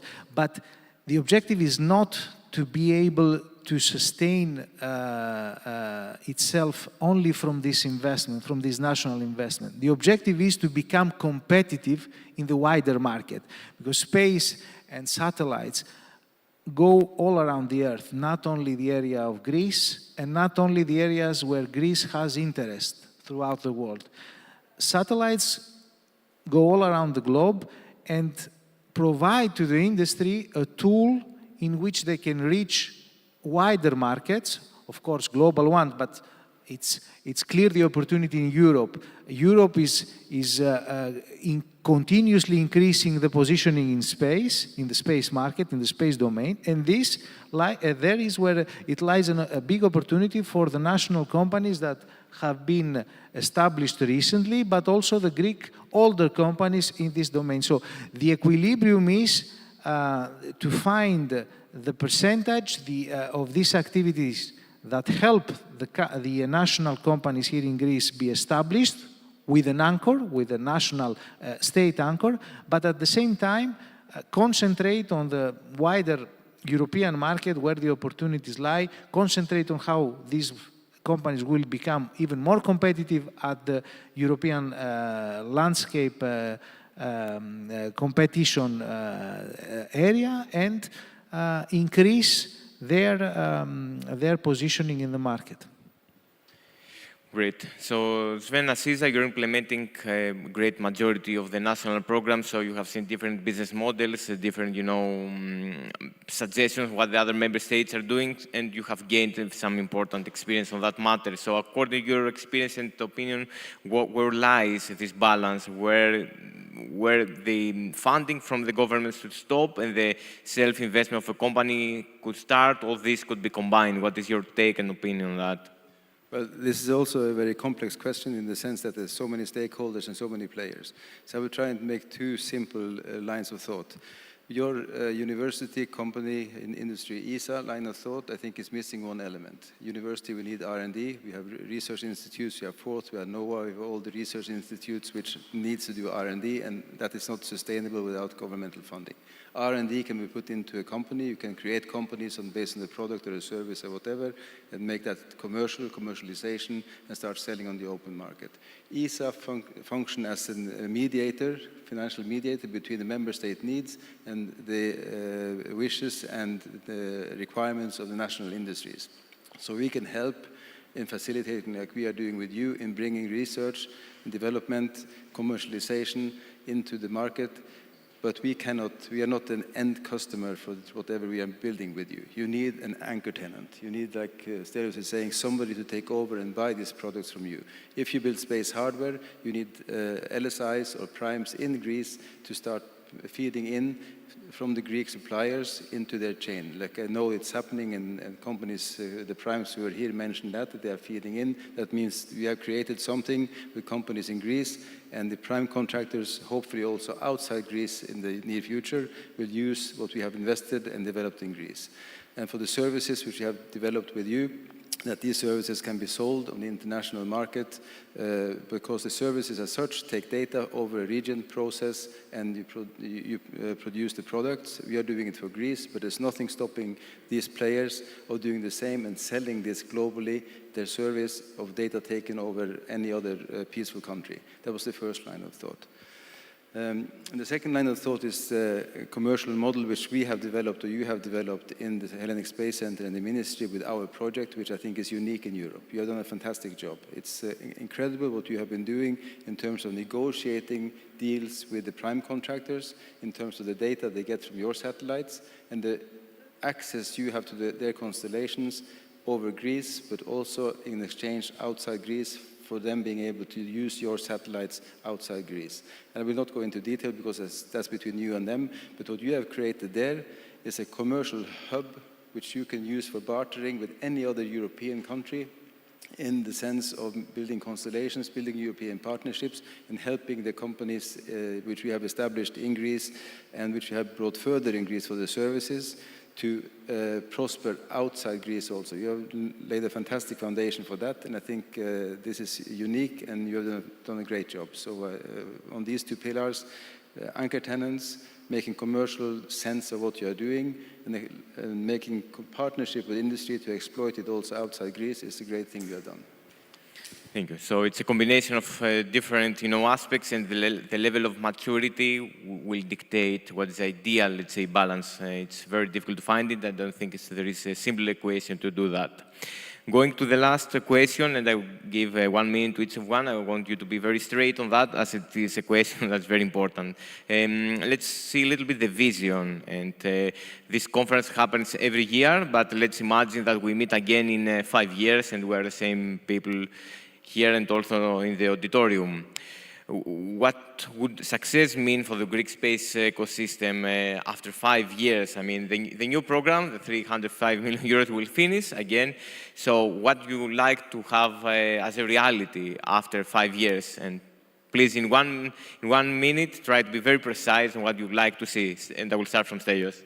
So, very fast. It should be twofold. On one side, I would like to see the services, the user-driven services that were designed in this approach, to be adopted by the public administration at most.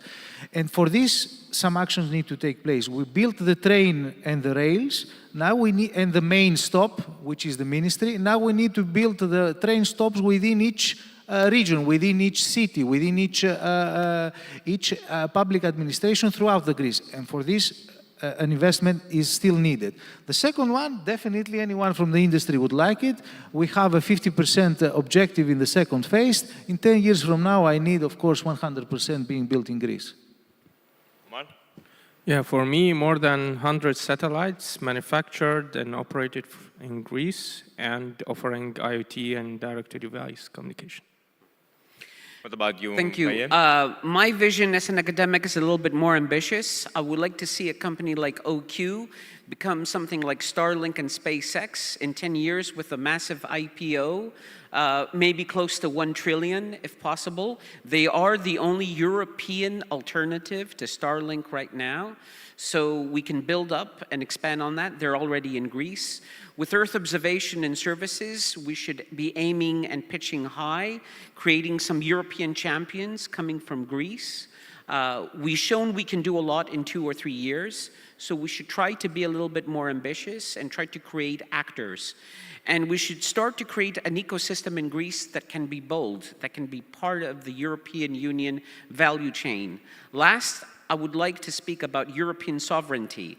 I think with respect to Eastern Europe, we should not be chasing the US and others, but we should bring our own bold agenda ahead.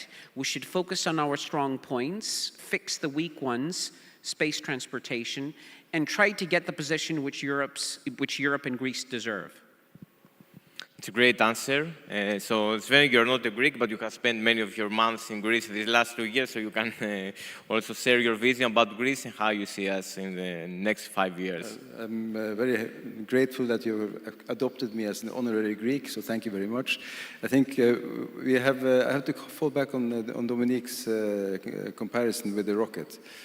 We are going to now build the second stage with 350 million, and then we have to launch the payload, which is basically take it off from there and into space. And what we need is, what I would like to see in 5 years, 10 years, is that what we have invested in, solidified in terms of infrastructure in Greece, is up and running and being sold commercially globally. Not only Europe, but also outside Europe. People will come to the HAI facility and test. They will come to the facilities which we are building here for satellite integration and build hundreds of satellites in Greece. That's utilizing and expanding the infrastructure. Secondly, I think we have to look inside our system. For the ecosystem which we have built around the hub and the services and the satellites, we need to expand on the services which we have built. We need to integrate more into a node in Greece to actually make it a hub for all of Greece users, not only Earth observation, but also other users. And secondly, or thirdly, we would have to be able, with your role as a delegate, you and Konstantinos as delegates in ESA, to discuss with other member states how to facilitate and to bring your operational capabilities into a federated network in Europe. And I think you're in a very, very good position of doing that because you have all hands free. You are tied down by nobody than yourselves, and working with ESA and your European colleagues in the European Space Agency to federate what you have with what they are doing and making it a European operational capability. That's what I would like to see. Great insights. We have 1 minute, so I will also say my personal take. I believe that in 5 years from now, we should, all of us together, we should aim into a self-sustainable commercial program where what we are building these last 6 years with the approximate budget of $500 million, it will be able to fund, at least in a great percentage, the continuation of the program. What we build here should be self-sustainable. It should be of commercial interest to the other countries, to the other entities. I think we should adapt a more B2B or aggressive B2G model. So, of course, I think it was said also before, our plan for Greece is not to become the host of all the primes, but I think we can be competitive in fixing part of some system or subsystems that are uniquely developed in Greece and can be exported in a very competitive environment. So for me, if we're sitting here in the same place after 5 years, I would like to see success stories of the future or current program bringing back money that can self-fund the continuation of another program that, let's hope, all will be above 350 million euros. So thank you all very much, and an applause to the panelists.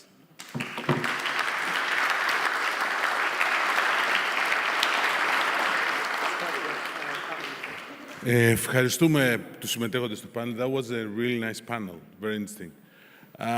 Θα ζητήσω όμως από τον καθηγητή, μόλις τελειώσει η φωτογραφία, θα ζητήσω από τον καθηγητή, τον κύριο Λάπα, να μείνει λίγο μαζί μας. Γιατί έχουμε ένα πολύ ενδιαφέρον βίντεο. Έτσι δεν είναι, κύριε καθηγητά? Σωστά. Λοιπόν, έχουμε ένα πολύ ενδιαφέρον βίντεο για την αποστολή Ερμής. Να δούμε το βίντεο και αμέσως μετά.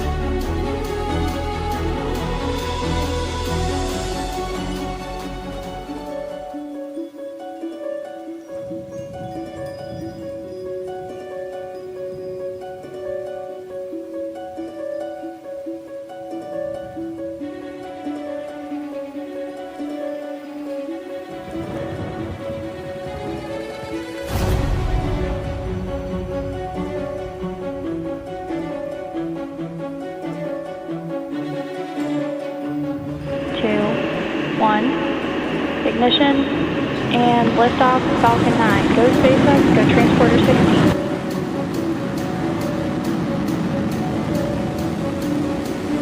Vehicle is pitching downrange. Hermes 3, separation confirmed.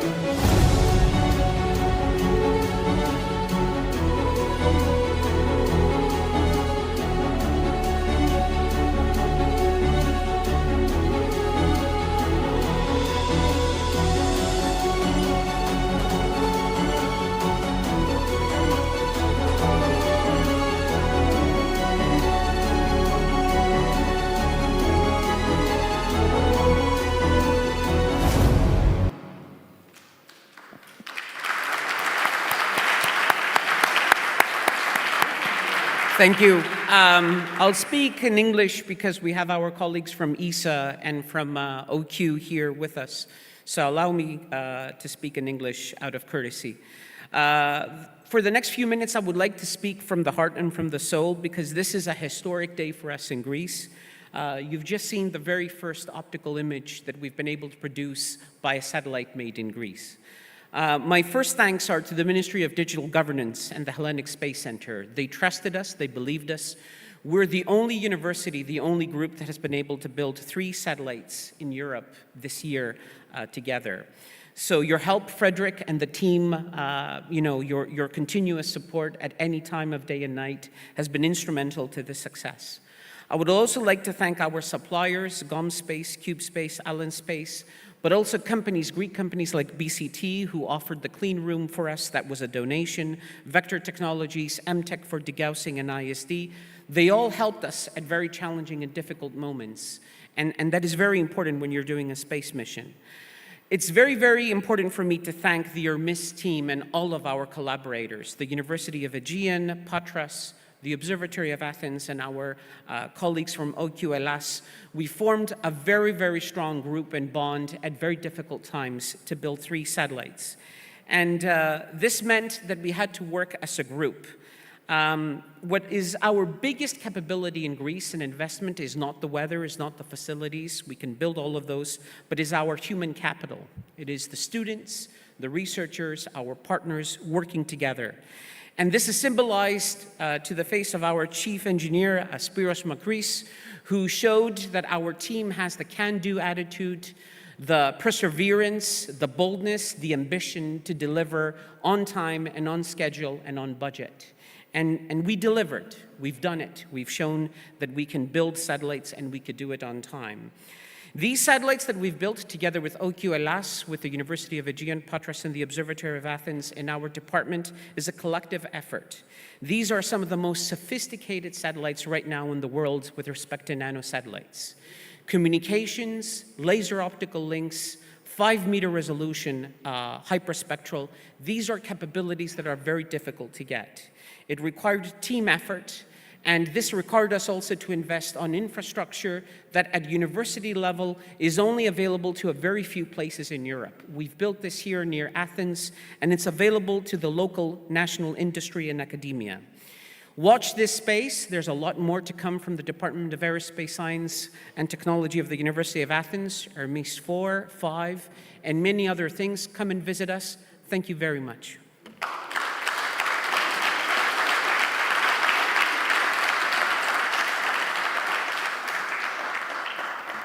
Λοιπόν, μετά από αυτή την πολύ ενδιαφέρουσα παρέμβαση και το βίντεο και η προσπάθεια είναι πάρα πολύ ενδιαφέρουσα, πάμε στο επόμενο πάνελ που θα συνεχίσουμε λίγο στο ίδιο κομμάτι όπως έγινε πριν με τις keynote ομιλίες. Είχαμε τον κύριο Μπλιζιώτη, τώρα είχαμε μετά τον κύριο Χριστόπουλο. Τώρα θα ζητήσω πάλι από τον κύριο Χριστόπουλο να έρθει να αναλάβει το συντονισμό του επόμενου πάνελ όπου θα συμμετέχουν. Now I'm switching to English. Mr. Frederic Rousnel, we talked about him before. Μπορείτε να καθίσετε. Θα τους φωνάξω. Τον κύριο Αλκιβιάδη Χατζόπουλο, καθηγητή στο Αριστοτέλειο Πανεπιστήμιο Θεσσαλονίκης. Την κυρία Δήμητρα Μαρίνα Γιορδαμπλή, η οποία είναι Corporate Affairs στην Prisma Electronics. Θα μας μιλήσει για το MICE-1 Mission, την αποστολή αυτή. Και τον κύριο Νίκο Λιβανό, ο οποίος είναι ο Διευθύνων Σύμβουλος της MTech Space. Θα μας μιλήσει για την αποστολές Ηλίος και Σελήν.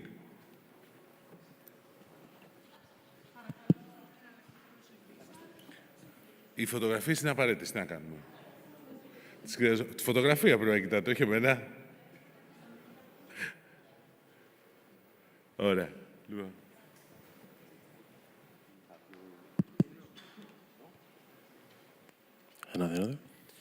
Καλησπέρα και ευχαριστούμε για την εισαγωγή. I think we'll have a hybrid English-Greek panel. I hope it's fine with you. Whatever you want, I can... Ανά πάσα στιγμή το γυρνάμε στα ελληνικά, άμα θέλετε να έχουμε τις ελληνικές ερωτήσεις. We just had a small problem with the translation equipment, I think, but maybe we can find another one. Yes, thank you, Frederic. Very quickly, I just wanted to say that from our side, both myself, I'm Dimitrios Christopoulos at the Hellenic Space Center, and Frederic Rousnel from ESA. I think we've spoken and introduced ourselves quite significantly. We had our time. So I think we owe some dedication, some time to the CubeSat missions, Frederic, right? So we should maybe offer a little bit more time to the missions to describe their goals and their ambitions and their activities. Perhaps Mrs. Giordamli would like to start about the Prisma mission and let us know. Yes, and thank you for inviting us in this panel. Ελληνικά, English, I think that Ελληνικά. has the translation. Ωραία. Καλησπέρα και από μένα. Ονομάζομαι Δήμητρα Μαρίνα Γιορδαμλή και εκπροσωπώ την εταιρεία Prisma Ηλεκτρονικά, μια εταιρεία με έδρα την Αλεξανδρούπολη, η οποία το 2023 επιλέχθηκε από τον Ευρωπαϊκό Οργανισμό Διαστήματος, με τον οποίο μετά είχαμε μια εξαιρετική συνεργασία και θέλω να ευχαριστήσω προσωπικά και τον κύριο Ρουσνέλ, αλλά και την ομάδα του για όλη αυτή την υποστήριξη και όλα αυτά τα μαθήματα που πήραμε, η οποία είχε να κάνει με την ασφαλή τηλεπικοινωνία για μεταφορά IoT δεδομένων στη θάλασσα.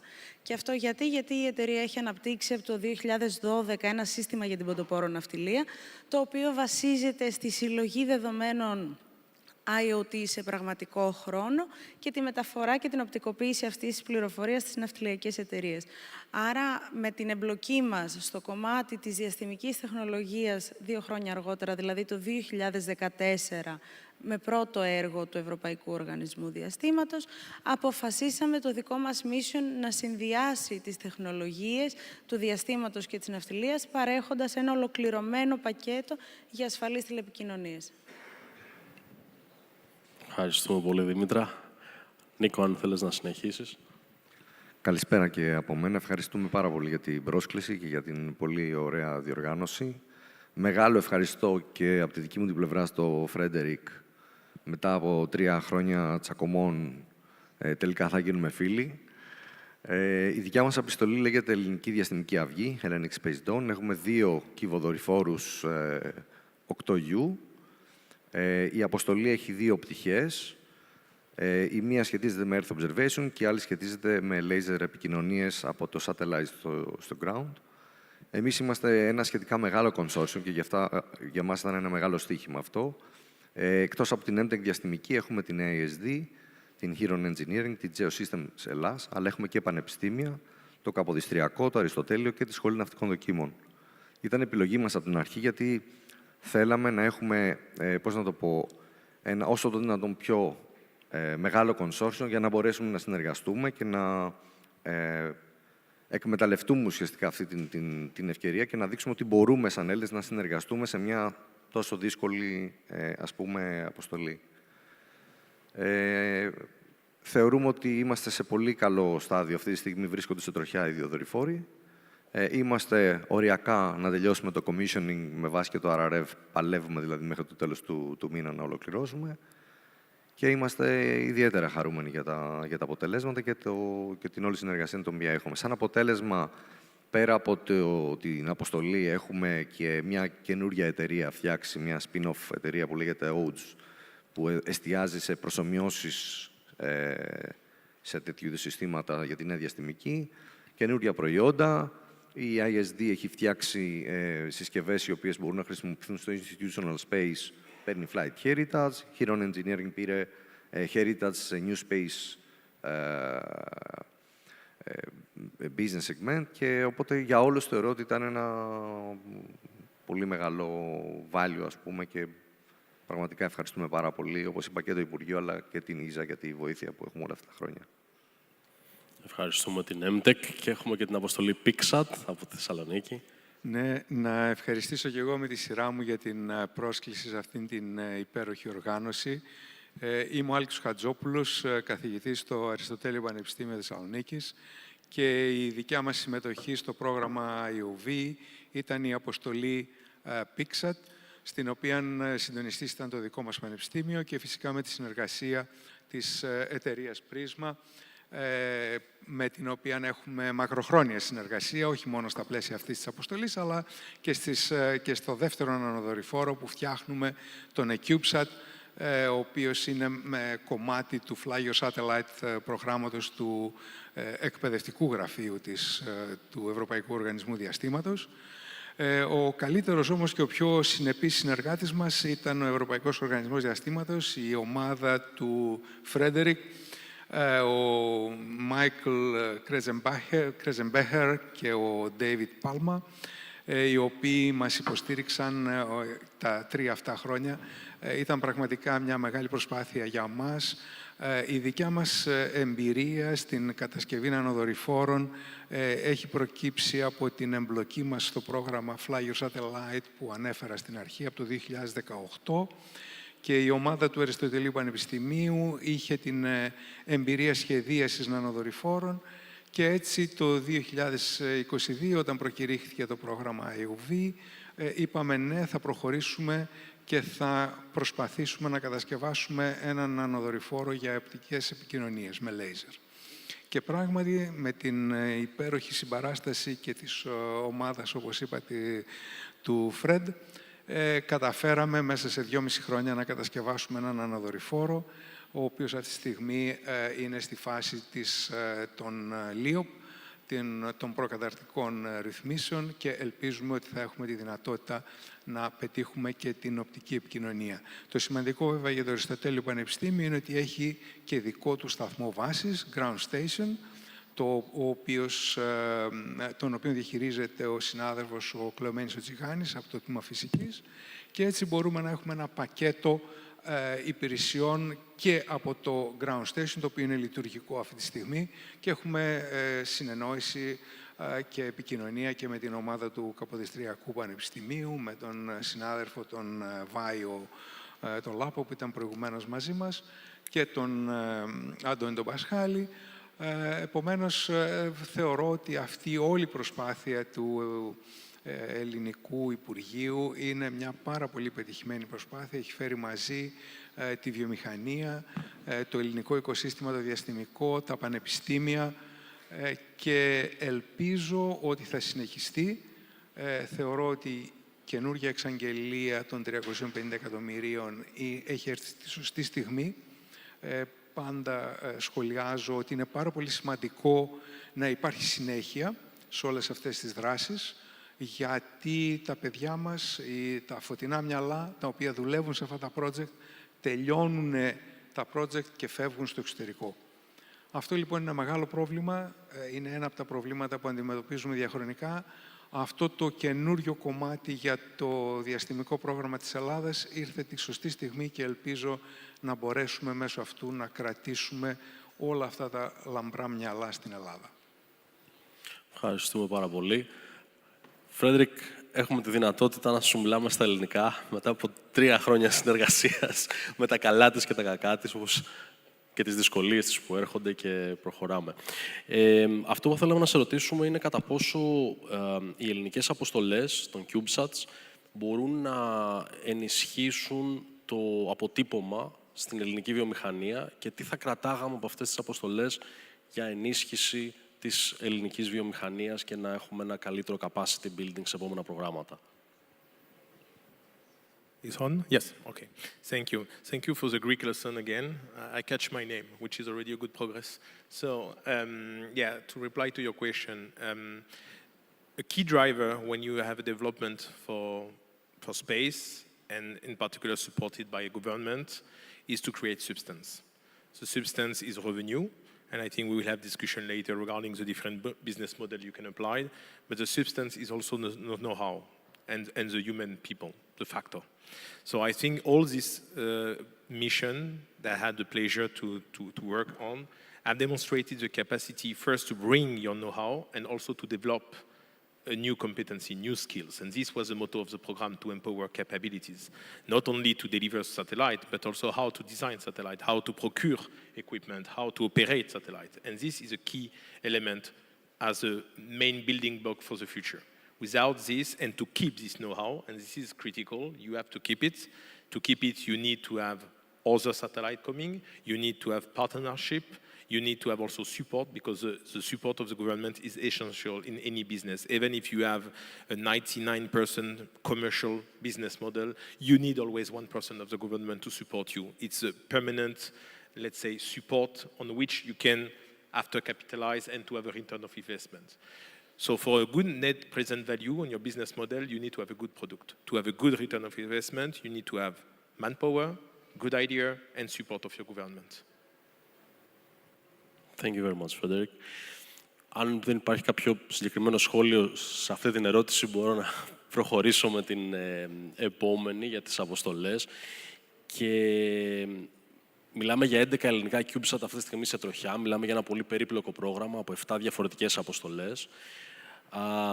Αυτό που θα θέλαμε να δούμε είναι κατά πόσο μπορεί αυτό το πρόγραμμα, η κάθε μια από τις αποστολές, να εξελιχθεί σε μια επιχειρησιακή υπηρεσία. Και πώς βλέπετε τον ίδιο το χρήστη που θα υποφεληθεί από τις υπηρεσίες που μπορείτε να προσφέρετε σε σχέση με την αποστολή σας. Κύριε Χατζόπουλο, αν θέλετε να ξεκινήσουμε από εσάς. Ναι, ευχαριστώ. Το σημαντικό από αυτές τις αποστολές, αυτά τα προγράμματα, είναι η εμπειρία που απόκτησαν οι ομάδες, όχι μόνο οι δικοί μας βεβαίως, αλλά και οι υπόλοιπες ομάδες, από την κατασκευή τέτοιων διαστημικών αντικειμένων. Άρα λοιπόν και η συγκεκριμένη δική μας αποστολή, για παράδειγμα, εφόσον επιτύχουμε την επικοινωνία με το λέιζερ, μπορεί στη συνέχεια, σε επόμενη φάση, να μπορέσουμε να χρησιμοποιήσουμε αυτήν την εφαρμογή κατά τα γνωστά για γρήγορη μετάδοση δεδομένων στο διάστημα και ασφαλή μετάδοση δεδομένων στο διάστημα. Είναι σημαντικό όχι μόνο αυτό καθ' αυτό, αυτός καθ' αυτός ο στόχος της συγκεκριμένης αποστολής, αλλά το γεγονός ότι μπορούμε πλέον να πούμε ότι ναι, μπορούμε να κατασκευάσουμε τέτοιου είδους διαστημικά αντικείμενα και βεβαίως να επεκτείνουμε και τις αποστολές. Ακούσαμε και από τον συνάδελφο τον Βάια Ντολάπα ότι μπορούμε πλέον στην Ελλάδα να φτιάξουμε όχι μόνο για ένα αντικείμενο, αλλά για πολλές εφαρμογές, hyperspectral cameras, οπτικές κλπ. Και το πιο σημαντικό είναι αυτό, ότι μπορούμε να φτιάξουμε, η Ακαδημία και οι εταιρείες στην Ελλάδα μπορούν να φτιάξουν τέτοια διαστημικά αντικείμενα. Ευχαριστούμε, Δήμητρα.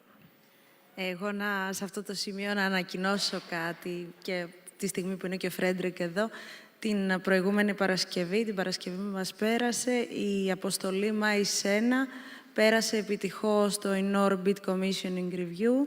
Είναι η πρώτη ελληνική αποστολή με την υπογραφή της ΕΖΑ που έχει φτάσει σε αυτό το milestone και είμαι ιδιαίτερα περήφανη και θέλω σε αυτό το σημείο να ευχαριστήσω και την ομάδα που βλέπω απέναντί μου για όλη την προσπάθεια.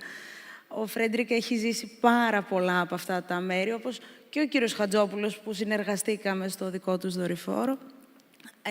Και θέλω πραγματικά να την ευχαριστήσω γιατί ήταν μια εμπειρία στην οποία αν δεν τη ζήσει κανείς, θεωρεί ότι ναι μεν είναι κάτι πολύ δύσκολο, αλλά δεν μπορεί να φανταστεί όλα αυτά τα άγχη και όλα αυτά τα lessons learned που μας μετέφερε ο Φρέντρικ, ότι τα συναντάς μπροστά σου ξανά και ξανά. Όταν έκανε την παρουσίασή του, έβλεπα το test, retest and retest και πραγματικά θυμόμουν διάφορες φάσεις τις οποίες ναι, δεν πηγαίνει όπως το περιμένεις, αλλά σου δίνει και ένα κίνητρο να συνεχίσεις και νομίζω ότι αυτό είναι που σήμερα μας έχει φέρει σε αυτό το σημείο σαν αποστολή και πραγματικά θέλω να ευχαριστήσω την ομάδα για την αδιάκοπη εργασία και προσήλωση στο στόχο αυτό και να συμφωνήσω με τον κύριο Χατζόπουλο ότι αυτό ήταν απλά η αρχή και μία πιστοποίηση, αν θέλετε, ότι υπάρχει πια το Flight Heritage και για την Prisma Electronics, έτσι ώστε να σχεδιάσουμε και να δράσουμε στο μέλλον με επιχειρησιακές λειτουργίες όχι μόνο στο κομμάτι της ναυτιλίας, γιατί πλέον τα IoT δεδομένα και τα real-time data είναι σε όλες τις εφαρμογές, είναι στην έξυπνη γεωργία, είναι στην άμυνα και αυτό που όλοι ονομάζουμε dual use, είναι στην πολιτική προστασία, ακόμη και στη διαχείριση των smart cities και των έξυπνων πόλεων, όπως λέμε. Άρα, για μας αυτό ήταν απλά η πιστοποίηση με σκοπό από εδώ και πέρα να εμβαθύνουμε περισσότερο σε επιχειρησιακές ανάγκες που θα εξυπηρετούν τη χώρα. Ευχαριστούμε πάρα πολύ. Και εγώ συμφωνώ με όλα αυτά όσα έχουν υποθεί. Ήθελα να πω ωστόσο ότι εμείς τουλάχιστον όταν ξεκινήσαμε στο δικό μας το πλάνο δεν υπήρχε αυτή η επιχειρησιακή, αν θέλετε, έτσι, επέκταση όλων αυτών των πραγμάτων και πώς να υπήρχε όταν καλά-καλά δεν ξέραμε τι πάμε να κάνουμε. Δηλαδή βλέπουμε την πρόταση που κάναμε τότε μετά από 3 χρόνια και γελάμε. Όμως μετά από 3 χρόνια και σκληρή δουλειά είμαστε σε θέση να πούμε ότι ναι, θα μπορούσαμε κάποια πράγματα να τα επεκτείνουμε και σε κάποια επιχειρησιακή επέκταση.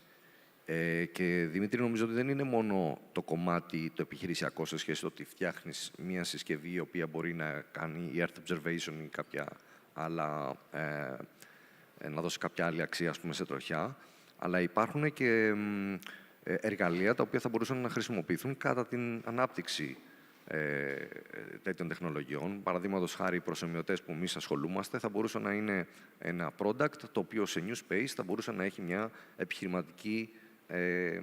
κάποιο επιχειρηματικό ενδιαφέρον. Ενδεχομένως οι συσκευές που έχει αναπτύξει η ISD Είναι για institutional space, είναι κάτι που το έχει ανάγκη το institutional space, δίνει flight heritage, οι συσκευές αυτές μπορούν να χρησιμοποιηθούν σε κάποιο μελλοντικό constellation με κάποιες πιο ιδιαίτερες τεχνικές απαιτήσεις. Θεωρώ όμως ότι, όπως υπόθηκε εδώ, ότι το οικοσύστημα έτσι όπως αναπτύχθηκε έχει φτάσει σε ένα σημείο ωριμότητας, το οποίο μπορεί να αναπτύξει πλέον συσκευές και να δώσει λύσεις σε συγκεκριμένες ανάγκες, χωρίς να θέλω να πω ότι θα αντικαταστήσει ενδεχομένως συστήματα τα οποία έχουν μεγαλύτερες ακρίβειες, έχουν τεχνικά, αν θέλετε, είναι πολύ πιο άρτια, έτσι, αλλά και μιλάμε για κόστη τα οποία είναι της τάξης των 500 εκατομμυρίων, 1 δισεκατομμυρίου, τέτοια πράγματα. Άρα εκεί ίσως θα πρέπει να δούμε πού θα μπορούσε κανείς να τοποθετηθεί σε συστήματα τα οποία θα μπορούσαν να αυξήσουν, αν θέλετε, το revisit, να δώσουν ενδιάμεσα, ας το πούμε, αποτελέσματα και να μοχλεύσουν ουσιαστικά καλύτερη, βέλτιστη, αν θέλετε, χρήση assets τα οποία είναι πιο ακριβά. Σε αυτό το πράγμα θα μπορούσαμε να πούμε ότι θα μπορούσαμε να συμβάλλουμε στο μέλλον. Πολύ σημαντικό σχόλιο και μου δίνει την ευκαιρία να αναφέρω κιόλας ότι πρέπει να είμαστε και να κάνουμε ένα management of expectations, όπως λέμε, όταν σχεδιάζουμε ένα CubeSat, μια αποστολή βασισμένη σε CubeSats. Και προφανώς ο πρωταρχικός σκοπός των CubeSats δεν ήταν να παρέχουν end-to-end services. Παρ' όλα αυτά βλέπουμε ότι το New Space πηγαίνει προς αυτή την κατεύθυνση και μπορεί να παρέχει κάποιες υπηρεσίες ακόμη και με τη χρήση τέτοιου είδους δορυφόρων. Οπότε κρατάω και το γεγονός ότι εκτός από end-to-end services μπορείς να δίνεις και components ή συστήματα που αναπτύχθηκαν στα πλαίσια αυτών των αποστολών και φυσικά των ανθρώπων που γνώρισαν, έμαθαν να δουλεύουν στο διάστημα και είναι το σημαντικότερο asset αυτής της διαδικασίας. Με αυτή την ευκαιρία και μια ωραία πάσα που πήρα πριν από τη Δήμητρα, lessons learned και τι θα αλλάζαμε σε ένα επόμενο πρόγραμμα CubeSats. Τι θα κάναμε το ίδιο και τι θα αλλάζαμε σε ένα επόμενο πρόγραμμα CubeSats. Δύσκολη ερώτηση. Lessons learned. Πολύ σημαντικά και πολύ ουσιαστικά και μάλιστα πολλά και εμπειρικά και βλέποντάς τα ξανά και ξανά και δημιουργώντας και την προσδοκία στο χειριστή, σε αυτόν που σχεδίασε ή ακόμη και υλοποίησε, τη δυνατότητα να σκεφτεί και να ξανασκεφτεί το πώς θα γίνει, με ποιο τρόπο, τι πήγε λάθος, πώς μπορώ να το διορθώσω. Και φυσικά πολύ σημαντική συμβολή του Ευρωπαϊκού Οργανισμού Διαστήματος στο κάθε βήμα. Με συγχωρείτε. Στο τι θα μπορούσε να διορθωθεί ή να γίνει με διαφορετικό τρόπο, σίγουρα και εμείς από την πλευρά μας πολλά πράγματα δεν τα ξέραμε. Δεν είχαμε υπολογίσει κάποια έξτρα κόστη που το έχουμε συζητήσει. Αυτή τη στιγμή υπάρχει εμπειρία, οπότε θεωρώ ότι... Με συγχωρείτε. Οπότε θεωρώ ότι ο επόμενος σχεδιασμός θα είναι καλύτερος.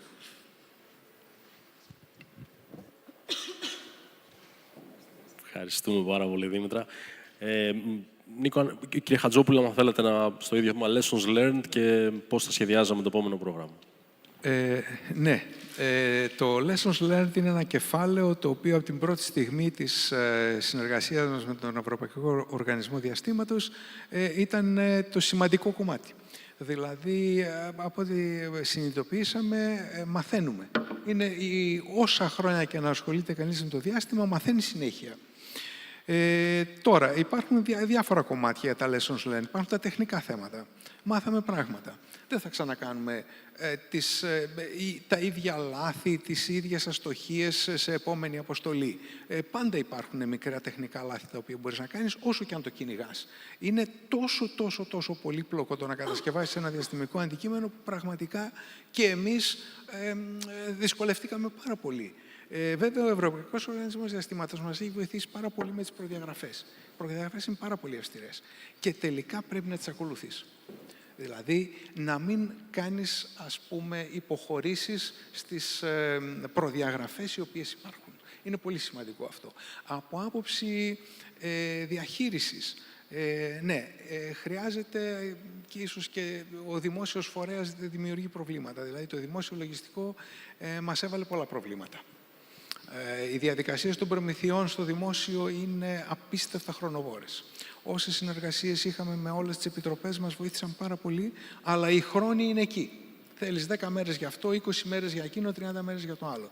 Άρα λοιπόν ένα πρόβλημα είναι, αν μπορεί να το λύσει το ελληνικό δημόσιο και το Υπουργείο, είναι κάπως να αποδεσμεύσει από τις χρονικές καθυστερήσεις τις προμήθειες για τα πανεπιστήμια.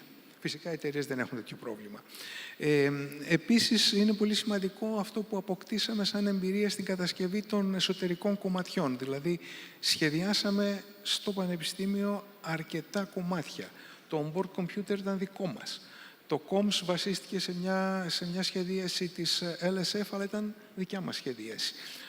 Το κομμάτι στο EDCS ήταν δικό μας, όχι για αυτή την αποστολή την Bixat, αλλά για το eCubeSat.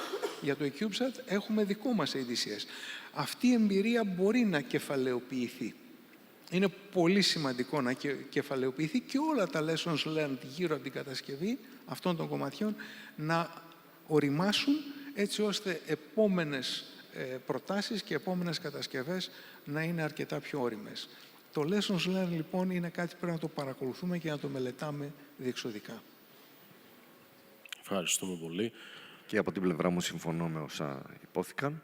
Νομίζω ο Φρεντ στην παρουσίασή του είχε πάρα πολύ ωραία κάποια σημεία τα οποία πραγματικά είναι και τα πιο σημαντικά, θα έλεγα. Για μας η αποστολή όλη αυτή ήταν ένα lesson learned σε πάρα πολλές πτυχές. Μας ζητήθηκε από την ομάδα της ΙΖΑ, απαντήσαμε με ένα κείμενο καμιά 30 σελίδες με πολλά πράγματα. Θεωρούμε ότι και για την ΙΖΑ είναι ένα lesson learned αυτό, γιατί και η ΙΖΑ νομίζω και με όλα αυτά τα κονσόρσια, τα διαφορετικά σχήματα, το είπε και ο Φρεντ πριν, έπρεπε να έχει μια διαφορετική αντιμετώπιση για τον καθέναν μας. Για μας θεωρώ ότι είναι απίστευτο κέρδος όλη η αποστολή. Τα μαθήματα τα έχουμε δώσει και νομίζω ότι σε επόμενες προσπάθειες θα είμαστε πολύ πολύ πιο όριμοι και είμαστε και έτοιμοι να τα επικοινωνήσουμε και σε όποιον άλλον θέλει να επιχειρήσει. Δεν είναι απαραίτητα να είναι partner μας, αλλά είμαστε ανοιχτοί να δώσουμε όλη αυτή την τεχνογνωσία και σε καινούριες ομάδες να αποφύγουν ενδεχομένως κάποια προβλήματα και κάποια μικρά βήματα τα οποία θα μπορούσαν να τρέξουν πιο γρήγορα και πιο εύκολα, ας πούμε, τις αποστολές τους. Ευχαριστούμε, Νίκο. Frederick, maybe a small recap of the lessons learned that you have in mind and you wanted to share with us. Θέλεις να μας πεις τα lessons learned? Yeah, as I say, I share really a lot of lessons learned, so at different level, design, management. Again, I will come back maybe on the one I was not illustrated, is the human factor. Definitively, if you want to be successful in the program, is to consider at the early stage the human factor, the team spirit, the different culture. I'm speaking about the culture in Greece, the one we have, and you know at the agency we have a lot of different nationalities. Thanks to God, I'm coming from the country where we have 70 nationalities. I was used to, and working with you already in the past in Luxembourg. So yeah, I think the lesson learned will be to integrate at the very early stage this human factor only, and to establish a trust climate as soon as possible. Because I think indeed in the negotiation phase at the beginning, it was more, let's see what you are able to do. We don't trust you. Maybe we know better. You know, it was the difficulty between the hands-on and the hands-off of the program. No, we stick to an approach. It's hands-off. So we trust you. It's your baby, and we go until the end. We are here to advise, but not to tell you what you have to do. And I think very fast we moved to this mindset spirit, and it was a way for the success. This is what I consider. Yeah. Thank you, Frederick. Ευχαριστούμε πολύ. Βλέπω ότι μας μένει λίγος χρόνος, οπότε μπορούμε λίγο να συζητήσουμε ένα τελευταίο ίσως θέμα, περίπου 1 λεπτό ο καθένας, ίσως από τη βιομηχανία, από ό,τι βλέπω και από την Ακαδημία. Η προσπάθεια, σε περίπτωση που η Ελλάδα ενδιαφέρεται να κάνει μια εθνική προσπάθεια να πάει σε ένα πιο συντονισμένο πρόγραμμα κυβοδορυφόρων, εννοώντας από πολλές μικρές αποστολές, λιγότερο αριθμό αποστολών. Πώς θα διαχειριζόσασταν ή πώς θα προτείνατε να διαχειριστεί η Ελλάδα αυτή την προσέγγιση και τι θα θεωρούσατε ότι είναι αυτό το οποίο λείπει? Θα προσεγγιζόντουσαν, θα δίνατε βάση περισσότερο στη χρηματοδότηση, στο μοντέλο διακυβέρνησης, στο επίγειο τμήμα ή στους τελικούς χρήστες αυτούς καθεαυτούς? Τι από αυτά τα στοιχεία θα ήταν το πιο σημαντικό για ένα τέτοιο είδους πρόγραμμα για εσάς? Νίκο, άμα θες να ξεκινήσεις, νομίζω έχουμε αφήσει τελευταίο αρκετές φορές. Πολύ δύσκολη η ερώτηση και δεν μπορώ να δώσω μια ξεκάθαρη απάντηση. Αυτό που μπορώ να πω είναι ότι ένα τέτοιο πρόγραμμα δεν μπορεί να είναι μόνο αυτό που λέμε top-down, ας πούμε, driven. Δηλαδή δεν μπορεί να βασίζεται σε συγκεκριμένες ανάγκες και λύσεις σε προβλήματα συγκεκριμένα. Θα πρέπει να έχει και κομμάτι καινοτομίας, που συνήθως είναι bottoms-up. Δηλαδή έχω μια λύση και ψάχνω να βρω πρόβλημα στο που θα την εφαρμόσω αυτή τη λύση, γιατί μέσα από αυτό δημιουργούνται και καινούργιες τεχνολογίες και ενδεχομένως και αποκαλύπτονται ανάγκες που δεν φαίνονται εκ πρώτης όψεως. Οπότε σίγουρα ένα top-down approach, δηλαδή να δώσουμε λύσεις σε προβλήματα τα οποία ξεκάθαρα έχουμε και με τις δυνατότητες τις οποίες έχουμε, αλλά να αφήσουμε και το research, αν θέλεις, και το research και development να είναι σε ικανοποιητική έκταση, ώστε να τεσταριστούν νέα πράγματα και να αναπτυχθούν καινούρια capabilities. Πολύ σημαντικό δε για μένα σε ένα τέτοιο πρόγραμμα είναι να υπάρχει πολύ καλή, πολύ, να το πω έτσι, αρμονική επέκταση του οικοσυστήματος. Δηλαδή το οικοσύστημα να μεγαλώσει σωστά και η Ακαδημία και οι μικρές εταιρείες και οι καινούργοι Prime, και προφανώς όλο αυτό θα μπορέσει να γίνει μόνο αν το Υπουργείο Ψηφιακής Διακυβέρνησης και ο ΕΛΚΕΔ έχουν μια balanced approach στο πώς αυτό το πρόγραμμα, ας πούμε, θα γίνει deployed. Δύσκολη ερώτηση, αλλά ένα καλό διαστημικό οικοσύστημα, οπότε τη συνεχίζω. Πραγματικά. Εγώ σε αυτό που θα συμπληρώσω στα όσα είπε ο κύριος Λιβανός, μία λέξη η οποία έχει πολλά applications. Συνεργασία. Και τι εννοώ με αυτόν τον όρο? Εννοώ στο ότι να υπάρχουν κοινές ανάγκες, έτσι ώστε να μην δημιουργούνται ανάγκες 2 και 3 φορές από τον κάθε φορέα στο δημόσιο, ο οποίος θα παρακολουθεί το κάθε πρόγραμμα. Άρα το πρώτο είναι να οριοθετήσουμε λίγο τις ανάγκες μας και να τις βάλουμε σε έναν χάρτη, έτσι ώστε να δούμε πώς αυτό το puzzle συμπληρώνεται, αν ήδη υπάρχει κάτι και πώς μπορούμε να λύσουμε τα προβλήματα που έχουν δημιουργηθεί. Και το δεύτερο πιο σημαντικό είναι συνεργασία μεταξύ της βιομηχανίας, της ακαδημίας και των φορέων, έτσι ώστε να μπορέσει ο καθένας να τοποθετηθεί. Και δεν θα ήθελα, και νομίζω ότι πρέπει να γίνεται και αυτό το πράγμα, να μοιράζονται οι αρμοδιότητες. Η Prisma Electronics είναι πάρα πολύ καλή στα ηλεκτρονικά, η MTech στο δικό της αντικείμενο, άλλες εταιρείες. Άρα, να δημιουργήσουμε ένα σύνολο και σαν χώρα να μπορέσουμε να βγάλουμε ένα τελικό προϊόν το οποίο θα έχει εφαρμογή και θα λύνει τα προβλήματα στη διαστημική κοινότητα. Άρα και στο μοντέλο διακυβέρνησης και το μοντέλο εφαρμογής του συστήματος. Ευχαριστούμε πολύ, Δημήτρη. Κύριε Χατζόπουλε. Ναι, πέρα από το σχόλιο που έκανα όσον αφορά την διαχείριση των προμηθειών, που είναι κάτι το οποίο μπορεί να βοηθήσει το Υπουργείο να ρυθμιστεί, να υπάρχει μια ευελιξία στους δημόσιους φορείς, στα πανεπιστήμια που εμπλέκονται. Από εκεί πέρα η ουσία, τα αντικείμενα, όπως είπαν και οι προηγούμενοι, μπορεί να είναι πιο ελεύθερα, μπορεί να υπάρξει μια συνεννόηση με τους φορείς, ώστε οι πελάτες αυτών των υπηρεσιών, που είναι οι Έλληνες πολίτες, το ελληνικό δημόσιο, να εκφράσουν κάποιες επιθυμίες όσον αφορά το τι θα θέλανε από το διαστημικό οικοσύστημα να δούνε σαν υπηρεσίες ή σαν αποτέλεσμα, και στη συνέχεια να μπορέσει η Ακαδημία σε συνεργασία με τη βιομηχανία να καλύψουν αυτές τις ανάγκες και να προσθέσουν νέες ιδέες, νέα ερευνητικά κομμάτια. Υπάρχουν πάρα πολλά κομμάτια στην έρευνα στο διάστημα, έτσι ώστε να μπορέσει το ελληνικό οικοσύστημα να σταθεί στα πόδια του και να προσφέρει λύσεις παγκοσμίως. Έχω μεγάλη εμπιστοσύνη στους ερευνητές μας και στους νέους μας. Μπορούν να προσφέρουν παγκοσμίου επίπεδου λύσεις σε πολύ σημαντικά προβλήματα του πλανήτη μας. Ευχαριστούμε πάρα πολύ. Νομίζω καταχραστήκαμε λίγο το χρόνο παραπάνω. Συγχαρητήρια και πάλι για τις αποστολές. Ετοιμαζόμαστε για τα επόμενα. Ευχαριστούμε πάρα πολύ για την άριστη συνεργασία Thank you very much, Isa. We're sorry for the translation. I think it stopped working. Thank you very, very much for the excellent collaboration. Congrats for the outputs, and let's look forward to the next day. Στην επόμενη μέρα. Ευχαριστούμε.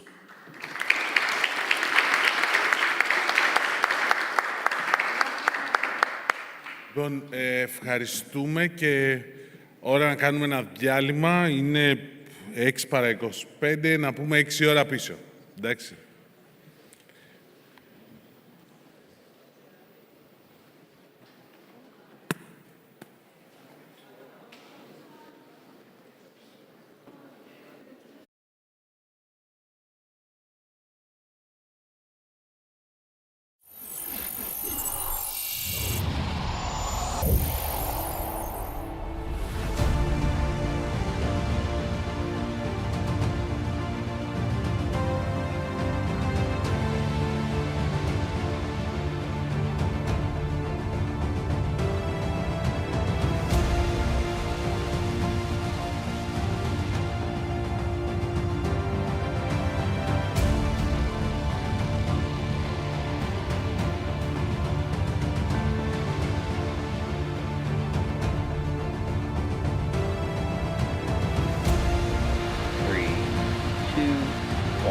Mission, engines full power, and liftoff.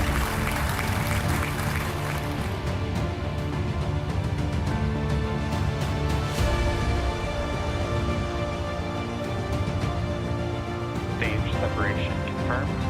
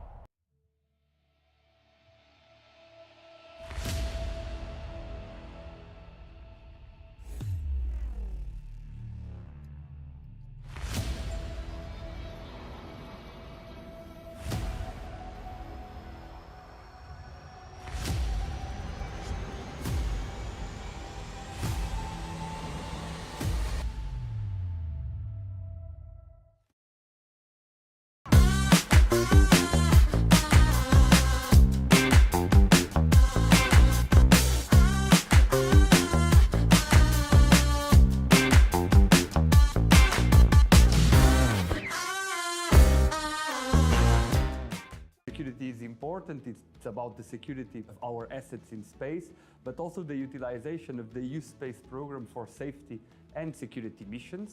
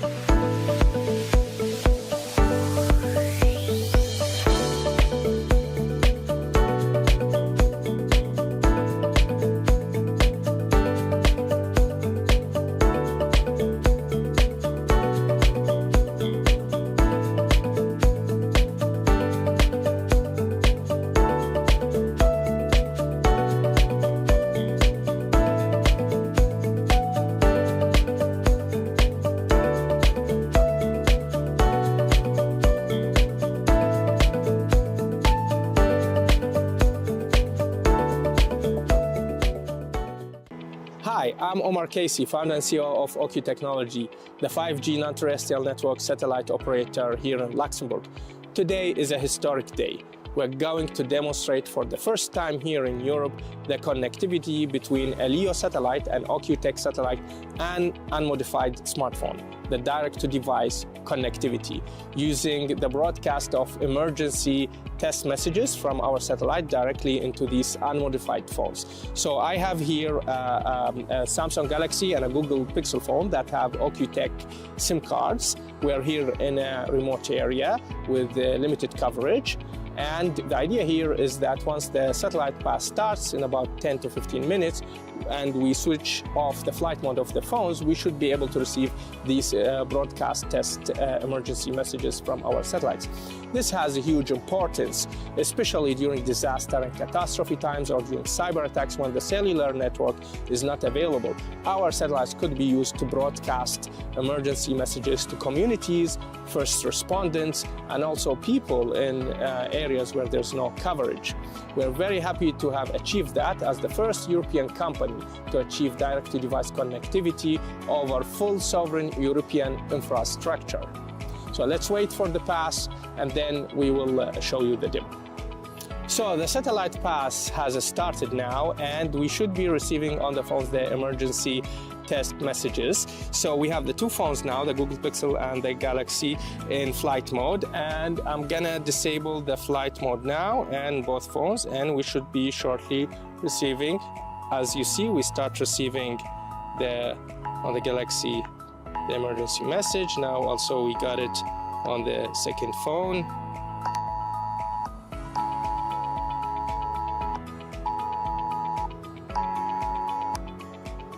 OQ-Tech satellite emergency broadcast test message.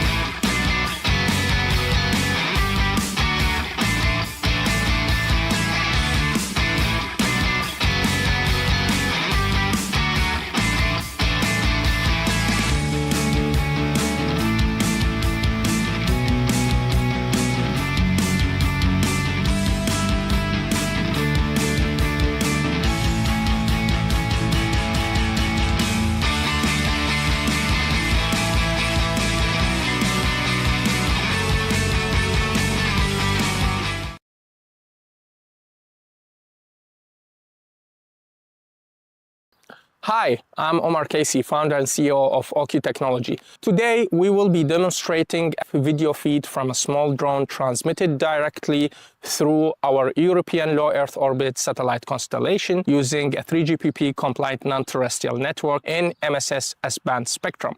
What's different about this is the direct-to-device approach. Instead of using big, power-hungry and expensive traditional satellite terminals mounted on a drone or connected indirectly to a drone by backhauling data, we're actually using a compact, low-cost OQ modem that is integrated directly into the drone platform. This significantly reduces cost, size, and power consumption, making satellite communication practical even for small and low-cost drones. We'll be demonstrating three use cases: infrastructure monitoring, traffic surveillance, and autonomous guided drone towards a designated destination, all connected through our satellite network. So let's see that in action.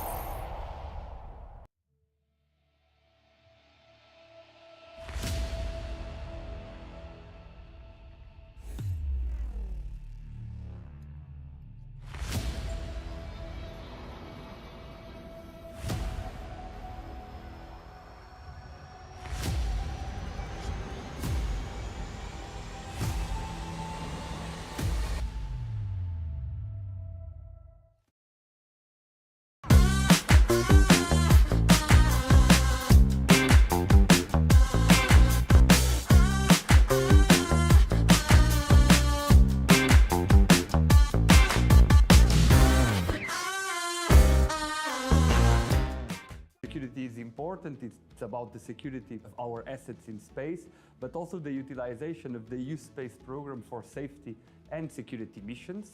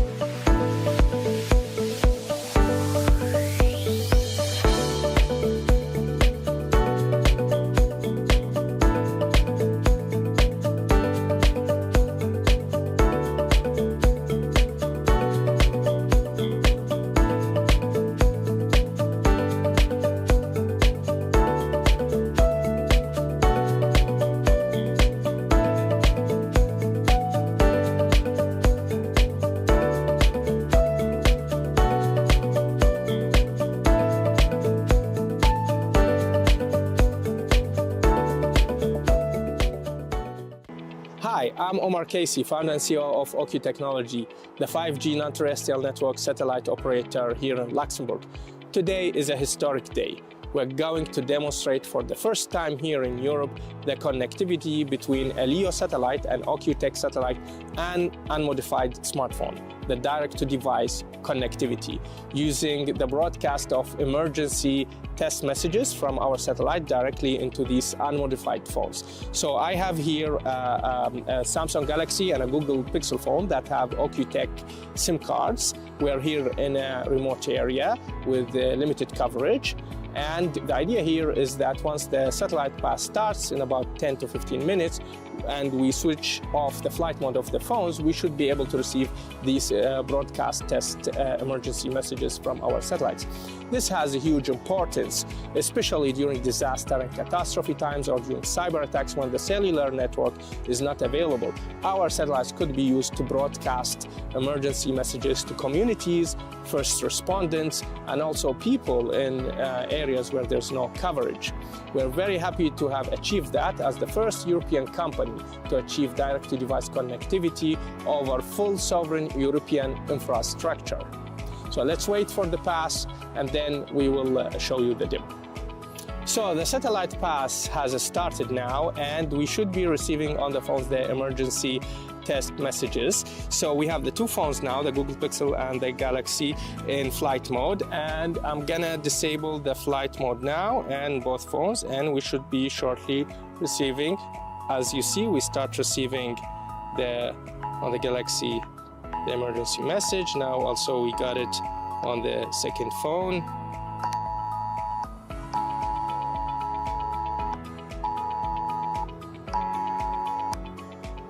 OQ-Tech satellite emergency broadcast test message.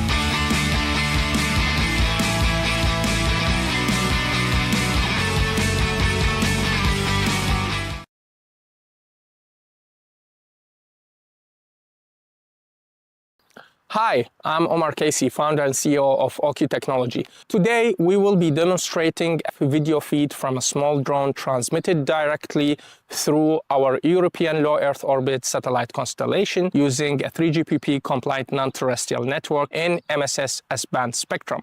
What's different about this is the direct-to-device approach. Instead of using big, power-hungry and expensive traditional satellite terminals mounted on a drone or connected indirectly to a drone by backhauling data, we're actually using a compact, low-cost OQ modem that is integrated directly into the drone platform. This significantly reduces cost, size, and power consumption, making satellite communication practical even for small and low-cost drones. We'll be demonstrating three use cases: infrastructure monitoring, traffic surveillance, and autonomous guided drone towards a designated destination, all connected through our satellite network. So let's see that in action.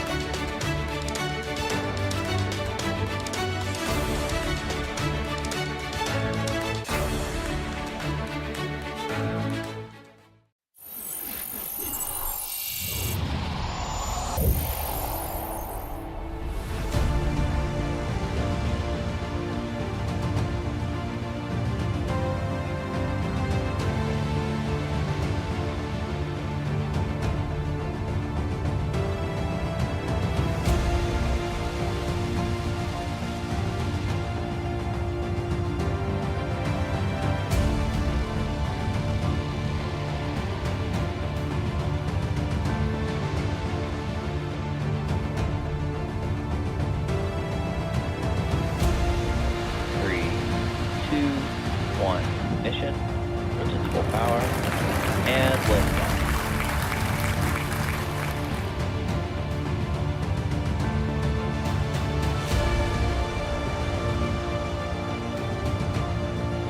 Stage separation confirmed.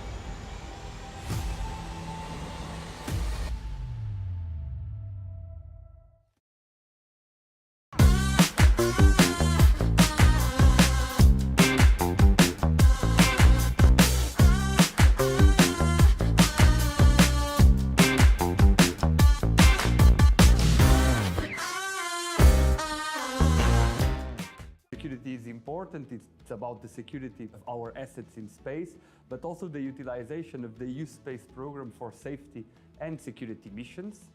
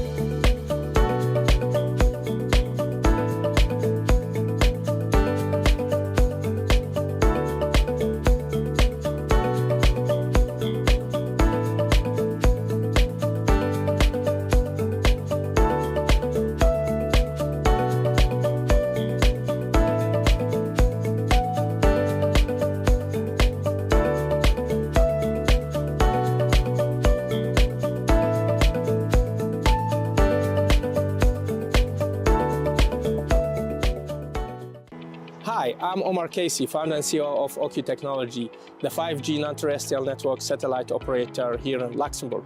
Today is a historic day. we're going to demonstrate for the first time here in Europe the connectivity between a LEO satellite, an OcuTech satellite, and unmodified smartphone, the direct-to-device connectivity, using the broadcast of emergency test messages from our satellite directly into these unmodified phones. So I have here a Samsung Galaxy and a Google Pixel phone that have OcuTech SIM cards. We're here in a remote area with limited coverage.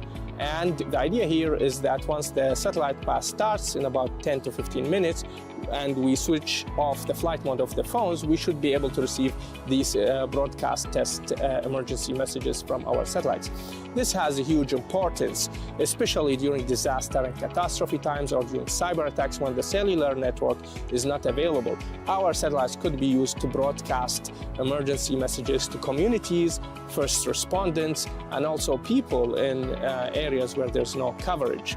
We're very happy to have achieved that as the first European company to achieve direct-to-device connectivity over full sovereign European infrastructure. So let's wait for the pass and then we will show you the demo.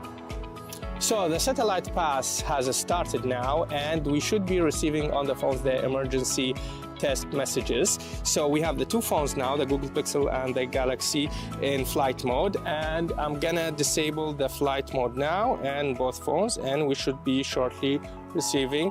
As you see, we start receiving on the Galaxy the emergency.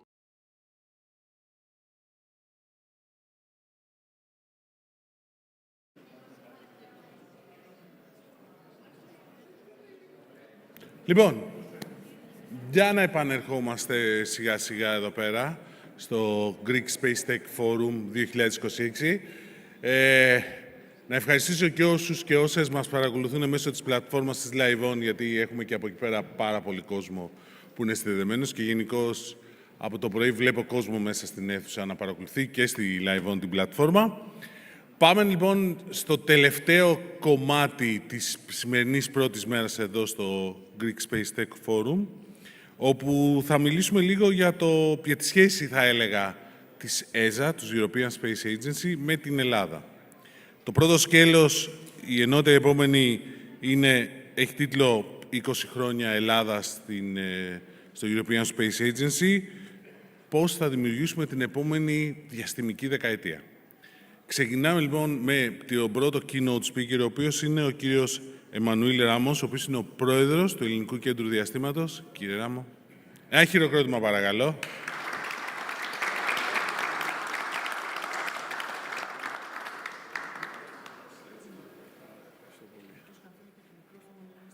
Όχι, εντάξει. Μια χαρά είμαι. Καλησπέρα σας.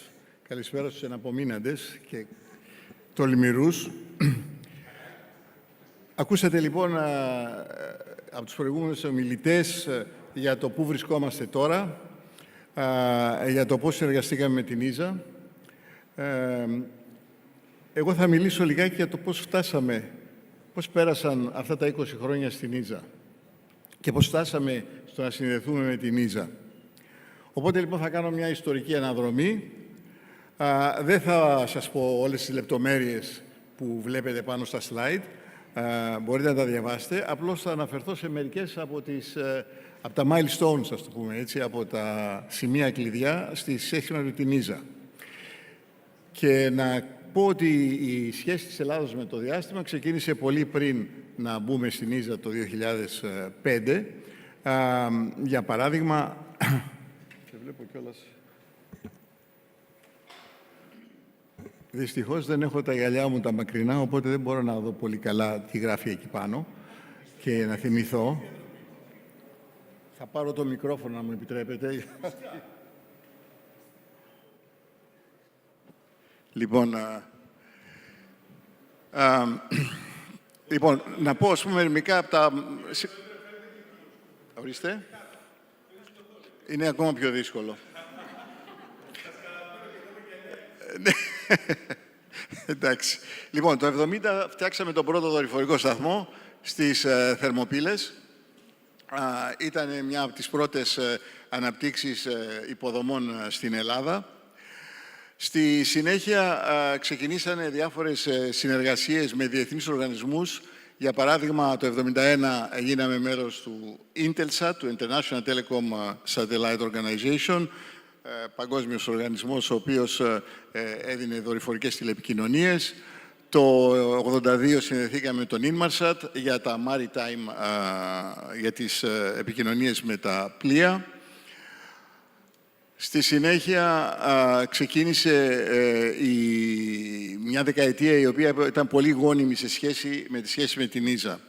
Τότε λοιπόν εκεί μεταξύ 1990 και 2005 έγιναν οι πρώτες επαφές με την Ίζα, τις οποίες είχα την τύχη να τις παρακολουθήσω από την αρχή, γιατί το 1984 έγινα στέλεχος της Ίζα. Εκείνα τα χρόνια ήταν μόνο 2 Έλληνες στην Ίζα. Και βέβαια εγώ ως Έλληνας ήθελα να αναπτυχθούν οι σχέσεις με την Ίζα. Κάναμε λοιπόν διάφορες κινήσεις για να γίνει μια πιο στενή επαφή της Ελλάδος με την Ίζα. Για παράδειγμα, το 1994 έγινε μια επιτροπή, διαστημική επιτροπή, όπου συμμετείχε ο ακαδημαϊκός τομέας και ο ερευνητικός τομέας εδώ στην Ελλάδα. Το 1994, από τη διεύθυνσή μου στην Ίζα, χρηματοδοτήσαμε 2 παράλληλες μελέτες για ένα δορυφορικό σύστημα ελληνικό. Ήταν ο πρεκάρσο των μελετών του Ελασάτ και ξεκίνησε λοιπόν μια συνομιλία μεταξύ Ίζα και Ελλάδος, η οποία συνέχισε, συγγνώμη να ξαναπάω πίσω, συνέχισε το 2001, υπεγράφει ένα πρωτόκολλο συνεργασίας μεταξύ Ίζα και Ελλάδος. Όταν ένα κράτος θέλει να συνδεθεί με την Ίζα, να γίνει μέλος, υπάρχει στην αρχή μια περίοδος κάποιων χρόνων, 5 χρόνια περίπου, όπου υπάρχει μια συνεργασία, το υποψήφιο κράτος μέλος συμμετέχει και στον προϋπολογισμό, δηλαδή βάζει κάποια χρήματα. Η ΔΕ Ίζα υποστηρίζει την ανάπτυξη του οικοσυστήματος, την αρχική ανάπτυξη του οικοσυστήματος, ψάχνοντας να βρει και ποια είναι τα skills τα οποία μπορεί να είναι ενδιαφέροντα για την Ίζα και για το κράτος. Να σας φέρω ένα παράδειγμα. Όταν ένα κράτος μέλος που εξέταζε η Ίζα, που είχε συνεργασία η Ίζα, κοιτούσαμε να δούμε. Τότε ήμουνα υπεύθυνος για τα νέα κράτη-μέλη για κάποια χρόνια. Οπότε είδαμε ότι σε αυτό το υποψήφιο μέλος είχαν εμπειρία στους πυροτεχνικούς μηχανισμούς που εκτόξευαν τους πιλότους από τα αεροπλάνα, τα μαχητικά, όταν υπήρχε πρόβλημα και έπρεπε να εγκαταλείψουν το αεροσκάφος. Οπότε τους είπαμε ότι αυτή η τεχνολογία είναι πάρα πολύ ενδιαφέρουσα για τους πυροτεχνικούς μηχανισμούς που χρησιμοποιούνται για να πακτώνουμε τις κεραίες, για παράδειγμα, ή τα ηλιακά πανό πάνω στους δορυφόρους. Από ένα τομέα πολύ διαφορετικό υπήρξε μια τεχνολογία η οποία ουσιαστικά αναπτύξε ένα niche market για αυτή τη χώρα. Το 2003 εκτοξεύτηκε ο πρώτος ελληνικός δορυφόρος. Ο Ελασάτ τότε ήταν στον ΟΤΕ. Παρεμπιπτόντως, η Ίζα τότε με είχε αποσπάσει στον Ελασάτ εν ώψη της εισόδου της Ελλάδος στην Ίζα για να βοηθήσω στην ανάπτυξη της διαστημικής. Οπότε είχαμε τον πρώτο ελληνικό δορυφόρο, τον Ελασάτ 2. Και τέλος, το 2005, μετά την περίοδο της προσαρμογής που ανέφερα, από το 2001 στο 2005, η Ελλάδα είναι το 16ο πλήρες μέλος στην Ίζα. Να σημειώσω παρεμπιπτόντως ότι από αυτή τη στιγμή και έπειτα η Ελλάδα συμμετείχε στα προγράμματα της Ίζα και στα προαιρετικά και στα υποχρεωτικά προγράμματα. Η Ίζα έχει 2 ειδών προγράμματα, όπως θα γνωρίζετε. Και ξεκίνησαν να υπάρχουν δραστηριότητες οι οποίες ήταν χρηματοδοτούμενες από την Ίζα, όπως επίσης και το ελληνικό οικοσύστημα συγκροτήθηκε ούτως ώστε να μπορέσει να συμμετάσχει στα διαστημικά προγράμματα της Ίζα. Να σημειώσω ότι ένα από τα πρώτα προγράμματα και ίσως το μεγαλύτερο που είχε ξεκινήσει το 2005, αν δεν κάνω λάθος, ήταν ένα πρόγραμμα συγχρηματοδοτούμενο από την Ίζα με τον Ελασάτ. Ελασάτ συν κάποιους με ελληνικές εταιρείες για την ανάπτυξη δορυφορικού ίντερνετ, το οποίο αναπτύχθηκε λοιπόν στο πρόγραμμα που λεγόταν HOST, Hellenic Operational System for Telecoms, αν θυμάμαι καλά, μέσω του οποίου μάλλον ο Ελασάτ ανέπτυξε το πρώτο δορυφορικό ίντερνετ στην Ελλάδα και ένα από τα πρώτα στην Ευρώπη, αν όχι το πρώτο.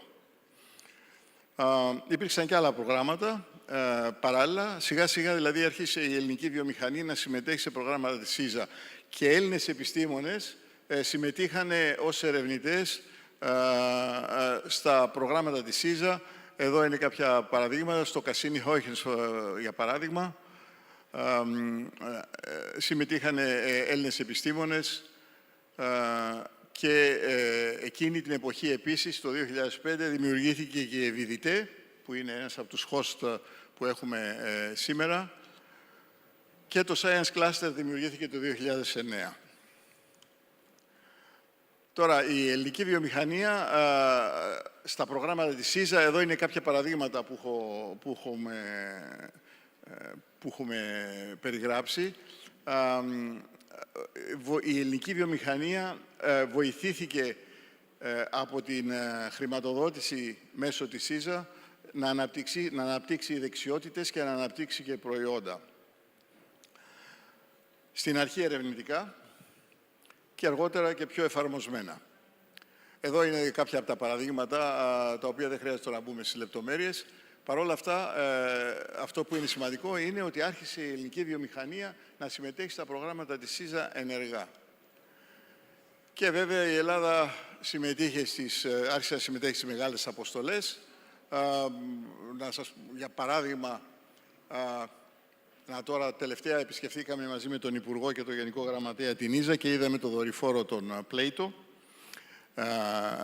που βλέπετε εδώ πέρα. Είναι ένας πολύπλοκος δορυφόρος, σαν ένα μικρό λεωφοριάκι, αρκετά μεγάλος για science δορυφόρο, όπου μια ελληνική εταιρεία κάνει τα καλώδια, το harness, το οποίο είναι κάτι το πολύ πολύπλοκο. Αυτό το διαστημόπλιο έχει, στο δορυφόρος μάλλον θα έπρεπε να πω, έχει απάνω 26 τηλεσκόπια. Και από το 2017 και μετά αρχίσαμε να έχουμε και άλλους ελληνικούς δορυφόρους τροχιά, μικροδορυφόρους. Οι πρώτοι κυβοδορυφόροι ξεκίνησαν να φεύγουν και τελικά χρειάστηκε να οργανωθεί φυσικά και η απαραίτητη να δημιουργηθούν οι φορείς οι οποίοι θα μπορούσαν να συντονίσουν το πρόγραμμα το δορυφορικό. Δημιουργήθηκε το 2017 το ΕΛΔΟ, που μετεξελίχθηκε στο ΕΛΚΕΔ, το τωρινό Ελληνικό Κέντρο Διαστήματος, το 2019. Και φυσικά, παράλληλα με όλα αυτά, η εκπαίδευση, η οποία είναι ένα πάρα πολύ σημαντικό κομμάτι, γύρω από τη διαστημική άρχισε να οργανώνεται, γιατί φυσικά πίσω από την τεχνολογία είναι πάντα οι άνθρωποι και είναι πολύ σημαντικό να έχουμε τους μηχανικούς που μας χρειάζονται για να αναπτύξουμε τα προγράμματα. Ο κύριος που βλέπετε πάνω σε αυτή τη φωτογραφία είναι ο άνθρωπος που θα είναι ο πρώτος Έλληνα αστροναύτης. Όπως ανακοινώθηκε πριν από 10 μέρες από τον Υπουργό, θα έχουμε ένα Έλληνα αστροναύτη στο διάστημα στα επόμενα 2 χρόνια. Ο κύριος Ανδριανός Βολέμης, συνεργάτης του ΕΛΚΕΔ και γιατρός στην Ίζα, θα είναι ο πρώτος Έλληνας, ο οποίος σημειωτέων είχε περάσει από το 2022 τις εξετάσεις για να μπορέσει να επιλεγεί ως ένας από τους αστροναύτες. Σημειώσω ότι χιλιάδες αιτήσεις γίνονται για να υποψήφιοι αστροναύτες κάνουν αίτηση. Γύρω στους 10 επιλέγονται. Αντιλαμβάνεστε προφανώς ότι χρειάζεται να έχουν ένα πολύ εξαιρετικό background και δεξιότητες. Στη συνέχεια ξεκίνησε με πιο έντονο τρόπο η ανάπτυξη της διαστημικής στην Ελλάδα. Όπως ξέρετε, το διάστημα είναι ακριβώς σπορ, οπότε χρειάζονται χρήματα. Από τη στιγμή που μπήκανε 200 εκατομμύρια στη διαστημική μέσω του Ταμείου Ανάπτυξης από το 2022, τότε φυσικά το οικοσύστημα βρήκε χρηματοδότηση για να αναπτύξει την τεχνολογία και τους δορυφόρους τους οποίους σας περιέγραψαν οι προηγούμενοι ομιλητές. Και έτσι βρισκόμαστε στην ευχάριστη θέση τώρα να έχουμε ένα οικοσύστημα το οποίο μπορεί να παράξει τεχνολογία και υπηρεσίες και το οποίο προσβλέπουμε να αναπτυχθεί ακόμα περισσότερο με το επόμενο πρόγραμμα μικροδορυφόρων, το οποίο ανακοίνωσε ο Υπουργός πριν από λίγο. Να σημειώσω ότι στο ΕΛΚΕΔ, στο Ελληνικό Κέντρο Διαστήματος, έχουμε τη μονάδα προγραμματισμού και ελέγχου δορυφορικών αποστολών. Την περιέγραψε ο συνάδελφός μου, ο Δημήτρης Ομπλιζιώτης, πριν από καμιά ώρα, το οποίο δίνει υπηρεσίες σε πολλαπλούς φορείς, δημόσιους φορείς, υπηρεσίες που βασίζονται σε δεδομένα Earth Observation. Και επίσης ετοιμάζεται ο κυβερνητικός κόμβος, ο οποίος θα δίνει υπηρεσίες σε συγκεκριμένους τομείς, πάλι χρησιμοποιώντας δεδομένα Earth Observation.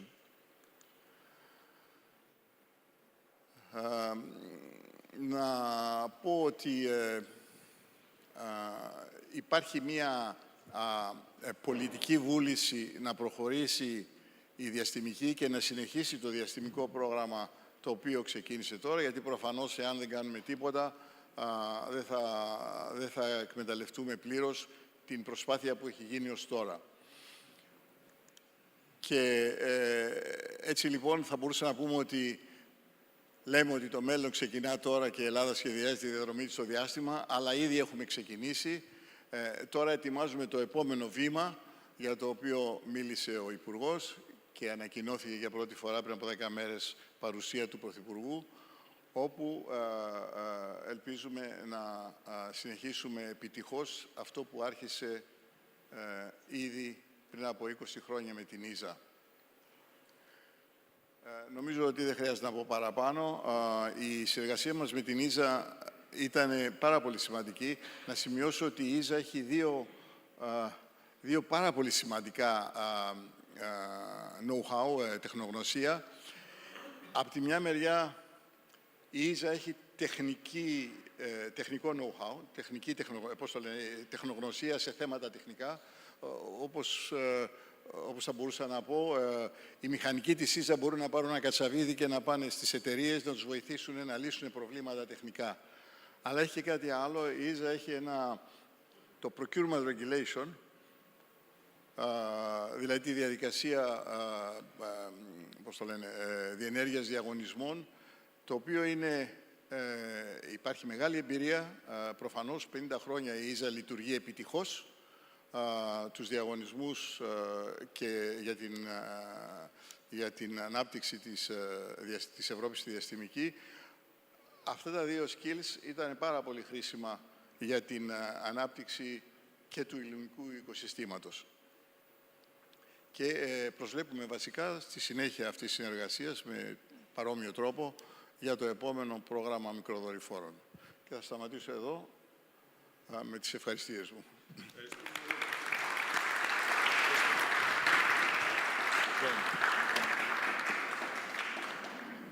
Κρατάω το μικρόφωνο γιατί ο επόμενος ομιλητής μάλλον θα θέλει να χρησιμοποιήσει το μικρόφωνο. Όχι, εντάξει. Μετρώβαξ. Λοιπόν, ο Αθανάσιος Πότσης, ο πρόεδρος της Hellenic Space Industry Association, θα μας μιλήσει πώς θες να μιλήσεις. Θα μιλήσω με το μικρόφωνο. Θα μιλήσει με το μικρόφωνο. Είμαι βέβαιος γι' αυτό. Το μικρόφωνο να μιλήσω κι εγώ. Ωραία. Εντολή που έχω είναι να τα πούμε πολύ γρήγορα γιατί έχουμε καθυστερήσει. Αλλά... Έχεις πάνελ μετά. Έχω πάνελ μετά. Ναι, λίγο στο φως. Λοιπόν, είδατε μέχρι τώρα και ακούσατε πώς φτάσαμε και χτίσαμε τη συμμετοχή μας στην ΙΖΑ από την εξαιρετική παρουσίαση του κύριου Ράμου. Εγώ θέλω να σας πω κάποιες αλήθειες για την ΙΖΑ. Ο λόγος που είμαστε εδώ σήμερα είναι διότι κάποιοι αποφάσισαν πριν από 20 χρόνια να μπούμε στην ΙΖΑ.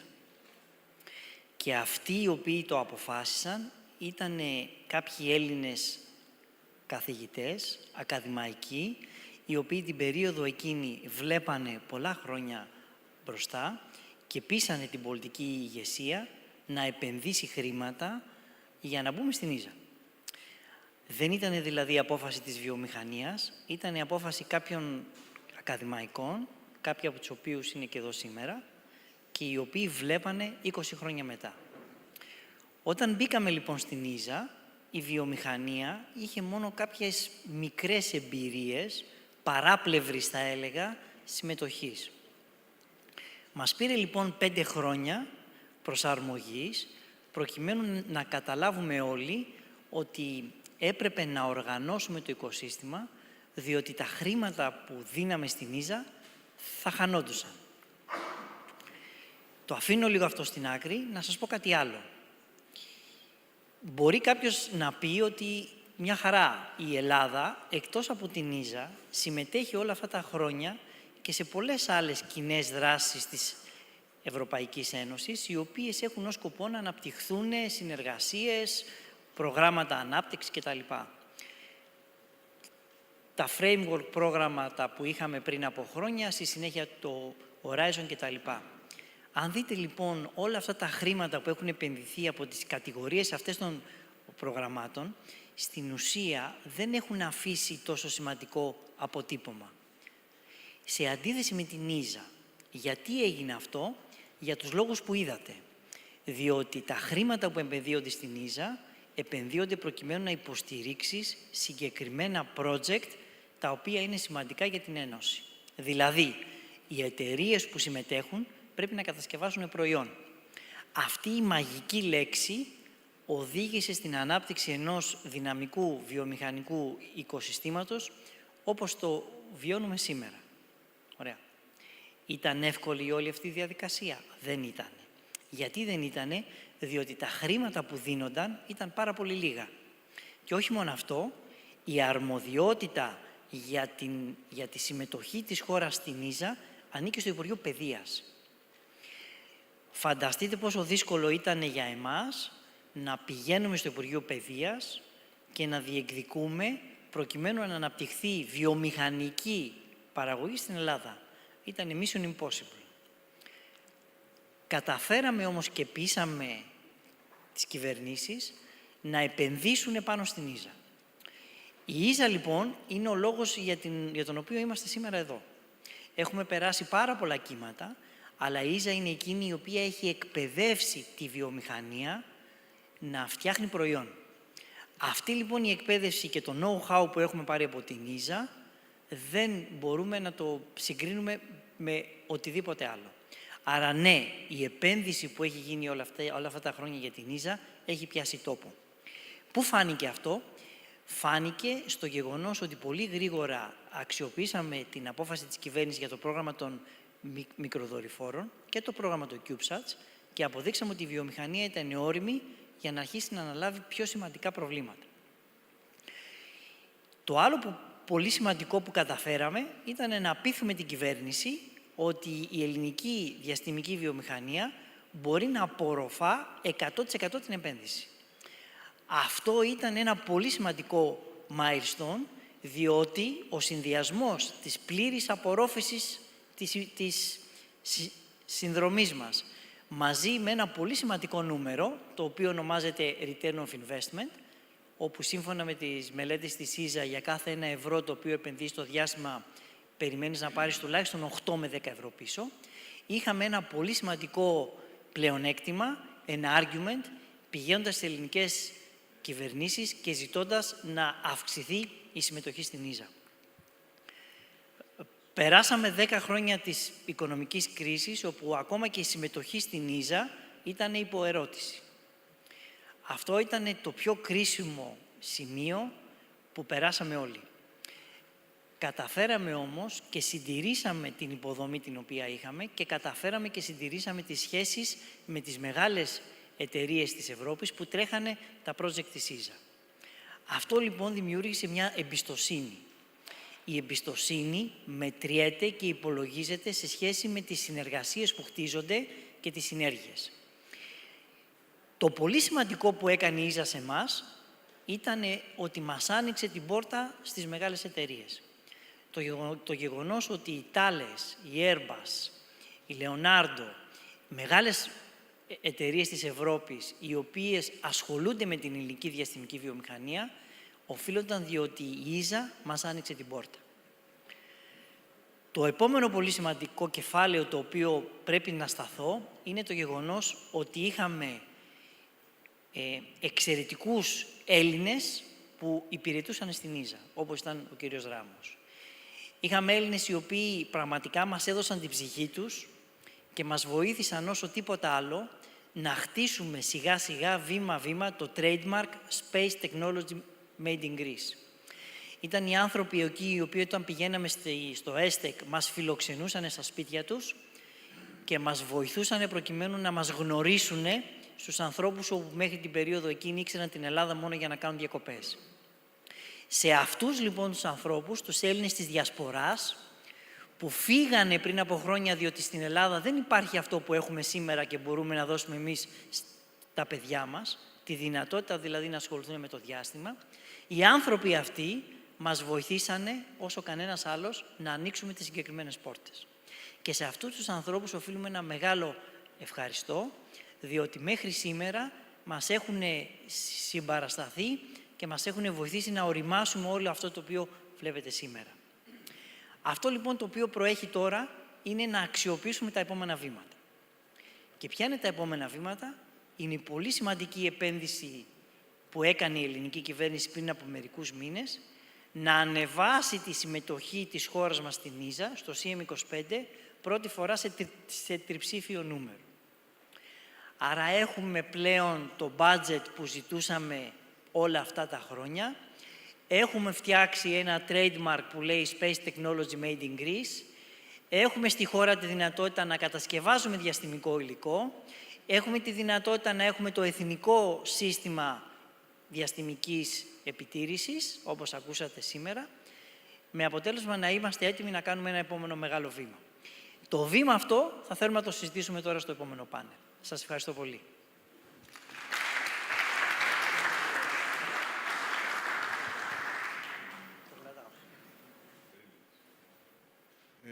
Κάτσε, θα σε φωνάξω. Λοιπόν, θα σε φωνάξω, κάτσε. Γιατί έχουμε να παίξουμε ένα βίντεο πρώτα απ' όλα για τα 20 χρόνια της Ελλάδας στην ΕΖΑ. Να παίξει το βίντεο, παρακαλώ.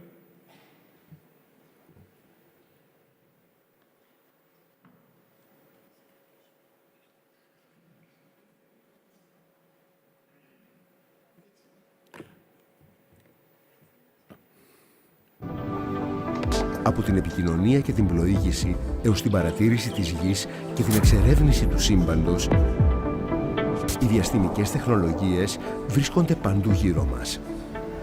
3, 2, 1, top!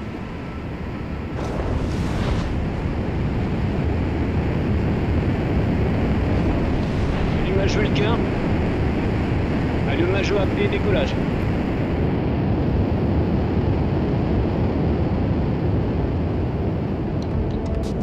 Η Ευρωπαϊκή Διαστημική Υπηρεσία, η ΙΖΑ, συντονίζει πόρους, επιστήμονες, τεχνολογία και καινοτομία, δημιουργώντας το Ευρωπαϊκό Διαστημικό Πρόγραμμα.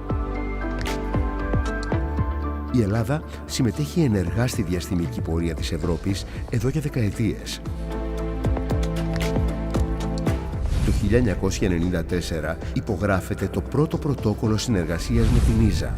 Και το 2005 η Ελλάδα γίνεται πλήρες και ισότιμο μέλος του Ευρωπαϊκού Οργανισμού Διαστήματος. Η ελληνική παρουσία στο διάστημα αποτυπώνεται σε χαρακτηριστικά ορόσημα.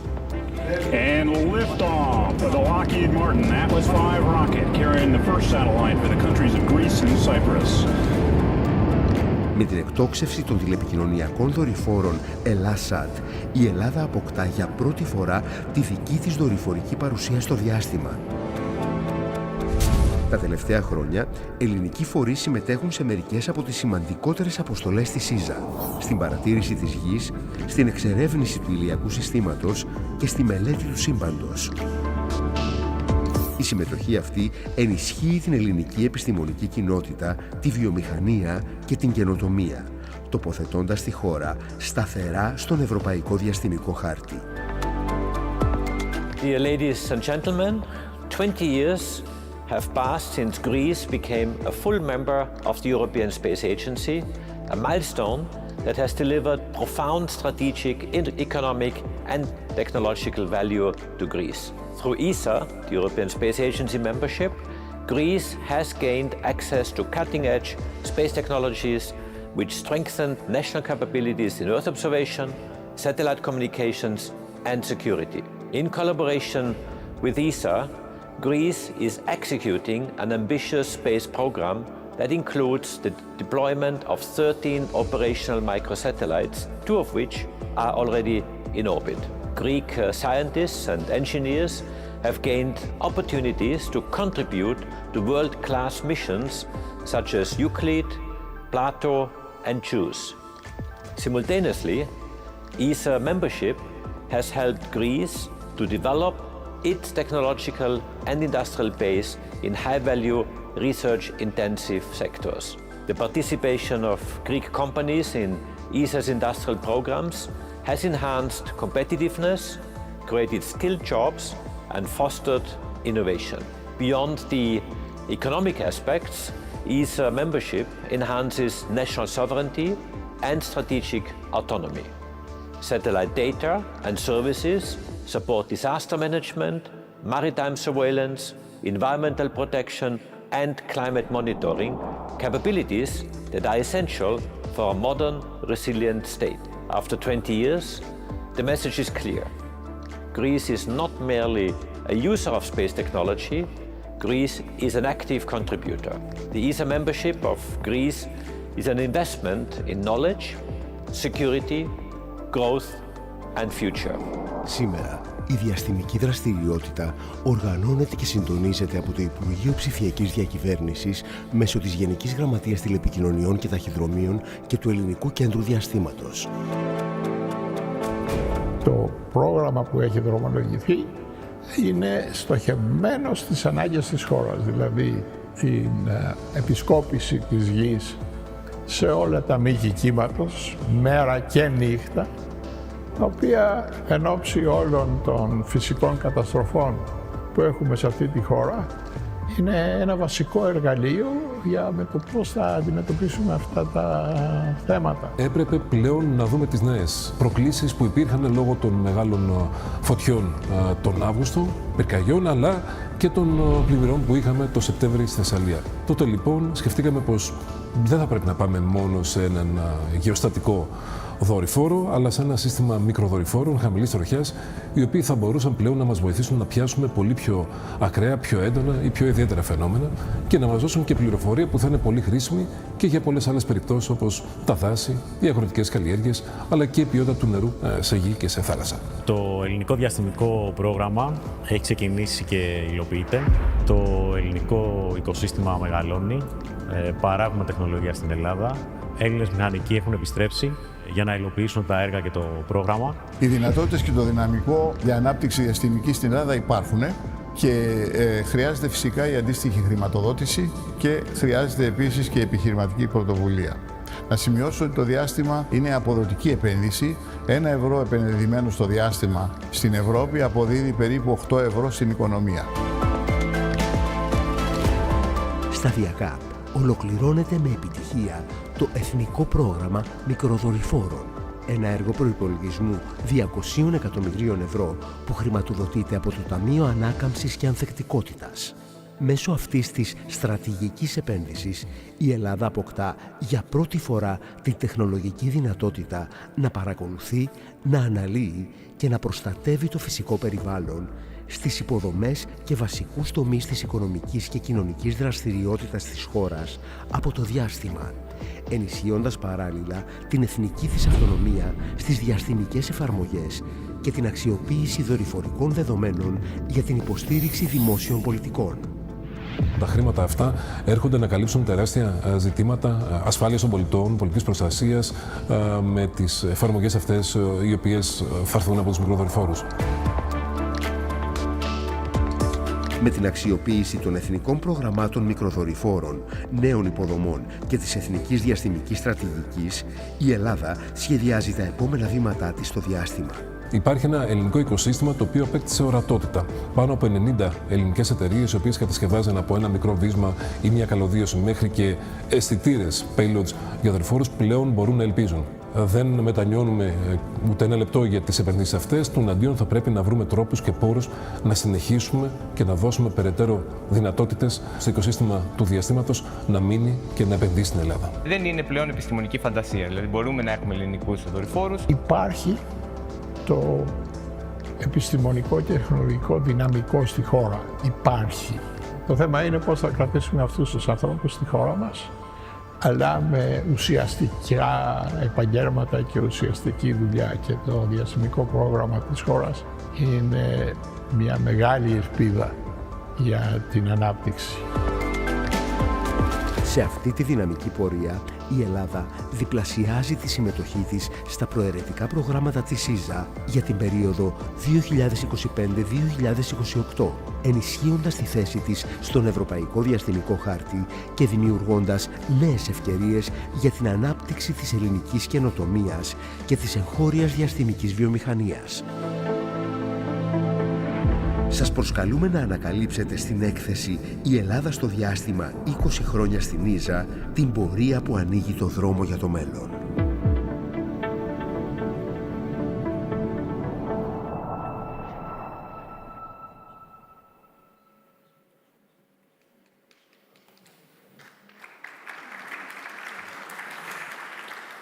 Νομίζω ότι το βίντεο μαζί με τις δύο πριν ομιλίες του Δ. Ράμου και του Δ. Πότσι δώσανε μια πολύ καλή εικόνα. Τώρα όμως έχει ένα νόημα να κάνουμε ένα πάνελ, να δούμε λίγο κάποια πράγματα παραπάνω.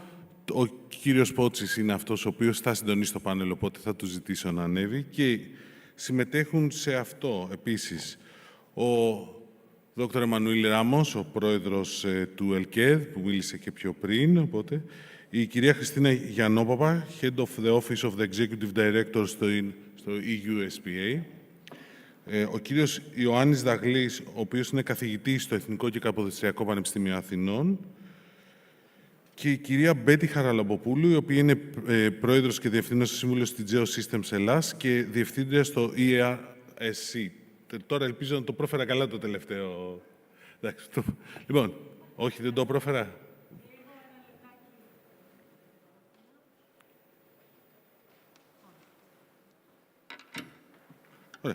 Ξεκινάμε λοιπόν.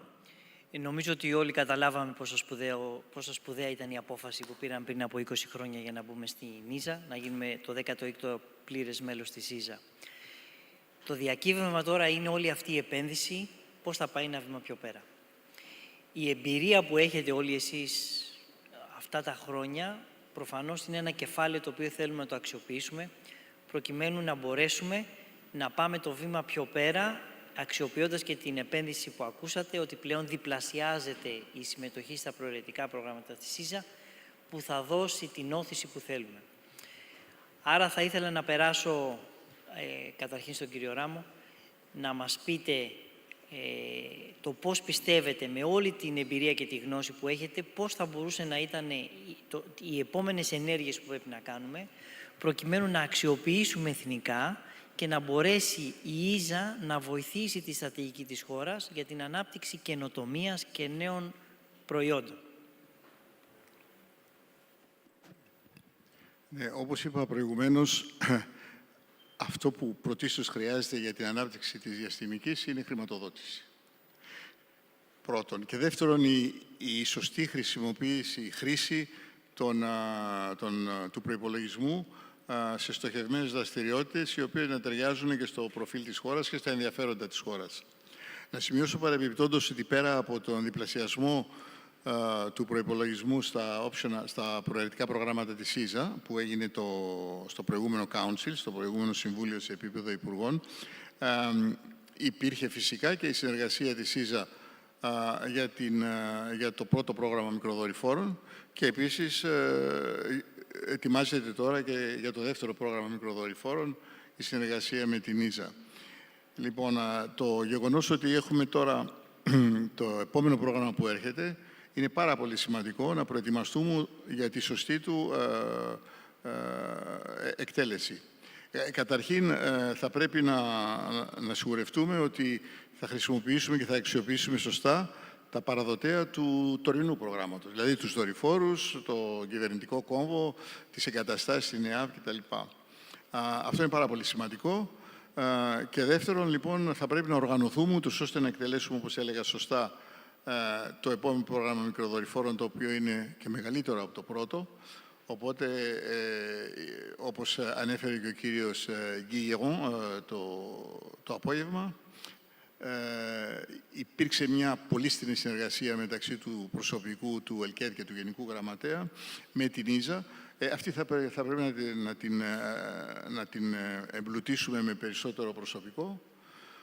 Οπότε θα πρέπει να δούμε πώς θα μετασχηματιστεί και το ΕΛΚΕΔ και η βιομηχανία, ούτως ώστε να μπορέσουμε να εκτελέσουμε αυτό το πρόγραμμα. Και να προετοιμαστούμε επίσης και για την επόμενη μέρα, γιατί δεν αρκεί μόνο να γίνει το procurement, να αναπτύξουμε το σύστημα, θα πρέπει να σκεφτούμε πώς θα το εκμεταλλευτούμε.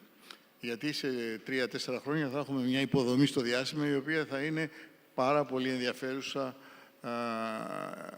και όχι μόνο για τις ελληνικούς φορείς, αλλά για την παγκόσμια αγορά, ελπίζω. Εξαιρετικά. Θα πάω στον κύριο Δαγκλή. Θα αφήσω στο τέλος την Χριστίνα επί τούτου. Ο κύριος Δαγκλής είναι από τους βασικούς πυλώνες συμμετοχής της χώρας μας στην ΙΖΑ. Η εμπειρία που έχει συσσωρευμένη όλα αυτά τα χρόνια είναι πάρα πολύ μεγάλη. Θα έλεγα ότι είναι ένας από τους γκουρού που έχουμε στη χώρα για θέματα διαστημικής και κυρίως στην ΙΖΑ. Οπότε για μας είναι πολύ σημαντικό να ακούσουμε λίγο το πώς βλέπει την επένδυση στο CM25 και πώς θα μπορούσαμε να κεφαλαιοποιήσουμε όλο αυτό το στίχημα το οποίο έχουμε βάλει, διότι μέσα σε μια τριετία πρέπει να διπλασιάσουμε την απορροφητικότητά μας και θα πρέπει να υλοποιήσουμε και το πρόγραμμα των μικροδορυφόρων που είδαμε. Άρα εδώ πέρα υπάρχει μια πολύ μεγάλη πρόκληση και θέλουμε λίγο την άποψη δική σας πώς όλο αυτό το πράγμα μπορεί να υλοποιηθεί και να μας βοηθήσει να πάμε ένα βήμα πιο πέρα στην ΙΖΑ. Πολύ δύσκολες ερωτήσεις μου βάζεις. Λοιπόν, σε ένα έχει δίκιο ο Θανάσης ότι πραγματικά έχω εμπλακεί μέσω πολλών διαφορετικών ρόλων σε αυτή την ιστορία, γιατί έχω συμμετάσχει και στο advisory structure της ΙΕΣΑ παλιότερα και ως πρώτος εθνικός εκπρόσωπος στο high level group για την κοινή ευρωπαϊκή διαστημοπολιτική στο διάστημα. Τα πρώτα 10 χρόνια της συμμετοχής μας ήμουν σε ερευνητικό κέντρο, τα δεύτερα 10 χρόνια στο Πανεπιστήμιο και 5 χρόνια στο Ελληνικό Κέντρο Διαστήματος, οπότε έχω δει τα πράγματα από πολλές, προφανώς όχι από όλες τις πλευρές, αλλά θα μου επιτρέψει να σταθώ σε αυτό που υπηρετώ τώρα, που είναι η εκπαίδευση. Διότι έχουμε ο κύριος Ράμος, ο κύριος πρόεδρος του Ελληνικού Κέντρου Διαστήματος, ο ΝΙΝ, εκπροσωπεί τον κρατικό θεσμικό φορέα, έχουμε την ευρωπαϊκή διάσταση εδώ, έχουμε τον ιδιωτικό τομέα από εδώ. Εγώ οφείλω να μιλήσω, να αναφερθώ στην εκπαίδευση, την οποία θεωρώ κεφαλαιόδους σημασίας, διότι η εκπαίδευση δεν είναι απλώς για να εξεταστούν οι φοιτητές στο τέλος, είναι για να προετοιμάσουμε τους ανθρώπους οι οποίοι θα συνεχίσουν αυτή τη δραστηριότητα στο μέλλον. Και θεωρώ ότι η εκπαίδευση δημιουργεί το μέλλον, την ισχύ και την καινοτομία μιας χώρας. Είναι η βάση για την καινοτομία μιας χώρας. Και η επένδυση μιας χώρας στην εκπαίδευση δημιουργεί το ανθρώπινο κεφάλαιο, που χωρίς αυτό δεν γίνεται τίποτε. Μπορούμε να δημιουργούμε υποδομές, μπορούμε να εισάγουμε τεχνολογίες, μπορούμε να επιδιώκουμε χρηματοδοτήσεις, αλλά χωρίς τους ανθρώπους που έχουν την κατάρτιση, και ζωντανά παραδείγματα είμαστε εδώ, έτσι, είμαστε όλοι άνθρωποι καταρτισμένοι και γι' αυτό είμαστε εδώ. Αν λοιπόν δεν φροντίσουμε να υπάρχει μια διάδοχος κατάσταση σε εμάς και τέλος πάντων και στην επόμενη γενιά, όλα αυτά θα πάνε στο βρόντο. Δηλαδή είναι πολύ σημαντικά όλα, να εξασφαλίσουμε χρηματοδοτήσεις, να δημιουργήσουμε τις υποδομές που χρειάζεται η χώρα, αλλά πρέπει οπωσδήποτε να φροντίσουμε να υπάρχουν καταρτισμένοι νέοι άνθρωποι, οι οποίοι θα συνεχίσουν την πορεία της χώρας και θα συνεχίσουν, θα υποστηρίξουν την εκμετάλλευση, να το πω έτσι, όλων των δυνατοτήτων, των πραγματικά καταπληκτικών δυνατοτήτων που μας προσφέρει ο Ευρωπαϊκός Οργανισμός Διαστήματος, η ΕΣΑ. Οπότε, αυτό που οφείλω να καταθέσω είναι ότι για να μπορέσουμε να πολλαπλασιάσουμε την επιστροφή, να έχουμε δηλαδή ένα πολλαπλασιαστικό όφελος από τη συμμετοχή μας στα προγράμματα, πρέπει να φροντίσουμε να φροντίσουμε για την καλή εκπαίδευση και κατάρτιση των νέων ανθρώπων και μια επιπλέον ευθύνη για τους δασκάλους είναι να τους μεταδώσουν και την έμπνευση. Γιατί και η έμπνευση είναι πάρα πολύ σημαντική. Δεν αρκεί η εκπαίδευση και η κατάρτιση, πρέπει να εμπνέουμε τους ανθρώπους. Αυτό βέβαια δεν χρειάζεται να το κάνουν μόνο οι δάσκαλοι, μπορούμε να το κάνουμε όλοι μας με τον τρόπο μας. Και άνθρωποι που δεν είναι αυτή τη στιγμή μαζί μας, όπως ο Αδριανός ο Γολέμης, που θεωρώ ότι μπορεί να λειτουργήσει πραγματικά ως μια φωτεινή έμπνευση για τη νέα γενιά, αλλά και οι εταιρείες που είναι πάρα πολύ επιτυχημένες και δείχνουν στον κόσμο, στον πολίτη, τι μπορεί να κερδίσει η Ελλάδα από αυτή τη συμμετοχή. Αυτά από μένα. Εξαιρετικά. Μπέτη. Εσύ από την άλλη πλευρά έχεις δύο πολύ σημαντικά καπέλα. Έχεις το καπέλο το επιχειρηματικό, το οποίο μαζί με εμάς έχεις δουλέψει όλα αυτά τα χρόνια προκειμένου να έχουμε τη συμμετοχή που θέλουμε στην ΙΖΑ, και από την άλλη μεριά έχεις και τη θέση στην Ευρωπαϊκή Ένωση, όπου καταλαβαίνεις πώς εξελίσσονται οι στρατηγικοί και πώς σχεδιάζονται τα επόμενα βήματα στο συγκεκριμένο χώρο. Θέλουμε λοιπόν την άποψή σου πώς βλέπεις την αξιοποίηση της συμμετοχής στην ΙΖΑ, καθώς επίσης και τη στρατηγική που υπάρχει αυτή τη στιγμή, προκειμένου να ωφεληθεί το ελληνικό οικοσύστημα, δημιουργώντας νέες στρατηγικές συμμαχίες, νέα προϊόντα και νέες συνέργειες στα πλαίσια της ΙΖΑ και στο CM25. Το θέμα του CM25 και ο διπλασιασμός του ποσού για το επόμενο χρονικό διάστημα ανοίγει πολύ μεγαλύτερες ευκαιρίες στην ελληνική βιομηχανία και στα ελληνικά εκπαιδευτικά ιδρύματα. Αυτή τη στιγμή εκείνο το οποίο πρέπει περισσότερο να δομήσουμε και με σωστότερο τρόπο είναι οι συνεργασίες μεταξύ των εταιριών στην Ελλάδα, των εκπαιδευτικών ιδρυμάτων και των Research Institute στην Ελλάδα, με τα αντίστοιχα στην Ευρώπη, ούτως ώστε να πετύχουμε το μέγιστο της γεωεπιστροφής. Άρα, η ελληνική βιομηχανία μπορεί να συνεργάζεται με τους prime ή τους μεσαίους ή και με τα εκπαιδευτικά ιδρύματα της Ευρώπης, γιατί αυτή τη στιγμή η ελληνική βιομηχανία, όπως και τα ελληνικά εκπαιδευτικά ιδρύματα, έχουν δείξει τέτοιο πρόσωπο στην Ευρώπη, σε μια Ευρώπη που εμπιστεύεται τα ελληνικά χέρια, τους Έλληνες μηχανικούς, τους Έλληνες ακαδημαϊκούς και στο innovation, αλλά και στο practical delivery. Δηλαδή, έχουμε αποδείξει ότι μπορούμε να σχεδιάσουμε, να παράξουμε και να κάνουμε deliver on time. Αυτό και μόνο δίνει μια διαφορετική δυναμική και μας βάζει σε μια θέση που δεν βρισκόμασταν πριν από 5 χρόνια. Επειδή ο δημοσιογράφος ο οποίος μας προλόγησε δεν ανέφερε το European Association of Remote Sensing Company σωστά, θέλω να πω ότι και εγώ προσωπικά, αλλά και η Ελλάδα αυτή τη στιγμή έχουμε μια μεγάλη τιμή, γιατί στις τελευταίες εκλογές του Association, σαν Ελληνίδα, πήρα τους δεύτερους περισσότερους ψήφους από τους 11 directors στην Ευρώπη.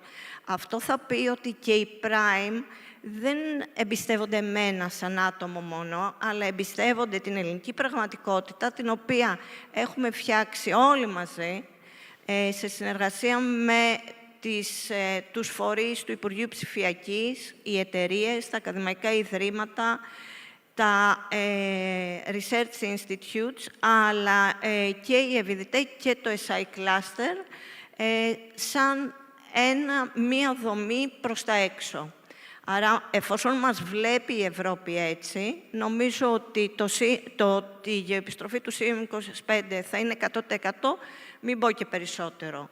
Επίσης, επειδή το space συνδυάζεται και με άλλες οικονομικές μορφές, οι οποίες μπορούν να έχουν παράλληλες επενδύσεις στη χώρα μας, παραδείγματος χάρη ναυτιλία, το οποίο είναι ένα πολύ μεγάλο asset της Ελλάδας, θεωρώ ότι τα επόμενα βήματα και τα πιο κοντινά μας βήματα θα πρέπει να βαδίσουν προς εκεί. Δηλαδή, το space στην Ευρώπη αυτή τη στιγμή, έτσι όπως το λέει και ο Commissioner Kubilius, είναι ένα enabler to defense. Όμως, για την Ελλάδα, είναι ένα enabler και στην ναυτιλία.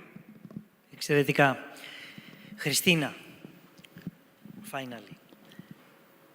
Η Χριστίνα έχει δύο πολύ σημαντικές ιδιότητες και χαρακτηριστικά. Το πρώτο είναι ότι έχει μια τρομακτική εμπειρία στην Ίζα σε διάφορες θέσεις. Εγώ προσωπικά, όταν είχα μια απορία, έπαιρνα τηλέφωνο τη Χριστίνα και τη ρώταγα, σκεφτόμαστε να κάνουμε αυτό, να το κάνουμε ή να μην το κάνουμε. Και πάντα μας απαντούσε. Τώρα όμως, τα τελευταία χρόνια, έχει περάσει στο επίπεδο της στρατηγικής στην Ευρώπη για το διάστημα, στα πλαίσια της ΕΟΥΣΠΑ, όπου πλέον βλέπει το διάστημα, όχι μόνο στα πλαίσια της ΙΖΑ, αλλά γενικότερα τη στρατηγική της Ευρωπαϊκής Ένωσης σε μία σειρά από εμβληματικά προγράμματα διαστημικών επενδύσεων και αποστολών που κάνει η Ευρώπη. Οπότε έχει και την εμπειρία της ΙΖΑ, αλλά έχει και την γνώση για το πού οδηγείται σήμερα η Ευρωπαϊκή Ένωση σε σχέση με το διάστημα. Θέλουμε να μας πεις πώς μπορούμε να συνδυάσουμε όλες αυτές τις τελείες και να φτιάξουμε μια ωραία εικόνα, έτσι ώστε να βάλουμε τον ελληνικό χάρτη και τη βιομηχανική δραστηριότητα εκεί μέσα. Σε ευχαριστώ, Θανάση, για αυτή την ερώτηση. Όντως, πρέπει το διάστημα είναι κάτι το οποίο στην πραγματικότητα είναι ένα ομαδικό σπορ. Έτσι. Είναι κάτι στο οποίο πολλοί φορείς μπορούν να συνεργαστούν και όλα πηγαίνουν από τον ένα φορέα στον άλλο. Να πούμε εδώ ότι η EUSPA, European Union Agency for the Space Program, δημιουργήθηκε το 2021 ως ο φορέας της Ευρωπαϊκής Ένωσης για το Ευρωπαϊκό Διαστημικό Πρόγραμμα, το οποίο η Ευρωπαϊκή Ένωση δεν το κάνει μόνη της, το κάνει σε συνεργασία με την ΕΖΑ. Και εδώ πάμε στο κομμάτι ότι η ΕΖΑ κατασκευάζει για την Ευρωπαϊκή Ένωση, κάνει το κομμάτι του R&D, φτιάχνει τους δορυφόρους και μετά η EUSPA παίρνει στα χέρια της το operations, κάνει το security κομμάτι και δίνει τα services. Εδώ βλέπουμε λοιπόν ότι στη συνέχεια που υπάρχει πρέπει να έχουμε από τη μία την υποδομή του διαστήματος και να τη συνδέσουμε με τους χρήστες, είτε αυτή είναι η άμυνα, είτε είναι η ναυτιλία, είτε είναι για τις πυρκαγιές, οτιδήποτε. Αυτός είναι ένας καλός συνδυασμός, τον οποίο νομίζω πως η Ελλάδα τον πετυχαίνει. Και να πούμε εδώ ότι η Ελλάδα στο Ευρωπαϊκό Διαστημικό Πρόγραμμα είναι ήδη ένας παίκτης και πολύ σημαντικός. Να ξεκινήσω με τις τηλεπικοινωνίες που είδαμε πριν, έδειξε ο Μανώλης για τον Ελασάτ, τους δορυφόρους της Ελλάδας επάνω. Η Ελλάδα σήμερα στο πρόγραμμα GovSatcom της Ευρωπαϊκής Ένωσης, που κάνει pooling και sharing of resources από διαφορετικούς παρόχους, η Ελλάδα μέσω του Ελάσατ είναι ο ένας από τους παρόχους της Ευρωπαϊκής Ένωσης, μαζί με μεγάλες χώρες όπως η Γαλλία, η Ιταλία, η Ισπανία, το Λουξεμβούργο, που είναι σημαντικοί. Επίσης, τα τελευταία χρόνια η Ελλάδα πέτυχε το να φιλοξενήσει εδώ στην Ελλάδα ένα παράρτημα της EUSPA στο μέλλον που θα κάνει το GovSatcom Hub. Είναι μαζί με τη Γερμανία οι δύο χώρες που κερδίσαν να το φιλοξενήσουν εδώ. Στο παρελθόν, αν μιλήσουμε για την πλοήγηση και το Γκαλιλαίο, το οποίο είναι το πιο εξελιγμένο σύστημα, και το έγνος, έδειξε ο Μανώλης ότι φιλοξενούμε εδώ στην Ελλάδα υποδομές επίγειες στο κρεβάτι της Αττικής, το οποίο έγνος είναι πάρα πολύ σημαντικό για όταν προσγειώνονται τα αεροπλάνα, να προσγειώνονται με μεγάλη ασφάλεια. Και είναι αυτό το κομμάτι των υποδομών. Επιπλέον, για το Κοπέρνικος και την παρακολούθηση της Γης, νομίζω ότι υπάρχουν πάρα πολλά. Η Ελλάδα είναι hub σε ό,τι έχει σχέση με το κομμάτι των εικόνων που το δίνει σε διαφορετικούς τομείς και πολλές επιχειρήσεις έχουν αναπτυχθεί πάνω σε αυτό το τομέα. Και να πούμε το τελευταίο κομμάτι του προγράμματος της Ευρωπαϊκής Ένωσης που και εκεί η Ελλάδα έχει σημαντικό μερίδιο είναι το Space Surveillance and Tracking. Δηλαδή να βλέπουμε τι ακριβώς συμβαίνει στο διάστημα και με τις υποδομές που υπάρχουν στην Ελλάδα με τα τηλεσκόπια και το ραντάρ το οποίο θα είναι το εθνικό, καθώς και πολλά άλλα. Η Ελλάδα είναι μέσα στο ευρωπαϊκό πρόγραμμα σε όλους τους τομείς, στις επίγειες υποδομές και στο service provision. Ο συνδυασμός λοιπόν μεταξύ του κατασκευάζω, χτίζω τις υποδομές και τη μαγιά των δορυφόρων, μαζί με τα services και το χρήστη, νομίζω πως θα είναι το μυστικό για τα επόμενα χρόνια. Εξαιρετικά. Κύριε Ράμο, γνωρίζουμε ότι ένας από τους βασικούς ρόλους του ΕΛΚΕΔ είναι να μας δίνει και όραμα για τα επόμενα χρόνια. Να φτιάχνει τη στρατηγική και τη διαδικασία εκείνη που θα μας οδηγήσει στον επόμενο κύκλο δράσης για τις επόμενες γενιές. Ας υποθέσουμε λοιπόν ότι στο CM25 θα πετύχουμε τους στόχους μας. Θα μπορέσουμε να εξελίξουμε ακόμα πιο πολύ τη βιομηχανική δραστηριότητα και θα αξιοποιήσουμε την επένδυση στην Ίζα. Από εκεί και πέρα, με βάση τη δική σας εμπειρία, πώς βλέπετε το μέλλον της συμμετοχής μας στην Ίζα? Αλλά καταρχήν θα πρέπει να συνεχίσουμε να χρηματοδοτούμε, να κρατήσουμε τα subscription level που λέμε και να τα αυξήσουμε δυνατόν. Γιατί, όπως έλεγα, η βάση όλης της ανάπτυξης είναι η χρηματοδότηση. Είναι το πρώτο. Απ' την άλλη, να πω ότι πολλά από τα προγράμματα της ΣΥΖΑ είναι συγχρηματοδοτούμενα. Οπότε θα πρέπει και η βιομηχανία να δει με ποιο τρόπο μπορεί να συμμετάσχει στη συγχρηματοδότηση των προγραμμάτων. Αυτό είναι πολύ σημαντικό. Δεν είναι, δηλαδή στην Αθηνά και χειρακίνη. Δεν είναι μόνο η ΙΖΑ ή τουλάχιστον το κράτος μέσω της ΙΖΑ που χρηματοδοτεί, αλλά θα πρέπει να συμμετάσχει και η ίδια η βιομηχανία. Τώρα, όσον αφορά την συμμετοχή μας στην ΙΖΑ, η ΙΖΑ λειτουργεί σαν, ας πω, μια εταιρεία στην οποία μέτοχοι είναι τα κράτη-μέλη. Η εκπροσώπησή μας λοιπόν στην ΙΖΑ είναι πάρα πολύ σημαντική και όχι μόνο στην ΙΖΑ αλλά και στην Ευρωπαϊκή Ένωση. Να σημειώσω για παράδειγμα ότι το ΕΛΚΕΔ υποστηρίζει 22 επιτροπές της ΙΖΑ, στα Earth Observation, Telecom, πανδρομένες πτήσεις κλπ. Στην EUSPA, στο Space Security. Οπότε η εκπροσώπησή μας είναι πάρα πολύ σημαντική. Αν έχουμε, ας πούμε, το έγνος στην Ελλάδα, είναι επειδή έτυχε εκείνη την εποχή να εκπροσωπώ την Ελλάδα στο Galileo Supervising Authority και όταν χρειάστηκε να βρεθεί στην Νοτιοανατολική Ευρώπη μια θέση, μπορέσαμε και προτείναμε τον ημιτό όπου έχει καταθέσει το έγνος. Άρα, λοιπόν, χρειάζεται παρουσία, χρειάζεται χρηματοδότηση, αλλά χρειάζεται και σχέδιο. Ένα από τα θέματα που πρέπει να αντιμετωπίσουμε σχετικά με την χρηματοδότηση είναι σε ποια από τα προγράμματα της ΙΖΑ, τα οποία είναι πολλαπλά, πρέπει να επενδύσουμε. Αυτό είναι πάρα πολύ σημαντικό, γιατί είναι πάρα πολλά τα προγράμματα της ΙΖΑ και οι ανάγκες της βιομηχανίας είναι πολλαπλές.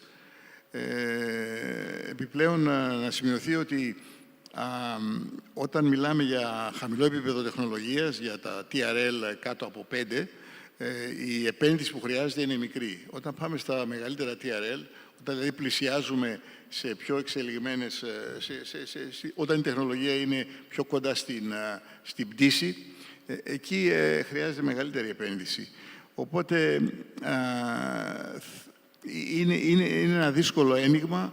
Από τη μια πρέπει να βάλουμε subscription σε όλα τα προγράμματα της ΣΥΖΑ, γιατί και η ελληνική βιομηχανία είναι πολυσχηδής, αλλά απ' την άλλη θα πρέπει να δούμε σε ποιους τομείς έχουμε περισσότερες δυνατότητες να απορροφήσουμε μετά τα χρήματα.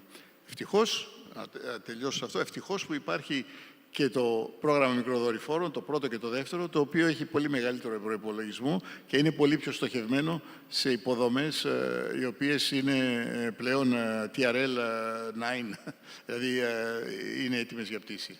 Εξαιρετικά. Εγώ κρατάω το γεγονός ότι πλέον η βιομηχανία πρέπει να αρχίζει να επιστρέφει την επένδυση σε συγκεκριμένους τομείς, προκειμένου να μπορέσουμε να οργανώσουμε καλύτερες συμμετοχές σε συγκεκριμένα missions. Διότι πλέον εκεί πρέπει να εστιάσουμε και να μπούμε πιο δυνατοί. Κύριε Δαγκλή, να αλλάξω λίγο την ερώτηση και να την προσαρμόσω λίγο στο κομμάτι που αφορά το δικό σας το χώρο. Πολύ σωστά είπατε ότι το κομμάτι της εκπαίδευσης πρέπει να αποτελέσει βασικό πυλώνα για να χτίσουμε το επόμενο βήμα. Η ΙΖΑ λοιπόν έχει πολλά προγράμματα τα οποία σχετίζονται με έρευνα και ανάπτυξη. Στα κομμάτια που αφορούν τα mandatory υπάρχουν αρκετές μελέτες, υπάρχει αρκετό R&D σε χαμηλό TRL να γίνει. Από τη μεριά των πανεπιστημίων, ποιες θα πρέπει να είναι οι ενέργειες που πρέπει να γίνουν πλέον, έτσι ώστε να υπάρχει η οργάνωση και η υποδομή εκείνη, προκειμένου συνεργατικά και συνδυαστικά να μπούμε και να διεκδικήσουμε περισσότερη έρευνα στα πλαίσια της ΙΖΑ, σε συνεργασία με τα πανεπιστήμια, προκειμένου να αρχίσουμε να παράγουμε περισσότερη καινοτομία στη χώρα μας, η οποία στη συνέχεια θα πηγαίνει στη βιομηχανία. Λοιπόν, ευχαριστώ. Ακούστηκε η μαγική λέξη συνεργατικά. Και μάλιστα το σκεφτόμουν ότι πρέπει να το τονίσω πριν γίνει η ερώτηση. Ότι η συνέργεια είναι κεντρικής και κεφαλαιόδους σημασίας. Η συνέργεια εκπαιδευτικών ιδρυμάτων, ερευνητικών ιδρυμάτων και βιομηχανίας. Και βέβαια και του κράτους, έτσι, διότι είναι η υποστήριξη, η πολιτική βούληση, η χρηματοδότηση ξεκινάει από την πολιτεία. Και από κάτω οι παίκτες θα πρέπει να βρουν τρόπους συνέργειας, ώστε να έχουμε το μέγιστο δυνατό όφελος. Η ίδια η ίσα έχει πολλά και σημαντικά εργαλεία που μπορούν να βοηθήσουν μια χώρα, τα οποία εργαλεία δεν τα γνωρίζουμε εξ αρχής, σταδιακά τα ανακαλύπτουμε. Θέλω να πω ότι ξεκινήσαμε από το μηδέν, χωρίς να γνωρίζουμε απολύτως τίποτε. Η αλήθεια είναι ότι δεν είχαμε κανέναν αρχικά να μας βοηθήσει. Σιγά σιγά βρήκαμε ευτυχώς βοηθούς και μας έμπασαν στα πράγματα. Αλλά η ίσα έχει διάφορα εργαλεία, από σχολεία, θερινά σχολεία, workshops, training workshops, στα οποία στέλνουμε πλέον κάθε χρόνο φοιτητές μας. Πάρα πολύ σημαντικό αυτό, γιατί έτσι δεν είναι μόνο ότι εκπαιδεύονται, ότι λαμβάνουν έτσι μια επιπλέον τεχνική εκπαίδευση, αλλά είναι και η έμπνευση, που το ανέφερα και πριν, είναι πάρα πολύ σημαντική η έμπνευση. Υπάρχουν λοιπόν αυτά τα εργαλεία της ίσα, ξεκινώντας από χαμηλό επίπεδο, και μετά υπάρχουν και εργαλεία με τα οποία υποστηρίζουν τα εκπαιδευτικά ιδρύματα, για παράδειγμα, για την υλοποίηση διδακτορικών διατριβών. Και επίσης υπάρχουν και τα προγράμματα εκπαίδευσης, young graduate trainees, όλα αυτά, τα οποία μάλιστα είχαμε ξεκινήσει και προσπαθούμε να πετύχουμε και ένα εθνικό πρόγραμμα υποστήριξης αυτών των εθνικών υποτροφιών. Οπότε όλα αυτά πρέπει οπωσδήποτε να βρούμε τρόπους να τα εκμεταλλευτούμε στο έπακρο, ό,τι μας προσφέρει η ίσα, πρώτον, και δεύτερον, να καλλιεργήσουμε την εμπιστοσύνη, τη συνεργασία μεταξύ των διαφόρων τομέων στην Ελλάδα που ασχολούνται με το διάστημα, διότι η συνδυασμένη προσπάθεια είναι πάντα πολύ πιο αποτελεσματική από τις μεμονωμένες προσπάθειες. Απόλυτα. Έχετε απόλυτο δίκιο. Μπέτη, γνωρίζουμε όλοι ότι ο χώρος της επιχειρηματικής δραστηριότητας στην ΙΖΑ δεν είναι στρωμένος με ροδοπέταλα. Πολύ σπουδαίο ρόλο παίζει το lobbying, το οποίο κάνει κάθε χώρα προκειμένου να πετύχει τους στόχους τους και τη στρατηγική της. Εσύ όλα αυτά τα χρόνια έχεις εμπλακεί σε πάρα πολλές συζητήσεις, κυρίως στο κομμάτι το ευρωπαϊκό. Ποια πιστεύεις ότι πρέπει να είναι η πολιτική που πρέπει να ακολουθήσουμε στο επίπεδο των διεθνών συνεργειών, σε επίπεδο lobbying, επιχειρηματικό, προκειμένου να μπορέσουμε να πετύχουμε περισσότερους στόχους όσον αφορά την εθνική στρατηγική στα μεγάλα έργα. Είτε αυτά είναι της ΙΖΑ, είτε είναι της Ευρώπης. Τι πρέπει να αλλάξουμε στον τρόπο με τον οποίο βλέπουμε τη στρατηγική μας στις συνέργειες αυτές. Ένα βασικό κομμάτι είναι το mentality, το οποίο πρέπει να αλλάξει. Το mentality πρέπει να γίνει broader.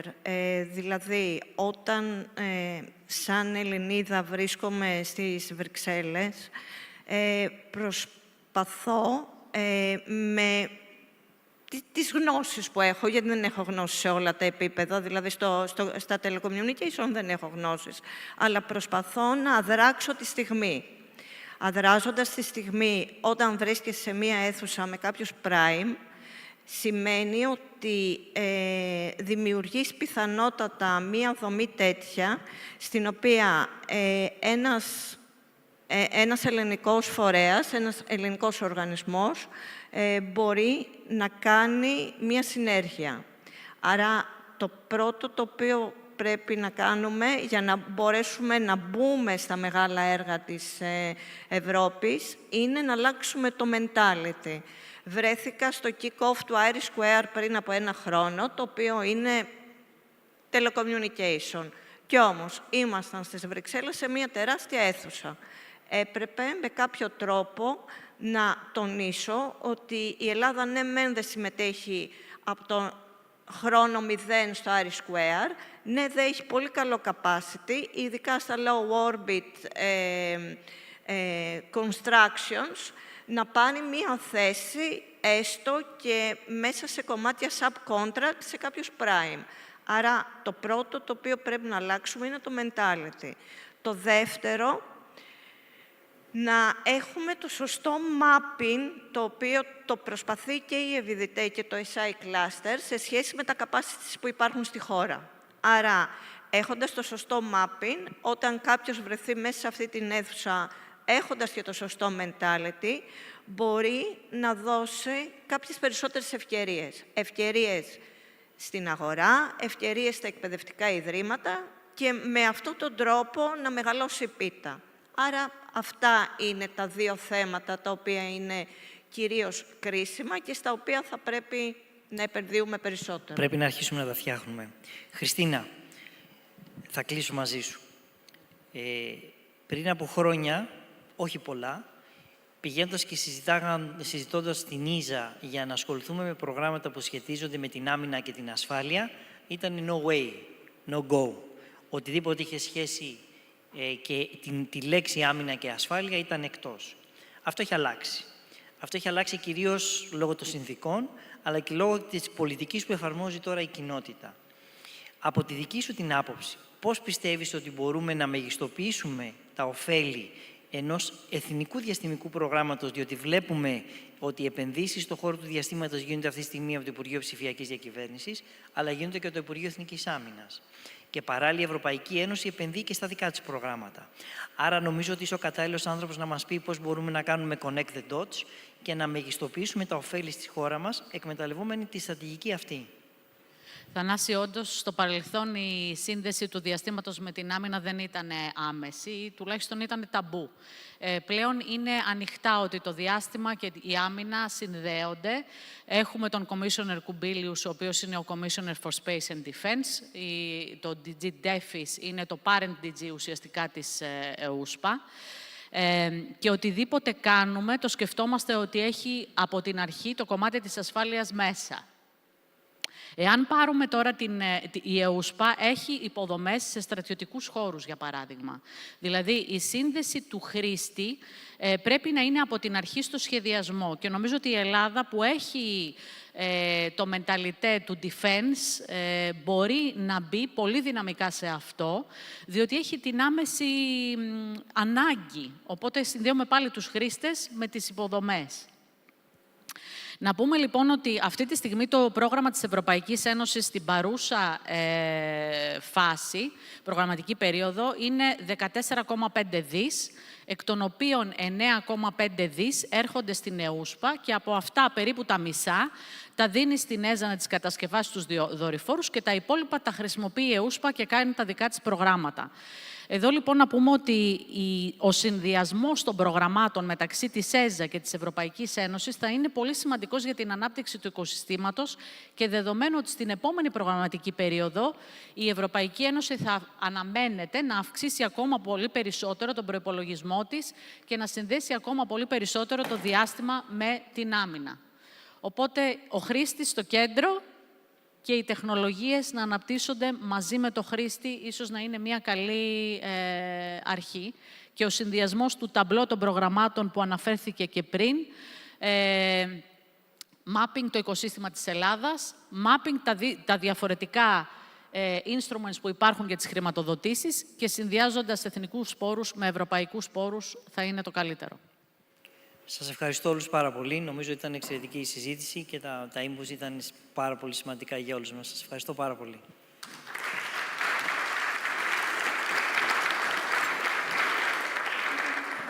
Λοιπόν, ευχαριστούμε για την κουβέντα. Πάμε τώρα στην τελευταία ενότητα της πρώτης μέρας εδώ στο Greek Space Tech Forum, όπου θα μιλήσουμε λίγο, το θέμα είναι ESA Big Greece at 5 years, τα 5 χρόνια του ESA Big, με συγχωρείτε, Building Greece a New Space Economy, και θα ξεκινήσουμε με τον Υφυπουργό Ανάπτυξης αρμόδιο για θέματα καινοτομίας, τον κύριο Σταύρο Καλαφάτη, τον οποίο καλώ στη σκηνή για το χαιρετισμό του.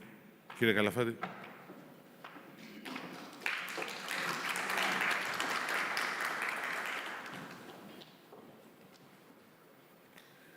Ευχαριστώ πολύ και να συγχαρώ και εγώ για την εξαιρετική συζήτηση που μας έκανε όλους τους σοφότερους. Ούτως άλλως το θέμα που πραγματευόμαστε είναι ένα πολύ πολλά υποσχόμενο πεδίο, μια νέα τεχνολογία που εξελίσσεται, αναπτύσσεται και που και σε αυτό το τομέα η Ελλάδα τα τελευταία χρόνια ιδιαίτερα έχει κάνει τη δικιά της διακριτή παρουσία σε όλα τα επίπεδα, πολύ καθαρή. Αξιότιμοι προσκεκλημένοι, κυρίες και κύριοι, εκπρόσωποι της ευρωπαϊκής και της εγχώριας διαστημικής κοινότητας, είναι ιδιαίτερη χαρά και τιμή να σας καλωσορίσω στο τρίτο Greek Space Tech Forum. Αν πριν από λίγα χρόνια κάποιος ισχυριζόταν ότι η Ελλάδα θα βρισκόταν σήμερα στο επίκεντρο μιας αναδυόμενης, εύρωστης και διεθνώς ανταγωνιστικής διαστημικής οικονομίας, η απάντηση των πολλών θα ήταν στην καλύτερη περίπτωση επιφυλακτική. Το διάστημα φάνταζε για χρόνια στα μάτια της ελληνικής κοινωνίας ως ένα πεδίο μακρινό, μια θεωρητική άσκηση γοήτρου για λίγες πανίσχυρες τεχνολογικά χώρες ή ακόμα χειρότερα ως ένα αστείο ή ως ένα πολιτικό παραμύθι προηγούμενων δεκαετιών. Η Ελλάδα του 2026 όμως αποδεικνύει στην πράξη ότι δεν είναι πλέον η χώρα που απλώς παρακολουθεί τις παγκόσμιες εξελίξεις από απόσταση. Είναι η χώρα που τολμά, σχεδιάζει, υλοποιεί και πρωταγωνιστεί.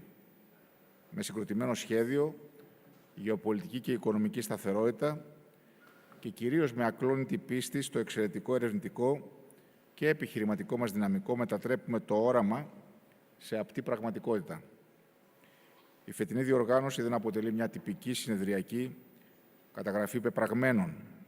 Συμπίπτει με μια μοναδική ιστορική σύγκληση οροσίμων που επανακαθορίζουν τη θέση της πατρίδας μας στον παγκόσμιο χάρτη της τεχνολογίας. Γιορτάζουμε φέτος 20 χρόνια πλήρους εθνικής συμμετοχής στον Ευρωπαϊκό Οργανισμό Διαστήματος.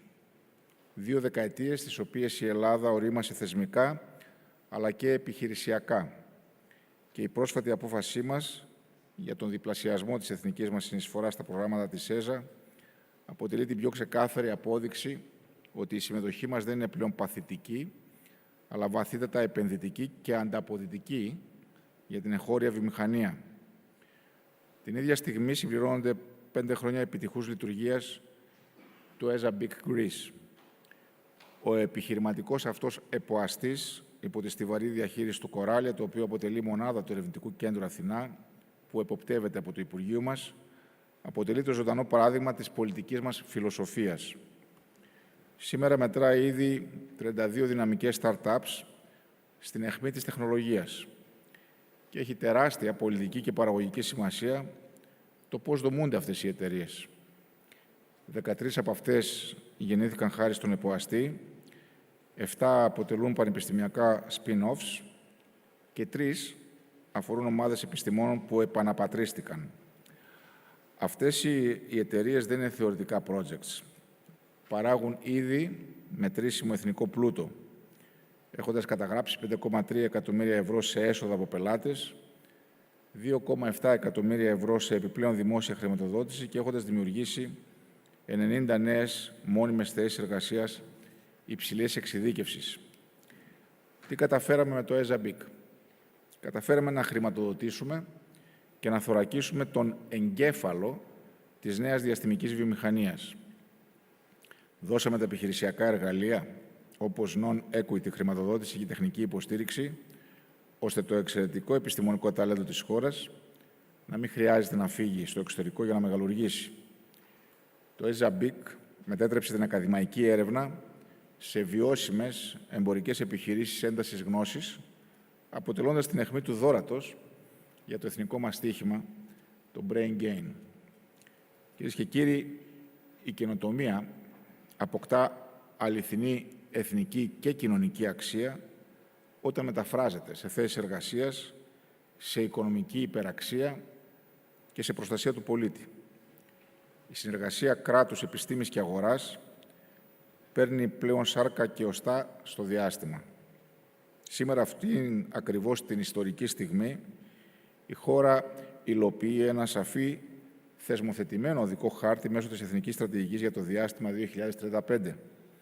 Ολοκληρώνεται η πρώτη φάση του Εθνικού Προγράμματος Μικροδορυφόρων ύψους 200 εκατομμυρίων ευρώ με χρηματοδότηση από το Ταμείο Ανάκαμψης και περνάμε αμέσως στην επόμενη μέρα ενεργοποιώντας το νέο τετραετές πρόγραμμα Hellas Space 2.0 συνολικού ύψους 350 εκατομμυρίων ευρώ. Εδώ όμως επιτρέψτε μου, από τη θέση του Υφυπουργού Ανάπτυξης αρμόδιου για την έρευνα και την καινοτομία, μια αναγκαία στρατηγική διευκρίνηση. Οι δορυφόροι χωρίς εγχώριο λογισμικό, χωρίς ιδιόκτητα ελληνικά analytics, χωρίς εγχώριο υλικό, χωρίς ελληνική τεχνογνωσία και χωρίς εγχώρια σχεδιασμένα microchips είναι απλώς ακριβό hardware σε τροχιά. Το Υπουργείο Ανάπτυξης χρηματοδοτεί και στηρίζει ακριβώς αυτόν την εικόνα και εγκέφαλο της βιομηχανίας, διασφαλίζοντας ότι η υποδομή μετατρέπεται σε μόνιμη εθνική ικανότητα και εμπορική αλυσίδα αξίας. Το χειροπιαστό αυτό αποτέλεσμα της πολιτικής μας είναι πλέον ορατό. Βρισκόμαστε στην τελική αντίστροφη μέτρηση για την ιστορική εκτόξευση του δορυφόρου Hyperion GR1 με την αποστολή της SpaceX. Είναι ο πρώτος από τους επιχειρησιακούς οπτικούς μικροδορυφόρους της χώρας, κατασκευασμένος σε ελληνικό έδαφος. Και το στοιχείο που μας δικαιώνει πολιτικά είναι ότι στο συγκεκριμένο πρόγραμμα η εγχώρια βιομηχανική συμμετοχή ξεπερνά το 70%. Αυτό σημαίνει New Space στην πράξη. Αυτή η εθνική προσπάθεια δεν είναι συγκεντρωτική. Δεν εγκλωβίζεται στα στενά όρια των παραδοσιακών οικονομικών κέντρων. Έχει αποκεντρωμένο DNA και απλώνεται σε ολόκληρη την επικράτεια. Σε αυτή τη νέα πορεία η Θεσσαλονίκη και η Βόρεια Ελλάδα, μου επιτρέπετε λόγω εντοπιότητας να τις φέρω ως παράδειγμα, αναδεικνύονται σε αδιαφυσβήτητους πρωταγωνιστές σε ένα ισχυρό Space Hub που ακτινοβολεί σε όλη την περιοχή των Βαλκανίων και της Ανατολικής Μεσογείου. Όσοι εποπτεύουν τη Γενική Γραμματεία Έρευνας και Καινοτομίας, παρακολουθώ στενά και προσπαθούμε με τους συνεργάτες μου να ενισχύσουμε την επιστημονική υπεροχή της Μακεδονίας. Το Αριστοτέλειο Πανεπιστήμιο Θεσσαλονίκης αποτελεί πραγματικό φάρο, με ομάδες όπως η SpaceDot, που ανέπτυξε τον νανοδορυφόρο PicSat, αλλά και με το πρόσφατο μνημόνιο συνεργασίας με το Εθνικό Αστεροσκοπείο Αθηνών για τη δημιουργία κοινού αγγλόφωνου μεταπτυχιακού στις διαστημικές τεχνολογίες. Το ΕΚΕΤΑ στη Θέρμη επιβεβαιώνει τη διεθνή του φήμη, αναπτύσσοντας αλγορίθμους τεχνητής νοημοσύνης για την επεξεργασία των δορυφορικών δεδομένων, μετατρέποντας την πληροφορία σε real-time λύσεις για την πολιτική προστασία, όπως η θωράκιση του περιαστικού δάσους της Θεσσαλονίκης του ΣΕΙΞΟΥ και την προστασία του θερμαϊκού κόλπου. Δίπλα τους, ώριμες βιομηχανίες με βαθιές ρίζες στην Ελλάδα, στη Βόρεια Ελλάδα, όπως η Prisma Electronics που ηγήθηκε του νανοδορυφόρου MICE 1 και καινοτόμες scale-ups όπως η AgroApps συνθέτουν ένα ολοκληρωμένο οικοσύστημα που μεταφράζει την έρευνα σε θέσεις εργασίας και εμπορική υπεραξία. Και μαζί, χαίρομαι που βλέπω έναν απόφοιτο του Αριστοτελείου Πανεπιστημίου Θεσσαλονίκης, έναν διακεκριμένο επιστήμονα, τον ιατρό διαστημικών αποστολών Ανδριανό Γολέμη να αποτελεί την πρώτη επίσημη ελληνική υποψηφιότητα στην ΕΖΑ για τον πρώτο Έλληνα αστροναύτη. Κυρίες και κύριοι, η διαστημική αλυσίδα αξίας που κτίζουμε δεν σταματά στην εκτόξευση. Ολοκληρώνεται στο έδαφος και επιστρέφει στην κοινωνία. Τα δεδομένα των δορυφόρων μας θα αναλύονται σε ελληνικό έδαφος, τροφοδοτώντας το νέο εθνικό υπερυπολογιστή Δέδαλος και τις ευρύτερες εθνικές υποδομές δεδομένων και τεχνητής νοημοσύνης, όπως τα AI Factory, Φάρος και τα Data Centers που ετοιμάζονται σε όλη τη χώρα, θωρακισμένα με τους νέους ρυθμιστικούς κανόνες του AI Act και τα sandboxes καινοτομίας που ψηφίζουμε άμεσα. Όλο αυτό που σε κάποιους ίσως φαντάζει σαν ένας κλειστός κύκλος τεχνοκρατών και επιστημόνων, επιστρέφει από ένα ολόκληρο οικοσύστημα καινοτομίας ως μέρισμα ανάπτυξης πίσω στον Έλληνα πολίτη, ασφάλεια, προστασία της φύσης, έξυπνη γεωργία για τον αγροτικό κόσμο και σταθερή δημιουργία νέου πλούτου και θέσεων εργασίας για τα επόμενα χρόνια. Όμως για να έχει αυτό το οικοσύστημα συνέχεια, απαιτείται κεφάλαιο. Το μήνυμα του Υπουργείου Ανάπτυξης προς τις start-ups που μας ακούνε σήμερα, νομίζω πάνω από 25, είναι ξεκάθαρο. Το διάστημα στην Ελλάδα δεν είναι πλέον κρατικοδίαιτη έρευνα. Είναι βιώσιμο business και ελκυστική επένδυση. Γι' αυτό ακριβώς το λόγο ενεργοποιούμε τα έξυπνα χρηματοδοτικά εργαλεία του χαρτοφυλακίου μας μέσω της Ελληνικής Αναπτυξιακής Τράπεζας Επενδύσεων και του 5G Ventures. Δημιουργούμε τις γέφυρες για την προσέλκυση ιδιωτικών κεφαλαίων και τη σύνδεση των εταιριών μας με το ESA Investor Network, στοχεύοντας στο ουσιαστικό scaling up της οικονομίας μας. Η υποστήριξη της κυβέρνησης στην καινοτομία έχει στρατηγικό βάθος και συνέχεια. Είναι ιδιαίτερη χαρά που σήμερα αναδεικνύεται από αυτό το συνέδριο ότι εξασφαλίστηκε η νέα επιχειρησιακή φάση του ESA Big Greece. Με τη νέα σύμβαση επεκτείνεται η λειτουργία του ΕΠΟΑΣΤΗ για 4 επιπλέον χρόνια. Αυξάνεται η non-equity χρηματοδότηση στις 80.000 ευρώ ένα start-up και στοχεύουμε σε 5 νέες εταιρείες ανά έτος. Με την πρώτη επίσημη πρόσκληση να ανοίγει τον προσεχή Οκτώβριο του 2026. Και είναι πλέον κατάλληλη στιγμή με αυτή τη χρηματοδοτική και επενδυτική πάσα να περάσουμε στο πάνελ συζήτηση που ακολουθεί με τους εκπροσώπους των ESA, των Venture Capitals και των Startups για να συζητήσουμε ανοιχτά πώς θα γεφυρώσουμε τις χρηματοδοτικές ανάγκες με τα διαθέσιμα κεφάλαια μέσα από συγκεκριμένες δράσεις και πολιτικές και πώς θα οδηγήσουμε την ελληνική καινοτομία ακόμα πιο ψηλά. Κλείνοντας, να πω ότι η ελληνική κυβέρνηση, ο Πρωθυπουργός, έχουμε θέσει την καινοτομία στο επίκεντρο του νέου παραγωγικού μοντέλου της χώρας. Το διάστημα είναι το νέο σύνορο που κατακτούμε όχι για λόγους εντυπωσιασμού, αλλά για λόγους βαθύτατης εθνικής ουσίας.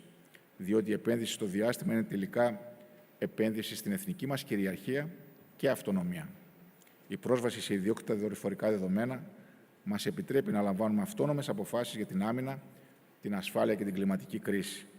Ξεκινάμε από το ελληνικό μυαλό, εφαρμόζουμε συγκροτημένη στρατηγική, επενδύουμε σε έρευνα και τεχνολογική ανάπτυξη, παράγουμε με την εγχώρια βιομηχανία, εκτοξεύουμε δορυφόρους και επιστρέφουμε την υπεραξία στην κοινωνία.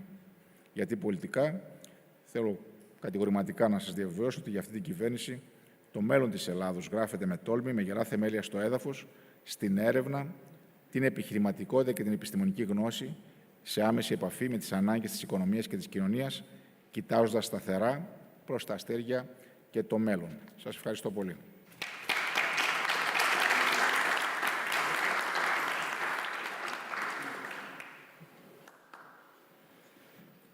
Ευχαριστούμε, Υπουργέ. Βάλετε και άλλα πράγματα μέσα στη συζήτηση, τα οποία νομίζω συνδέονται και έχουν ενδιαφέρον πολύ. Να συνεχίσουμε. Our next keynote speech comes from Nick Appleyard. He's the head of Applications and Solutions Department at the European Space Agency. I hope I said the... Okay, perfect.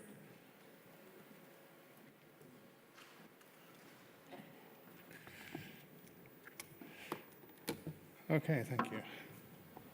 And I have slides. Very good. It's a pleasure to be here today. I should introduce myself a little. I'm Nick. At ESA, I'm responsible for commercialization programs, what is now the Access program, accelerating commercialization.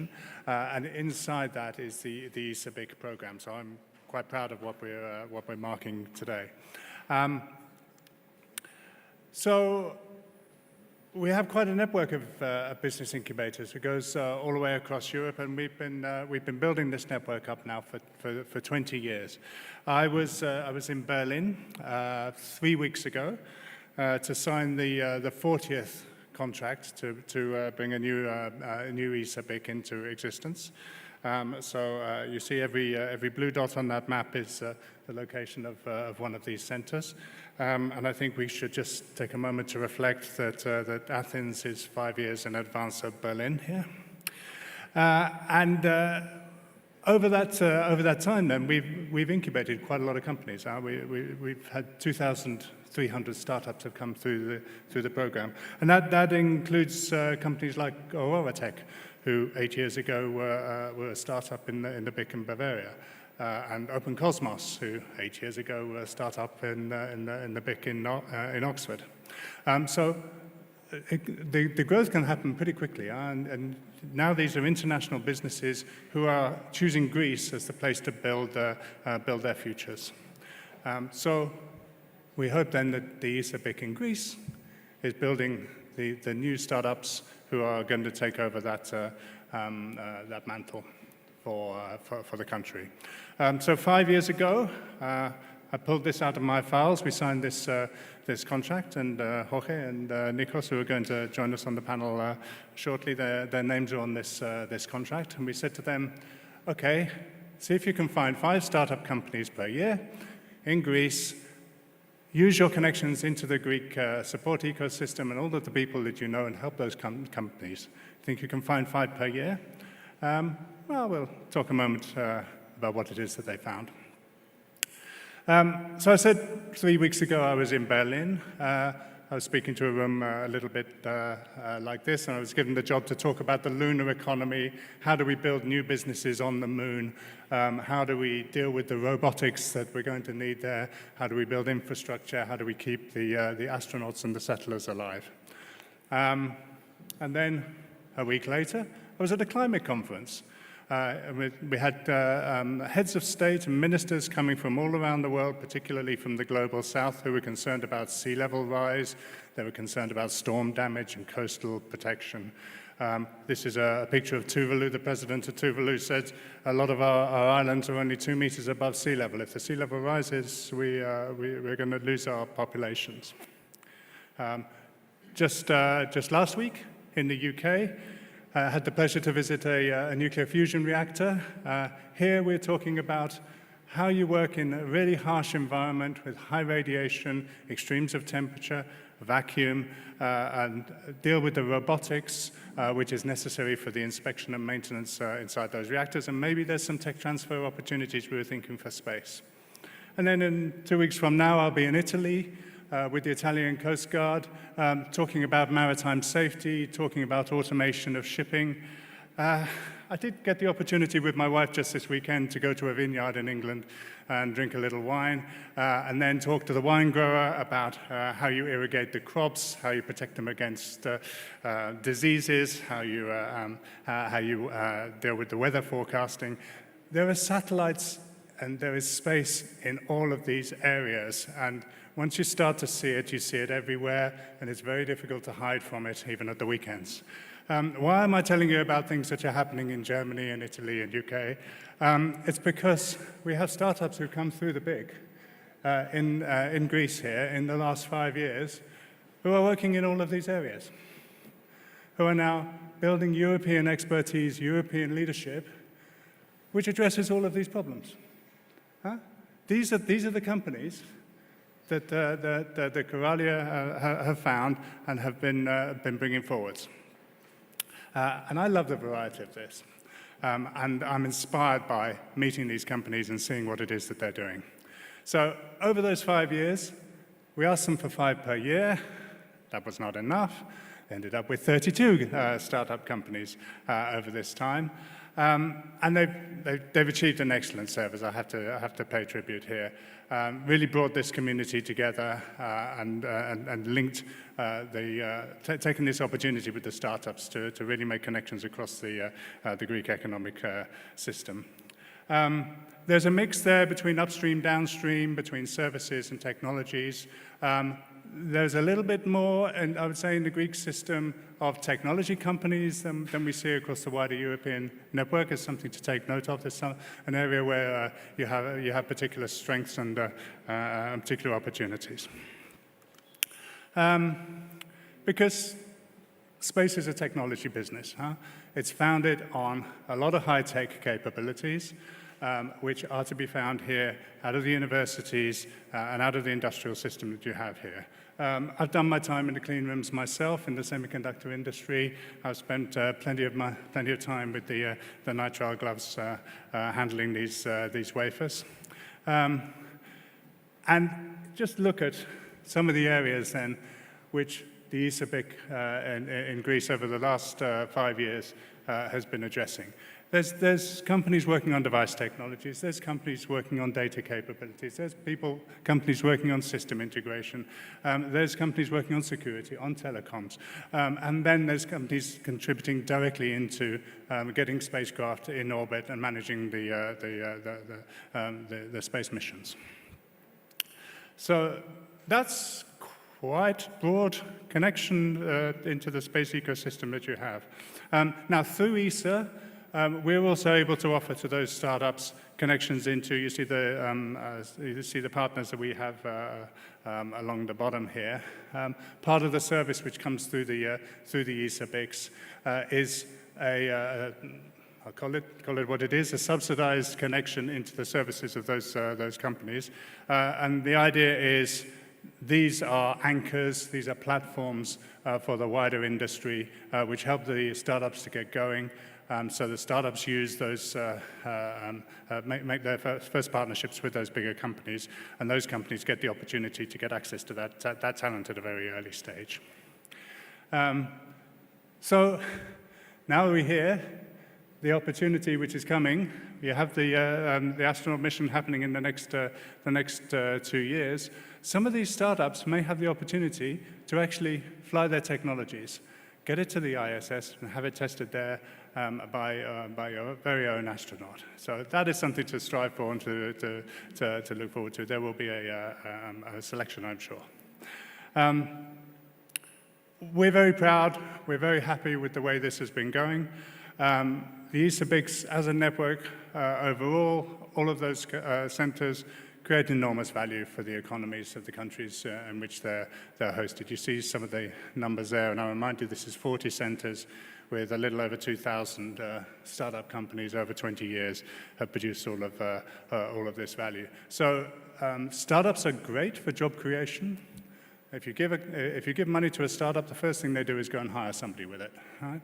They're also great for leveraging in private capital, because the private investors see the opportunity to get leverage from public investment, but also to get high growth from new ideas as they develop, if they get in at an early stage. So this investment in these early stage companies is a real stimulus to those parts of the economic system. And of course, new companies means new employment opportunities and new entrepreneur opportunities across the economy.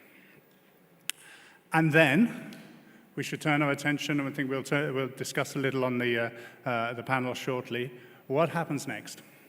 How do we then build upon that success as we have startup companies who have been nurtured and have been brought up to a level of maturity? How then do we help them with their growth? And it requires additional investment, and it requires a different kind of investment as well. Some of it is financial, and it's about making sure that there is enough support for the growth of the companies. Some of it is about the business themselves and their skills and their capabilities and their network connections and their profitability. And some of it is about their connection to the market and the customers and being able to really get access to demand, which is what ultimately will drive their growth. So we have tools which can be deployed to help with all of those things, to take those companies forward and get them linked in to make the successes of the future. And with that, I just invite you tomorrow morning to come and hear from all of these companies. They'll be pitching in the other hall through the morning session. Please come and listen and be inspired. Thank you very much.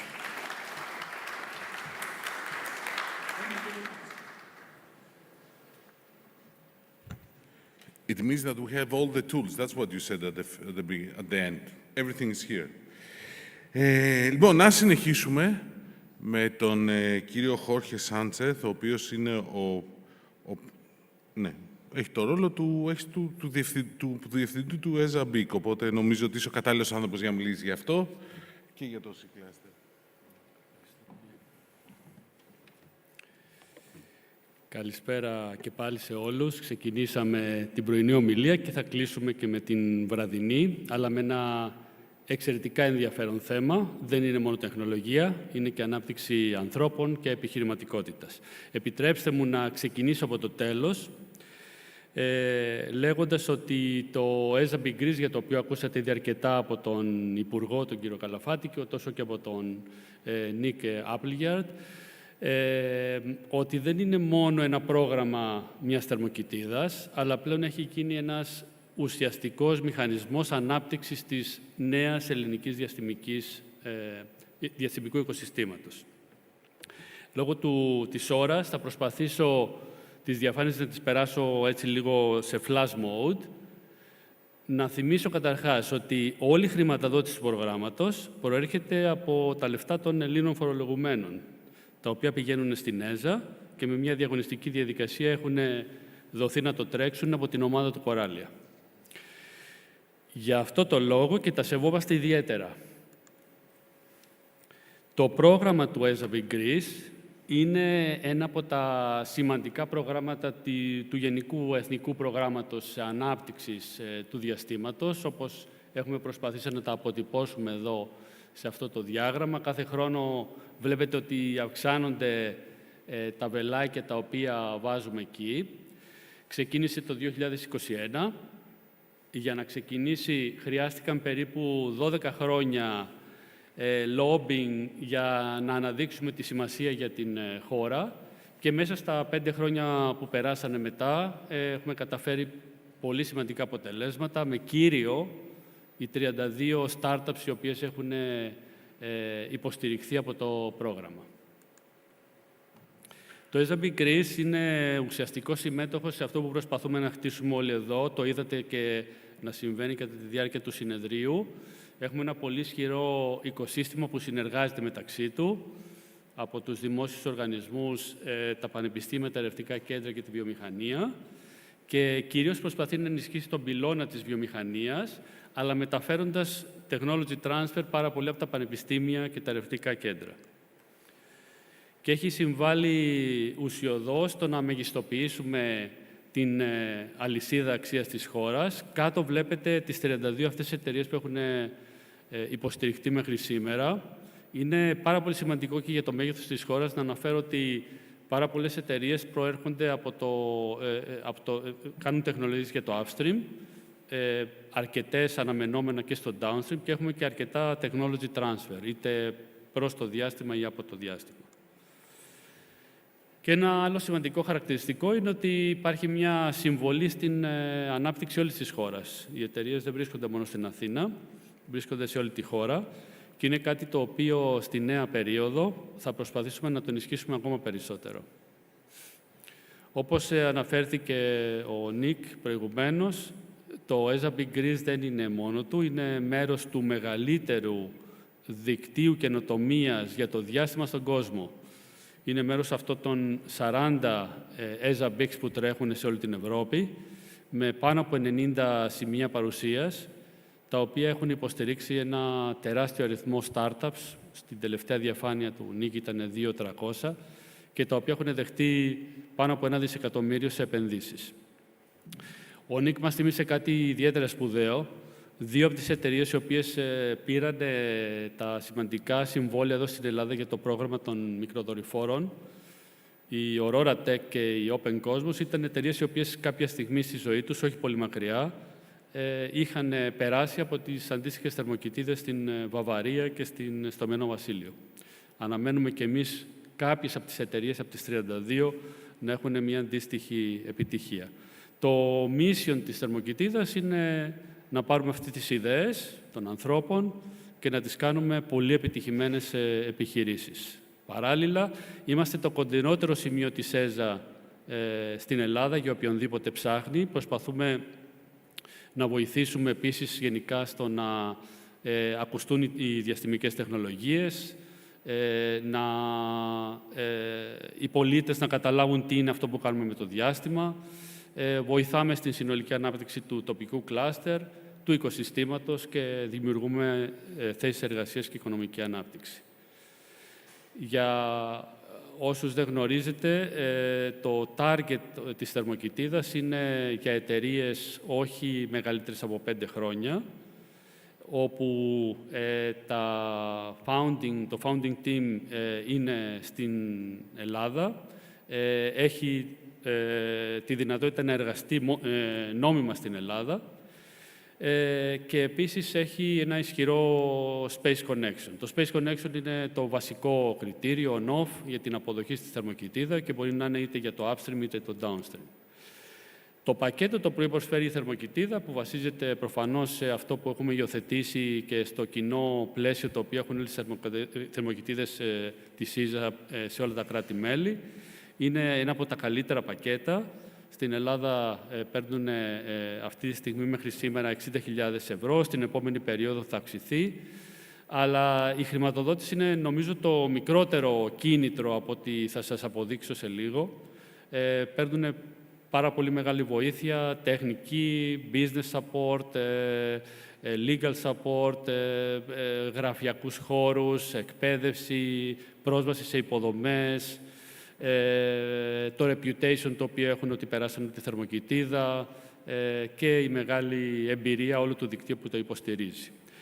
Πολύ σημαντικό είναι ότι όλες οι θερμοκοιτίδες της ΙΖΑ τρέχουν ακριβώς με τον ίδιο τρόπο. Επομένως, υπάρχει ένα πολύ ξεκάθαρο πλαίσιο υποστήριξης, με ένα πολύ ξεκάθαρο journey, πώς τις υποστηρίζουμε από την ιδέα για να μεγαλώσουν ως εταιρείες, όπως και τα παραδείγματα που είπαν. Η θερμοκοιτίδα στην Ελλάδα υποστηρίζεται από το Κοράλια. Θα ήθελα να αναφέρω ότι, επειδή ήταν εδώ ο κύριος Καλαφάτης, ότι ήταν και εκείνος συμμέτοχος στα ιδρυτικά στάδια του Κοράλια, ειδικά με τον κύριο Σιούφα, ο οποίος ήταν και εκείνος που υπέγραψε την ένταξη της Ελλάδας στην ΙΖΑ, αλλά και εκείνος που βοήθησε στην ίδρυση και στο περαιτέρω μεγάλωμα της μονάδας. Και υποστηριζόμαστε από πίσω από ένα τεράστιο δίκτυο, το δίκτυο το commercialization της ΕΖΑ, από το οποίο είναι και ο Νίκ. Εδώ είναι μια πρόσφατη φωτογραφία όλων των ΕΖΑ Big Managers και όλου των ανθρώπων του Commercialization Department που υποστηρίζουν αυτή την ανάπτυξη πανευρωπαϊκά. Τι έχουμε πετύχει μέχρι τώρα? 32 startups. Βλέπετε εδώ λίγο οργανωμένα σε clusters, αρκετές σε ηλεκτρονικά και τηλεπικοινωνίες, αρκετές σε space flight exploration και robotics, σημαντικά σε manufacturing, cyber security και κάποιες που έχουν κάνει technology transfer. Αυτά αφορούν κυρίως το upstream, αλλά και αρκετές εφαρμογές, αρκετές εταιρείες που κάνουν enabling solutions, λύνουν προβλήματα για το περιβάλλον, την ναυτιλία, τα logistics. Και εδώ, αντίστοιχα με το τι συμβαίνει συνολικά με το κλάστερ, υπάρχει αντίστοιχη προσπάθεια να υποστηρίξουμε την καινοτομία και την επιχειρηματικότητα πανελλαδικά. Βλέπετε εδώ τις συγκεντρώσεις. 19 περίπου εταιρείες είναι στην Αττική, αλλά και ισχυρές συγκεντρώσεις στην Κεντρική Μακεδονία, πρόσφατα στη Θεσσαλία, στη Δυτική Ελλάδα και στο τελευταίο cut-off είχαμε και την πρώτη συμμετοχή από εταιρεία, ομάδα από την Κρήτη. Στα αποτελέσματα, να επαναλάβω πολύ γρήγορα ότι λόγω του κινήτρου του ΕΖΑ Big Greece δημιουργήθηκαν 13 εταιρείες από εκεί που δεν υπήρχαν, άρα ιδρύθηκαν για να μπορέσουν να μπουν στη θερμοκοιτίδα. 7 από αυτές είναι spin-offs πανεπιστημίων και ερευνητικών κέντρων, άρα ισχυρό technology transfer. 3 εταιρείες δημιουργήθηκαν από ανθρώπους που αποφάσισαν να επιστρέψουν από το εξωτερικό για να δραστηριοποιηθούν στην Ελλάδα. Και εδώ βλέπετε την αναλογία του upstream-downstream, το οποίο δεν είναι ένα συχνό φαινόμενο που βλέπουμε στα άλλα EZA-BICS, αρκετή παρουσία στο upstream, που είναι και το πιο δύσκολο. Τέλος, να αναφέρω ότι μέχρι σήμερα, σε ό,τι αφορά μια θερμοκοιτίδα, ένας από τους πιο ισχυρούς δείκτες επιτυχίας είναι το πόσες εταιρείες επιβιώνουν και μέχρι τώρα έχουμε χάσει μόνο μία στην πορεία.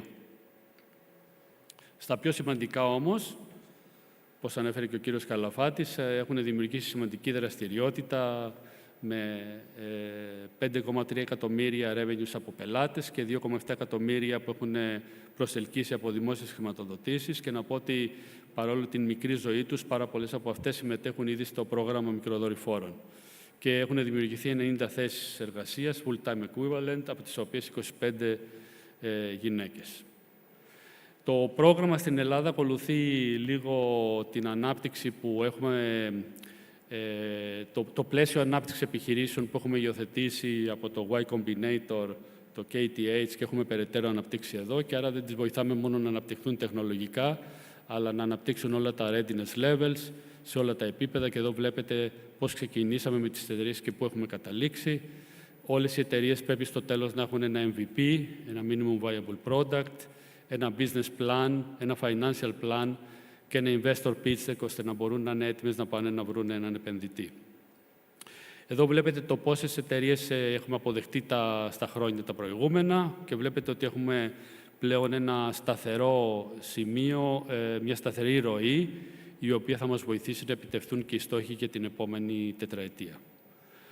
Σημαντικό να πω ότι από την ερώτηση που κάναμε στις εταιρείες δεν είναι το funding το βασικό θέμα για το οποίο έρχονται στη θερμοκοιτίδα, αλλά είναι κυρίως το reputation, το brand, τη SISA, του Coralia, αυτό που έχουμε δημιουργήσει μαζί εδώ στην Ελλάδα και η δικτύωση. Όλες οι εταιρείες με που τελειώνει τη θερμοκοιτίδα είναι πλέον έτοιμες να μπορούν να κάνουν οποιοδήποτε έργο με το οικοσύστημα. Και το expectation, όπου το 80% όσων συμμετείχανε μείνανε πιο ικανοποιημένοι από το πρόγραμμα από ό,τι αναμένανε και ένα 20% ακριβώς αυτό που ανέμεναν. Τελειώνουμε το NPS, όπου στο τελευταία μέτρηση βάρεσε σκορ 100, που ήταν ένα τέλειο σκορ. Όσοι συμμετείχαν στο πρόγραμμα θα θέλανε να το προτείνουν σε κάποιον άλλον, γι' αυτό έχουμε και την αυξημένη ροή και για το επόμενο cut-off τον Οκτώβριο. Με αυτά επιτρέψτε μου να σας ευχαριστήσω πολύ για όλους και την υποστήριξη. Η θερμοκοιτίδα υποστηρίζεται από πάνω από 70 φορείς. Όλο το οικοσύστημα προσφέρει στις startups mentoring, υποδομές, πρόσβαση σε δεδομένα, τα πανεπιστήμια και τα εργαστήρια πρόσβαση στα labs, όποτε αυτό ζητηθεί. Και έχουμε και πλέον και ένα καλό οικοσύστημα επενδυτών που επενδύουν στο διάστημα. Με αυτά θα ήθελα να καλέσω για ένα μικρό γύρο 2 ερωτήσεων τους πάνελιστ στο επόμενο. Νίκος,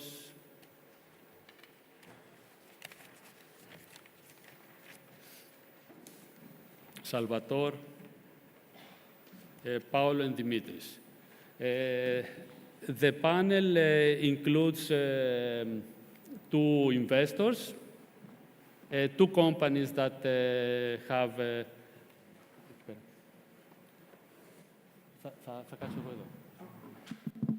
Two companies that have finished the program, one already received investment, who are seeking for investment, and of course, Nick, with your experience in that. And let me begin.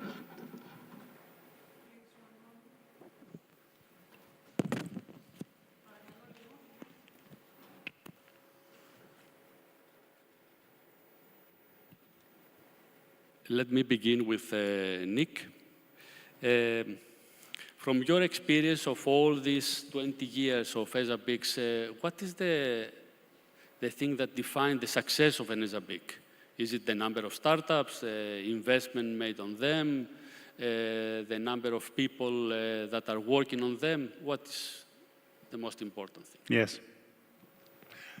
No, it's more than it's all of these things, because it's the success of a BIC is the success of the companies. The BIC is a mechanism to help companies on those early stages of their journey. Let me try to give some structure to it. So the first thing is you have to have some capability, some technology. So helping the companies to develop the technical capability to do something which is unique and is differentiated and gives them a place in the world. And we've been hearing all day today about the excellence of the technology which is here. But that's only stage one. So, because just with the technology, you don't yet have a company. So to build a company, you need to find a way to package that technology into a product and deliver it to a customer who cares about it and is willing to pay you for it. And then you need to be able to work out how to do that profitably without losing money. So these are the kind of additional layers which you have to start adding in order to turn technical expertise, scientific expertise, into something which has commercial potential. And so that's, if we're not reaching that stage, we're not building businesses. And then the question is, well, what is the company then going to do? Is it building something that anybody cares about, which makes any difference to the world? Right? So then there's a layer of measures. Well, we just had an announcement of a new national space policy for Greece. Well, does what your company does contribute to that? Does it fit into that story, or does it fit into the other ambitions which the country has for job creation or for exports? Or for skills development, or for scientific advancement. But what are you contributing to the society of your country? Because this is public money which is coming into this. So what is the citizens getting for this? What is the government getting for this? What is the justification for government funding this activity, and not just allowing the companies to do it on their own? So that, again, we need to measure on the basis that there should be that contribution to society. And then, I mean, for me, then the last layer then is, if you go kind of 10 years into the future and you look back and you say, what did you build there? You're going to be telling stories. Okay. So if you can build something which tells stories, that's the top. One more question for you. We talked today only about ESA Big Greece, the ESA Big program, but the commercialization department in ESA has also many other programs. Yeah. Can you briefly explain a bit what are the other programs, and with regard to the maturity of Greece, yes, that you have seen here, what could be another program that you believe we should be part of it? Yeah, so, okay, thank you. Yes, thanks for the question. So to build on, so you're doing great things already in the incubation, getting the companies started, getting them on the road. But if we want the commercial success and the scaling, there are other tools in the ESA toolkit and additional ways that we could potentially be investing to try to accelerate that further. And it's about linking to other parts of the economic system. So we have a network of V-Labs, which are about linking the industry to the academic base in the universities. We have a network of technology brokers, which are about linking the space and the non-space communities so that they can share their expertise and move technologies from one to the other, either spinning into the space sector or spinning out from the space sector into other industries to find other economic opportunities. We can bring more private investment in. The private investment will follow the customers. If they see there's a good possibility for a company making money, then the company can raise venture capital. And if you get really close so that you can look the customers in the eye, then eventually the banks will lend to you as well. Right? So we can start to bring in some of that capital investment. But the one that really makes the difference then is the customer. It all revolves around how you find the customer and build the relationships with the customer. So for that, we have the BAS program, which is all about that. It's about how do you develop a product in front of your customer and get it to that point of the first sale. So it would be great if we could now take some of these startups on that journey, bring in some of those other investment tools, and help them in their growth journeys. Yeah. Thank you very much, Nick. Salvatore Levy from Festos. You are one of the persons that invented venture capital in Greece many years ago, and now in Festos, you have invested in 2 space companies. Significant investments that attracted the companies also to come to Greece. So from this experience of the investment, what do you think please tell us also a little bit about the investment, but tell us, what do you think an incubator like this should do for those companies to be of interest to you? Sure, I will tell you. First of all, thank you very much for inviting me in this panel. Look, when we set up 5G Ventures and to manage the Festos Fund, one of the first things we did was to create a set of relationships. We did with Coralia. We also did with ESA. I have to say, from the investor point of view, ESA, I'm a big believer in European integration. And ESA is one of the very few organizations, unfortunately, there are very few, that is integrated in Europe. I'm investing also in telecoms. It's a nightmare to deal with 27 regulators in telecoms. With ESA, you have one pan-European organization that you deal with space. It's a major thank you from the investment community. Now, as I said, we did that, as we say, even before we closed the fund, we set up the relationship with ESA. And what we were hoping to find with ESA, and we found to a large extent, was technology de-risking. Things that go through ESA probably have a technology validation, and the networking also, which was very important. Now, as a big, for us, we are a later stage investor. You mentioned we have done 2 investments in space. Both of them were outside Greece, but we managed to bring them to Greece. One was D-Orbit, which is an in-orbit, they're creating an in-orbit vehicle. It's an Italian company. They acquired Planetech, and they now have a presence in Greece. The other is OQ, which OQ Technology from Luxembourg. Again, they built OQLS here, and they were part of the program. So basically, this is the way we operate, and we think it's a good way to enhance the Greek ecosystem. You are creating Greek companies by transferring the know-how from outside. What we hope, what we are finding through ESABIC is we find companies in Greece that we can work together for our companies that are coming to Greece and so forth. So that's a big value. And to conclude, not to take too long, what we would expect from any incubator, and it's good that you are doing it, is to prepare the companies for the scale-up phase also. Because we do later stage investment, we expect to find definitely we're taking technology risk. That's part of our business. That's why we get rewarded, because we're taking risks. So we expect, but it is good to have the companies have a proper structure, understanding the market, have a plausible business plan. So all of that is things that ESABIC is helping us. Thank you, Salvatore. Nikos, with your hat at Coralia Ventures,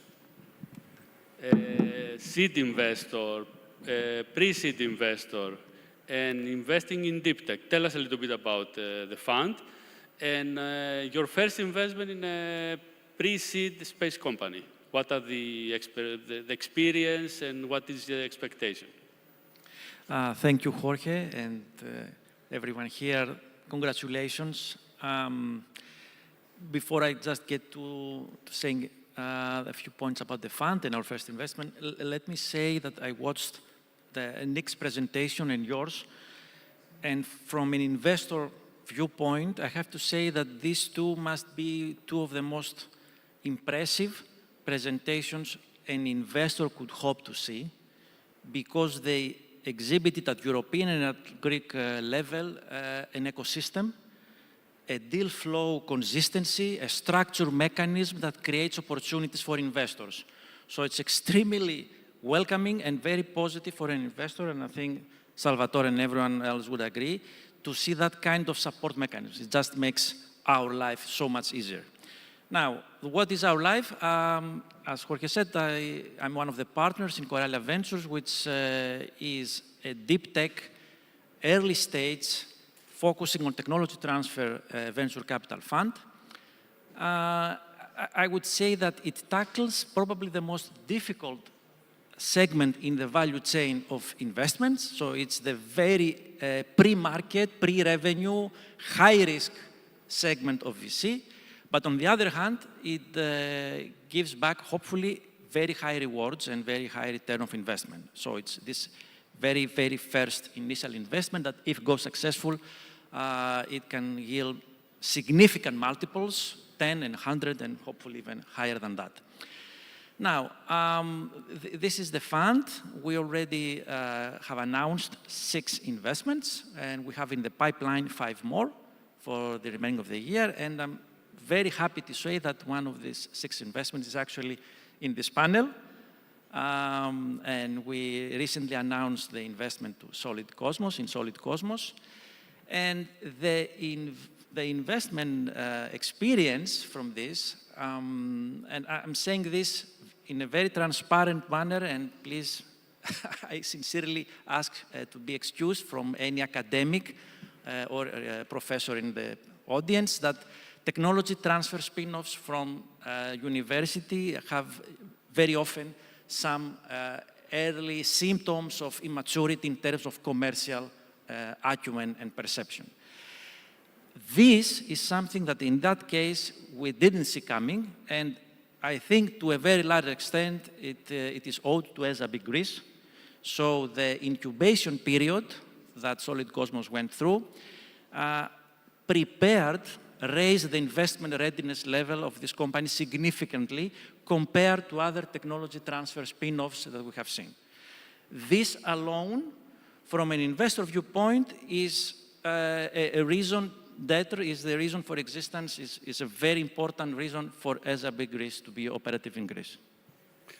Thank you, Nikos. Paolo, you are a deep tech company, microelectronics, telecommunication, completely new designs.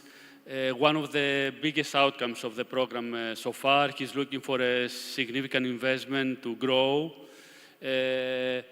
Please tell us a little bit about the company, where you are today, what are you looking for, where are the difficulties, and if you can share with us what ESA Big actually helped you in your journey. It's a lot of questions, so I will start with the last one. So we didn't join ESA Big because of the funding received. It's one of the points that was made before. We initially joined for the branding, expecting to get a return out of it and to capitalize on presence in ESA Big. We discovered a lot more. And following up on your intervention and yours earlier, there was a set path, things to do systematically to follow, of course, executing on the MVP plan and trying to get value out of the company and to be presentable for investor and structured. But that was the very first change in the company. We joined, as you said, we were already matured as a design service house. Maybe we were a little bit cocky as well when you joined. And but we quickly realized that it's not the technology that makes a good product, it's the need of the technology in the market that define the product. So we flipped our vision almost completely during the path, and we started from a chip which was a small implementation, and we ended up with launching a technology called Kytrion for the marketing, that is a platform for a lot more. And that's what we're trying to sell today. We're raising capital. We are trying to close the first deals with the technology integrators.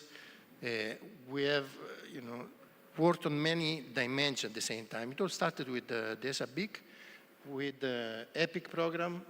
We won with the ESA Commercialization Award to represent European startups in Singapore. That was an opportunity to do even more contacts.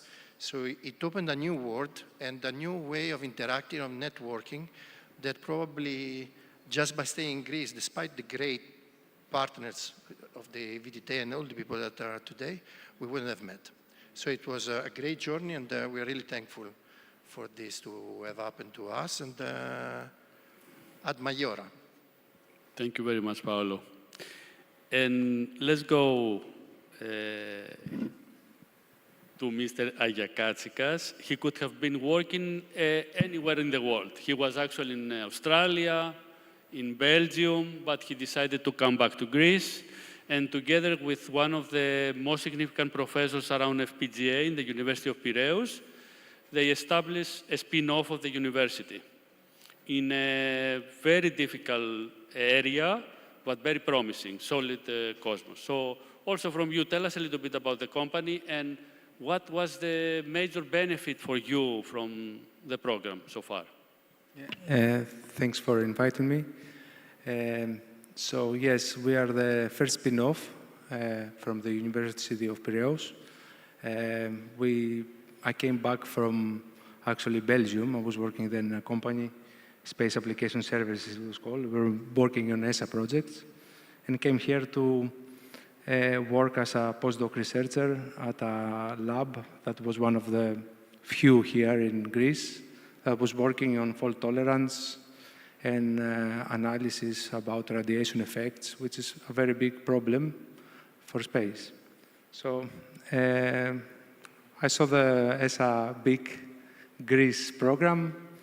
I said, why don't we apply also? I think we have a good team, technical team. What is missing is the business mind. So what we gained from ESA Big Greece, actually to transform our, mindset from a researcher to a researcher with entrepreneurship skills. This is very important. It was not only to increase the TRL, it was to increase our commercial readiness level, our financial readiness level to find fund, to make a business plan, to make a go-to-market plan. All of this actually was something difficult, which actually brought us some fund and helped us make a product that people will trust and buy from us. So that's it. Thank you. Thank you very much. We go back to Nick. Nick, many startups in space, as you better know than any one of us, need access to customers. They need to raise the TRL level. They need to be on orbit. What do you think the Greek administration, with the new product, the program, as well as CISA, do to facilitate access to the younger companies, but also to the more mature companies to access those customers, validation, higher TRL levels? ESA knows a lot of the customers. The customers in the space supply chains, obviously we know because they're the space companies who are engaged with our programs. And then we make a lot of effort to meet the customers who are outside the space industry as well. I talk about my tours of the maritime and energy sectors and all. So we hope that we can help companies who have that aspiration to make those connections and then to cement that customer-supplier relationship in place with projects. Greece has invested in a good list of ESA programs which are relevant for this. So ARTES for the SATCOM supply chains, 5G, 6G, IoT. There's several companies in the portfolio for that. The GSTP program for component technologies, such as the General Technology Program, Future EO program, the Space Safety Program. So looking at the companies who are being incubated here, there are those technically expert programs are able to make the connections to take companies onto the next stage and introduce them into the supply chain. And then, as I mentioned previously, for those who are looking for customers outside in the downstream, particularly, then there's the BAS program, and we have some budgeting in Greece for BAS. It would be lovely to have more, but we have some for this period that we can make a start and maybe support some of these companies. Yeah. Okay, thank you. A question for our investors. You have seen that the companies here are maturing, Esabic has a good production. We have not reached the level of maturity, of course, in the UK, Germany, France, but we are progressing well. Now, on the other side, the venture capitals, in order to invest to a company, they look into it, they do the due diligence, they look into scalability, IP protection, etc. What are the 2-3 criteria or aspects that you see significant to progress further with the program in the next period? Yes, I will tell you. Look, first of all, the program is very good because it is also it's a networking facility. You are also creating companies that can cooperate together.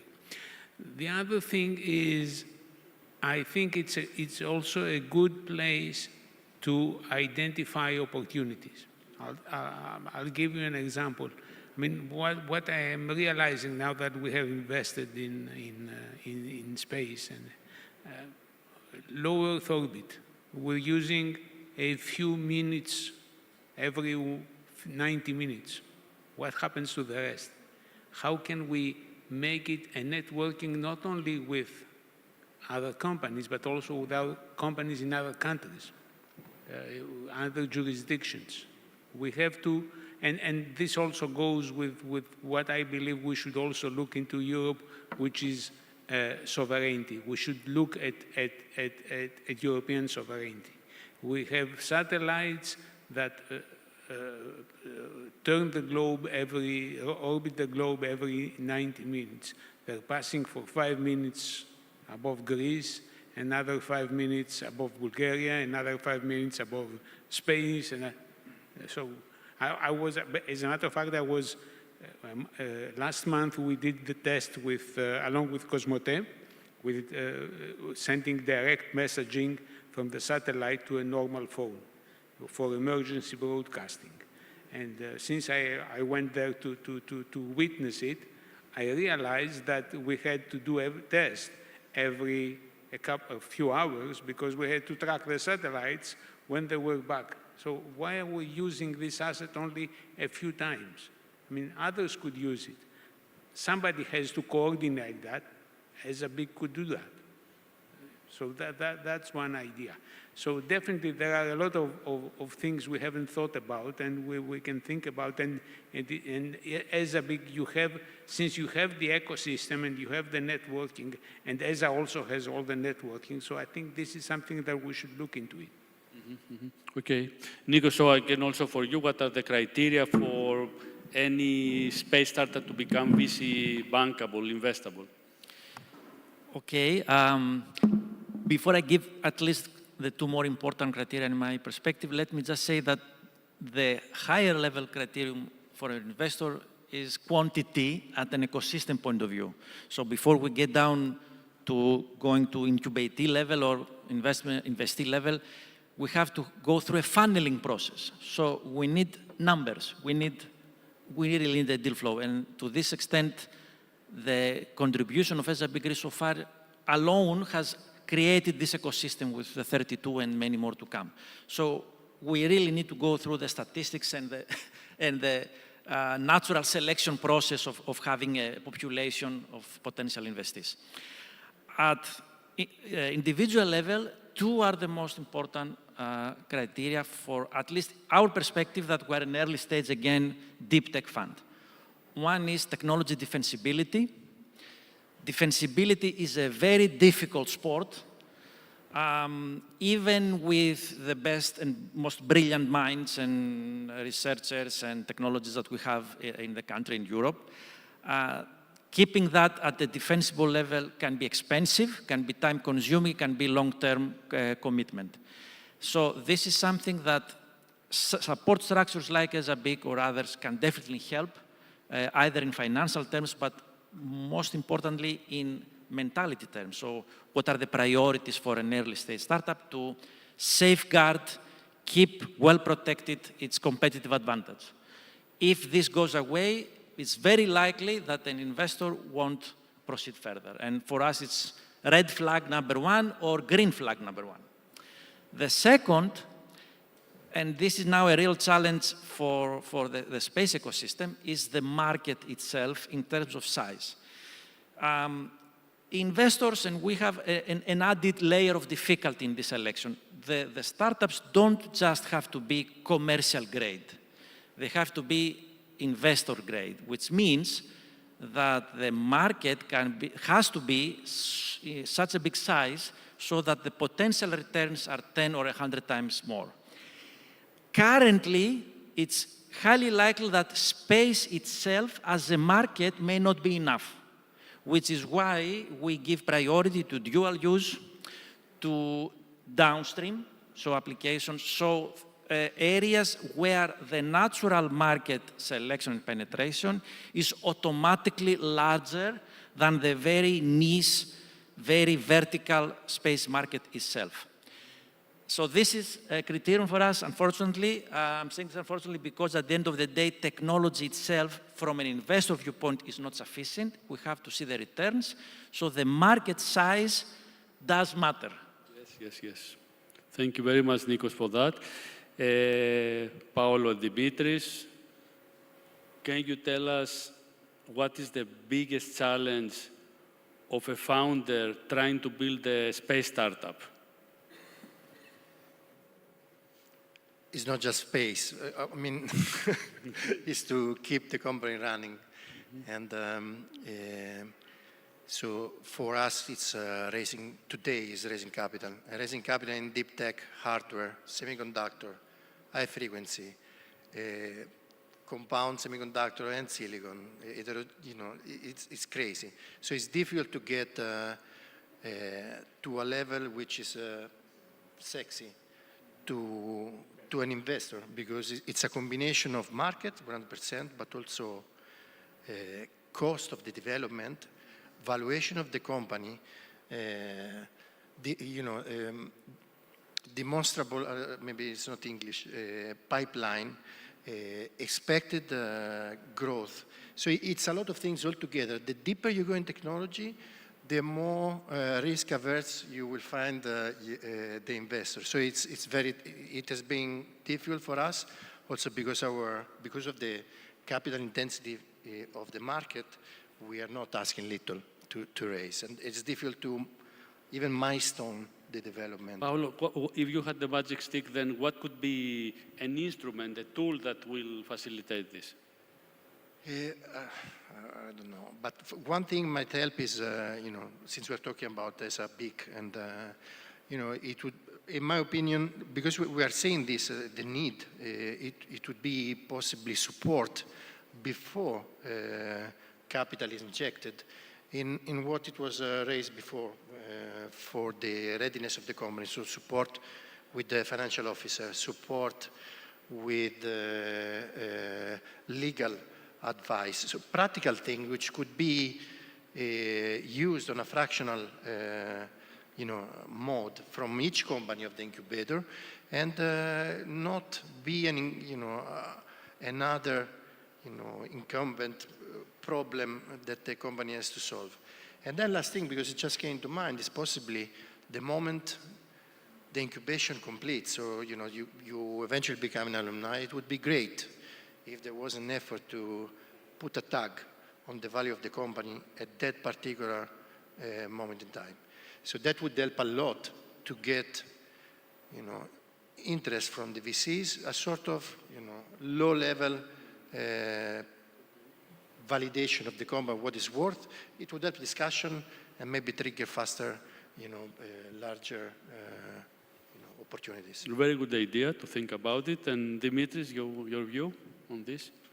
Sorry, the question was why? What is the biggest challenge for a founder to build a space startup? Yes, I think the biggest challenge is actually to find customers, to have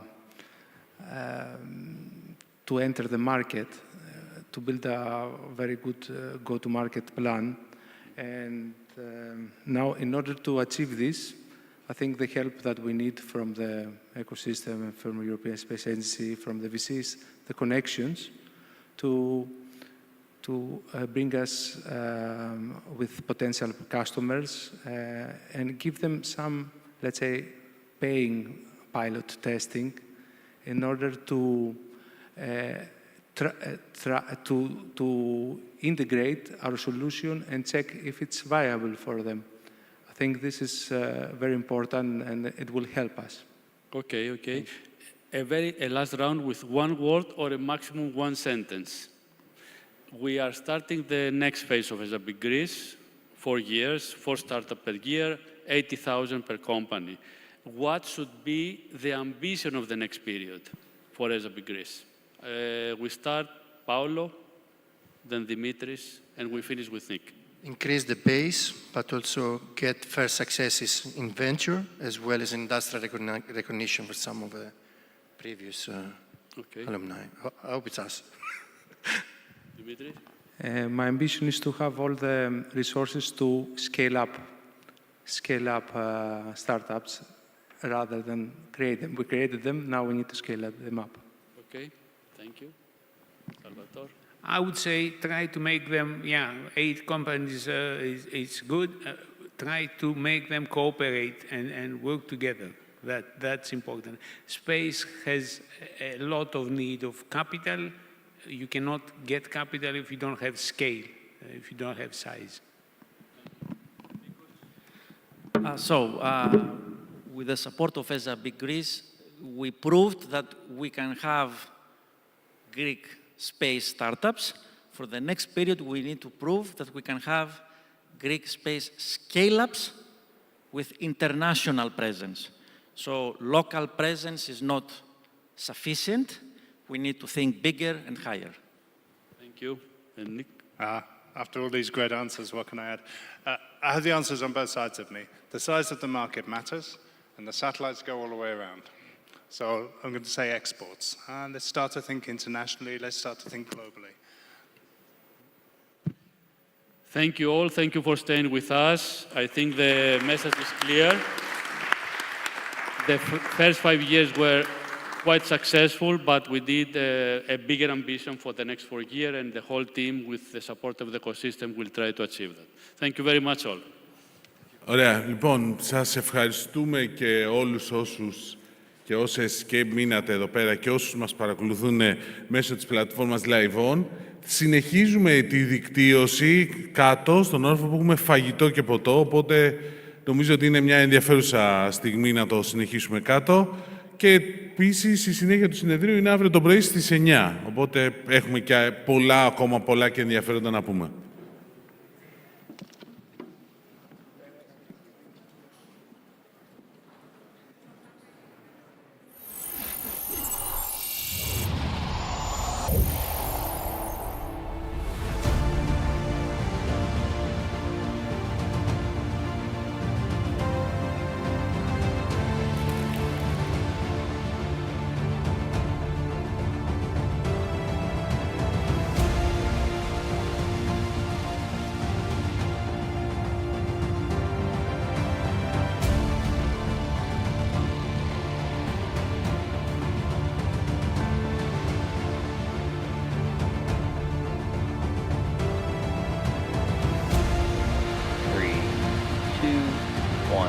Ignition, engines full power, and liftoff.